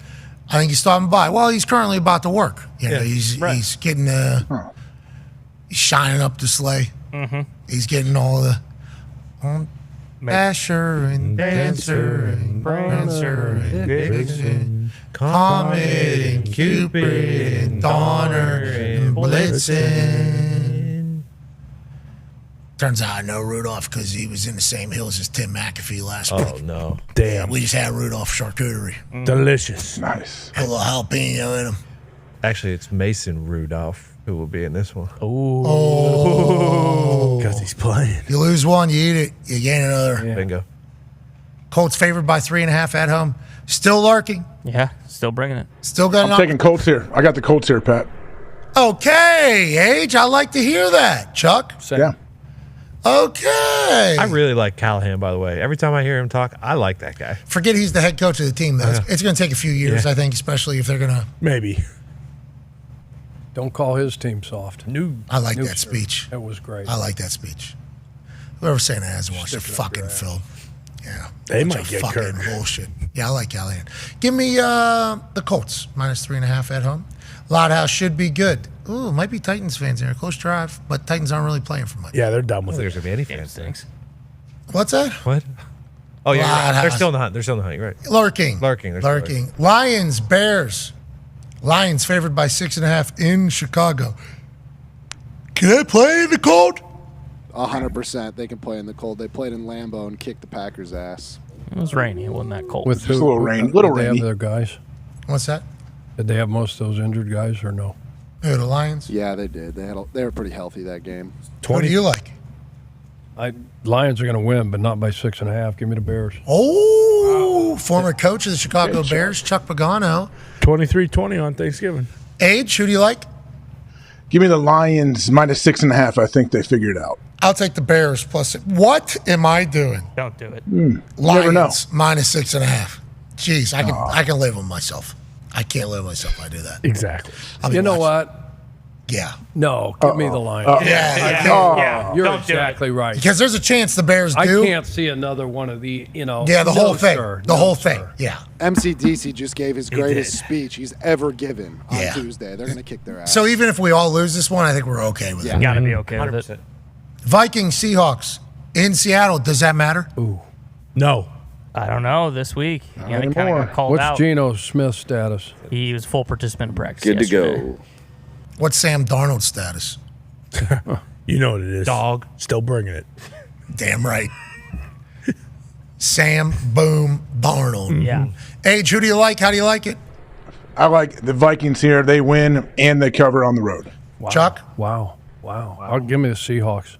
Wow. Okay. Wow. Wow. Geno, Wow. defense, Wow. Mike McDonald. They're top of the NFC West right now, right? Wow. Technically, the Rams moved ahead of them. Yeah. Seattle's out right now. Wow. Oh.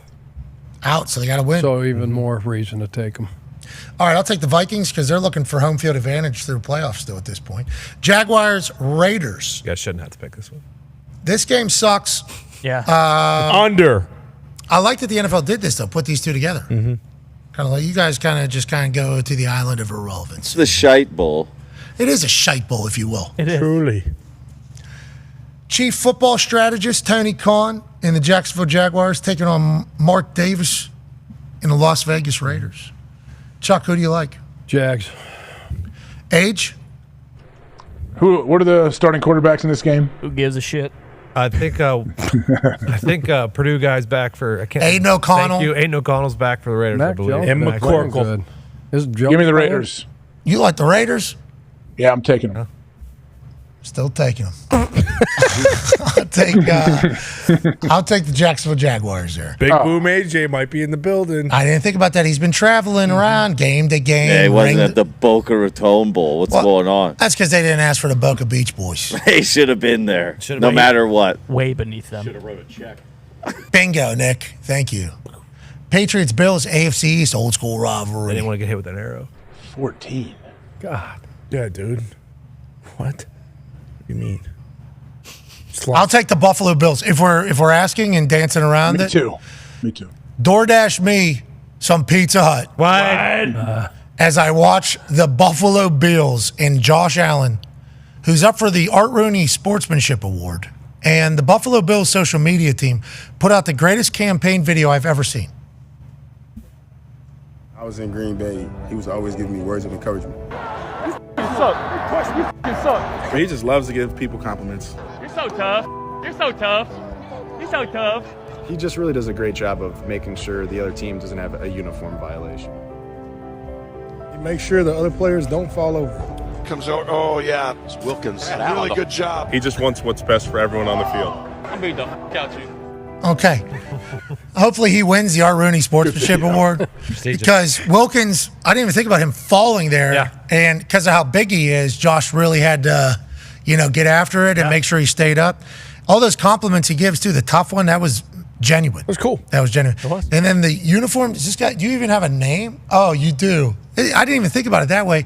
He is a super high sportsmanship guy. He's a great guy. I bet you he loves Pizza Hut. Loves God, without a doubt. He gets it. How about the jackets we got? Wingman. Home slice. So sick. Are you a wings person or a pizza person? Or both. Yeah, that's Pizza Hut football. Best of both worlds. Wing Street. Best wings that you can get delivered to your house, bar none. Bar none. Bar none. Never gets talked about. Now, these are the boneless ones. You get it. Okay, we have told the Pizza Hut people that we are bone-in people at Pizza Huts because nobody else talks about them. They ran those Wing Street commercials for like a month, and then they kind of stopped. Mm-hmm. Those wings are delightful. They have fryers in Pizza Hut, so those wings come out nice and crispy. And the sauces are very delightful. Yes. They got all the ranges. They even got some spice if you want it. Oh, yeah. They got some good buffalo. Wayne Street might as well be King Street. Well said. Royalty, if you Where will. they're located. Bingo. Then pizza, we don't even have to talk about it. No. No one. No one. And we mean no one. Fucking no one. And we mean fucking no one. No one. Out Pizza's the Hut. Period. End of sentence. End of chapter. End of story. End of paragraph. The pizza's so fucking good. So fucking Best. good. Every week we have it. It's so good. I got it the other night, too. Yeah, so D-Bone didn't get the personal. He got 2 extra larges. Oh, yeah. No, I didn't realize he was getting electrocuted I today. thought those were 3 big New Yorkers that he had. That little Pizza Hut bus they got in the airport, sick. What? That photo I sent you. To himself? Yep. D-Bone is not Rest in peace. up for the death penalty. Oh, right? he's not. No, He's no, not. he's not getting electrocuted. That was not his last meal. Oh, okay. Color me shocked. Was he feeding his whole apartment complex? Or? He got 2 XL Zaz. Massive Zaz. It's for the whole weekend. It's from yesterday till Sunday. Oh, yeah, because Pizza tomorrow morning. Sure. Good. I actually did have it 3 nights in a row. I did. I got a large pizza. Now, to your point. Shout out Dude Wipes. Shout out Dude Wipes. Wipes out of Dingle bells, dingle bells, dingle all the way. Only 1 per flush. The bus that you talked about, the Pizza Hut bus, yeah, they're getting really innovative with their. What was they had the little onesie, it was like a Pizza Hut it was one person entry. Oh yeah, and they had the pizza getting heated up and stuff there. Yeah, they're all the way back. You like Pizza Hut? Mm-hmm. That's what D-Bone ordered for himself the other day. What? Yeah. Exactly. Last So you night. can Come with see the how Dr. I was Pepper, led or to is that believe the he was getting McDonald's? electrocuted today. Is that the McDonald's that Whoa. they call Dr. Pepper? That sausage pizza looks, all of them looks fucking unbelievable. Yeah, boy. it was McDonald's that said he knew he had Dr. Pepper, Coach. Yeah. His diet's really good. Yeah, we need to watch out for a D-Bone here. It's getting late to football season. Let's lock it in. It can't be ordering 2 extra large Pizza Hut pizzas for yourself. Now, hotcakes and sausage in the morning. In his defense, he did have a do at 8 a.m. instead of a Dr. Pepper. Yeah, washing it down. 8 donuts today. I also know for a fact you are not getting that many marinares. So he's going. Yeah. He's kind of making his own Chicago style. He's dousing marinara over the top of both pizzas as well. Way to go, D. And we can't blame you. Pizza Hut's so good. Yeah, can't blame him at all. Still bringing it. Looks like stuffed crust too. It is, which Yeah, he I actually love said stuff. the other. Either he hadn't had it or he wasn't a big fan of it. Will and behold, a couple days later, he's Fucking all yeah, in. shoving it down his They can put more cheese in there. Holy shit. So did you take a bite out of the crust? It's got cheese in it. It's like a cheesesteak. I don't know what's a stuffed crust, D-Bone. What? Huh? Because he likes cheese, but he doesn't like it with things normally. No, he doesn't. Yeah. No. Like he'll have a burger, but not a cheeseburger. But he's not a big eater. But What do you mean? It looks like it from that picture, maybe. No, this was just a light snack. anyways, D-Bone, you're doing great. Shout out to Pizza Hut. Love you, Bone. Let's get back to the picks. We're all on the Jags, except for AJ's on the Raiders. I'm on the Buffalo Bills. Put me on them. So is Chuck. AJ too, yeah. AJ, you like the Bills? Oh, yeah. Okay. Niners, Dolphins. Dolphins favored by 1 at home. What? That has flipped. They're now getting 1. Okay, so this is a pick 'em. Seemingly, if this is flipping back and forth between who's favored, now the Dolphins are getting a point. Chuck Pagano, do you like the Dolphins home dogs, or do you like the Niners traveling down to the 305? Gump Mr. says they're dead. They're dead. Give me the Niners. Okay, Age? Yeah, if Gump gave up on him, I can't pick him. So, yeah, give me the Niners. Me too. And Sunday Night Football, the red-hot Tampa Bay Buccaneers taking on the absolute crop Dallas Cowboys. Bucks favored by 4.5 in Jerry World. Baker Mayfield going back into Texas. Obviously, he's a Texas boy who ended up at Oklahoma and loves putting on a show whenever he's playing or in Texas. Give me Baker Mayfield favored by 4.5 against the Dallas Cowboys. AJ Hawk, you? Yep, I will ride with you in the Tampa Bay Bucks. Chuck? Yeah, Liam Cohen's doing a great job. He will not let number 11 wreck the game. They will take care of him. Todd Bowles will get after Cooper Rush and like he's never seen. So, yeah, I'll take the Bucks. All right, that's the picks. Go work. We're off tomorrow. Game day's live after the noon game ends. We can't thank you enough for allowing us to do this for a living. Have a phenomenal holiday season. We're back on Monday. Then we're off Christmas Eve and Christmas, and we'll be back Thursday, Friday. Life goes on. Yep. It's a great time to be alive. Yes, it is. That game's going to be awesome tomorrow night. Obviously, the whole weekend, but I love that. That game is kicking it off. Ooh. Oh. So pumped. Just a quick little, oh, you thought I was? Yeah. And then boom. Oh, that's right. I'm not fucking going anywhere. Pizza Hut. Ever. I think I'll eat a Pizza Hut tomorrow up there in South Bend. Why wouldn't you? And you know what? Maybe on Saturday over there in Columbus. Might as well try it out over there. And then on Sunday, we're watching games. Yeah. What goes good with games? Pizza Hut. Mm. And then Monday night, is there games? Yeah. Yeah. there is. A really good A one. big one. Not a really good one. No, I know. Pizza Hut. And then Wednesday, is there a game? Oh, yeah, it's Christmas. Christmas? And what's the best Christmas meal of all time? Pizza Hut. Pizza Hut. The Hut. And then Thursday? Is there a game? It's Pizza Hut Thursday. Looks like we're having fucking Pizza Hut 6 out of the next 7 days, boys. You're going to be wiping more than AJ Hawk. Not with dude wipes. Easy. Dingle bells, Dingle bells, dingle all the way. H, can we get a realistic number for times you wipe? So people try to they think that I may have a problem or something. That none of this was anything current. I'm saying probably growing up, I was trying to envision what was the most wipes that could have happened. So that's where I came upon 40. This was probably when it was probably when I was before I moved out of the house to go to college. When you were just a baby hawk. That's why I said you got to hose you down sometimes. Right before he moved out of the house to go to college, so sounds like senior year. Young adult hawk. Yeah, not fully grown bird yet, but right there. Knows enough to know, but not enough that he's going to. Wipes his ass 40 times. Did Pistol ever say, hey, fucking enough with the toilet paper? It's just freakazoid You're not done doing. shitting. Okay? Jesus Christ. We got bills to pay. Buy UTP every other day. Because you got what? Peanut butter poops that you can't find the end of?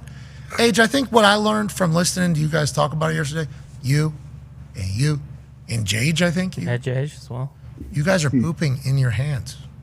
You need to finish your poops before you wipe your ass. You know the old adage, that's like wiping before you poop? It makes no sense. No. You guys are wiping while you poop. It makes no sense. Need to stop. I understand how that's how logically you would think it goes, but it's just not. 40 wipes, Rikishi could have wiped the whole surface area. Okay? I got a vision of Rikishi. Yeah. Whole surface area of ass can be wiped. Nowhere near where the poop hole is. 40 wipes can wipe the entire thing. So that's what I'm saying. I don't know how you guys get to that. I don't know how you get to 40. I don't know how you get to 50. I feel terrible for your cheeks, but thank God for dude wipes. You don't have to do that anymore. Hell yeah. All right, Age, we'll see you on Saturday. Can't wait to see you, buddy. Yes, sir. Gonna be awesome, man. Can't wait. Can't wait to see how game day goes too tomorrow, leading right into the game, right? Yes, on the sideline, we'll be outside. Come see us, and then we're going inside for the kickoff. Should be great. That place, they showed what it's like in a night game in there. I don't think I've been fully gets going recognized of that. And the pregame, it's gonna be sick. And they're putting Jeezy on their highlight. The cool thing is for all these games, both schools get their intros. So I think like IU might be able to use those lights as well. Yeah, because CFP is running these stadiums. See, so the in-game atmosphere will be different than what it is for normal home games, which I will say we hate, because the entire purpose of the home game is so that people can see the pageantry and you have an advantage. But now it's CFP running it, so I think they're trying to think of it as a neutral site. It's not a neutral site; it's a home field advantage. So if CFP wants to take the money from it, which I think is happening, at least let.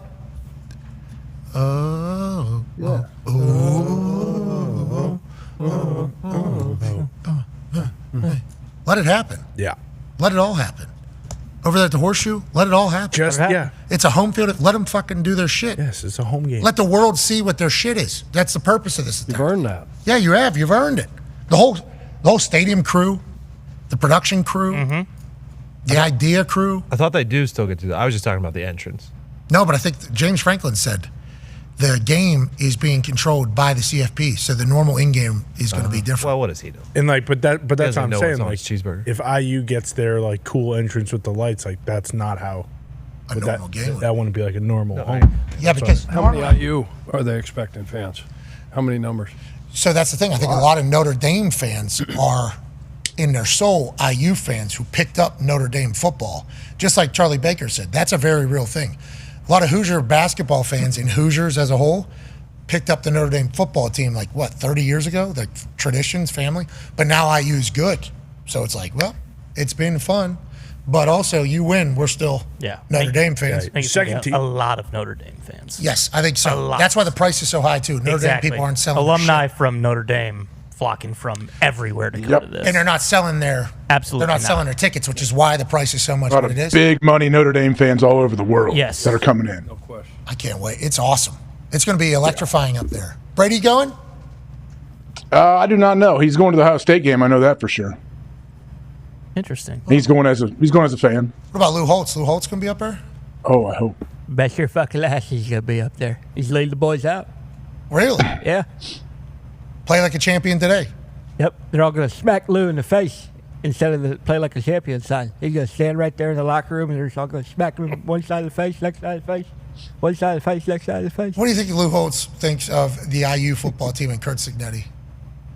Listen, he can talk his tough talk and say whatever the fuck he wants. We're talking about the fucking Indiana Hoosiers here, okay? They are the fucking, until they prove they're not, they're the fucking skid mark of college football, okay? What? Notre Dame's fucking royalty, okay? We're talking royalty here. What are we talking? Royalty, okay? Can you name, who's the last fucking big-time IU grad that went and played in the NFL? That Ty Freifogel or whatever the fuck his name was. Antoine Randall. Quarterback, wide receiver, quarterback again in the Super Bowl. Yeah, I remember him. He was good. How long ago was that? 2006. Yeah, long fucking time ago. None of these fucking kids on the roster were bored when he went there. How many guys do you think Notre Dame's had playing in the NFL? Exactly. You can't even fucking count that high. Okay, we're talking tradition. We're talking excellence. We're talking toughness. We're talking about the one true football team in the state. And it sure as shit ain't fucking Indiana. No matter how much Kurt Signetti wants to bump his gums and say, hey, we'll play anybody. We're not afraid of anybody. I respect it. I like it. But boy, you're going to have to come pay the piper at some point. And that just might be Friday night. Amen. I'd also like to know, what's Ryan Day doing right now? I think we all remember what happened a couple years ago. We do. Yeah. I hope they win on Saturday. Because he's going to have to answer some questions. No pressure, Ryan. Okay. No pressure. All right. Obviously, we're talking about an interview between a Lou Holtz impersonator and Lou Holtz, and then a clip making its way to Ryan Day's desk, and then Ryan getting real worked up about it.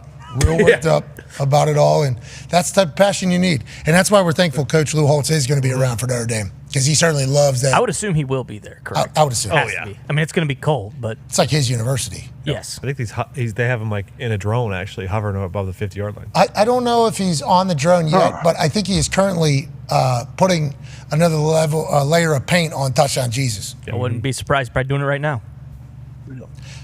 Lou Holtz. Still bringing it. All right. Everybody have a fantastic weekend. Massive football weekend. Obviously starting tonight in the AFC West. Chuck likes the Broncos. Getting 3 points in Los Angeles. And, I think we're all riding with them. Boys, great work this week. Can't wait to see you guys on the road. Hell yeah. Hell yeah. Should be fun. Hopefully you guys will watch on Saturday night as we do the simulcast at the Tennessee-Ohio State game. That should be fun. Yes. That should be a lot of fun. I don't know how we get access to that. Just pop in, hang out with us for a bit, and then you can go back to the regular. Sure. We understand. Because we can't really see shit from the field. No. It's really hard. It is not easy to. I wonder how many people they're going to have around the field on game day. Like, I wonder what the CFP people do, because usually at Ohio State, there's not a ton of people on the sideline. Yeah, usually there's a lot of good space actually down at the end in front of the safe light repair. Oh, yeah. Safe light replace. Field goal net, probably be right there. And then boom, on the other side in front of the band, or on the, I think there's. The open end is the block O, the student section, and then the closed is where the band comes out of that tunnel. Yeah, so I think there's one side that isn't directly in front of the band on that end, and then there's a safe light repair, safe light replace, field goal net. Nice. We'll be there. We're perfect. We're in a good spot. Let's go. Honored to be there, legitimately. Lucky to be a part of it. We hope you all will enjoy the shit out of the weekend.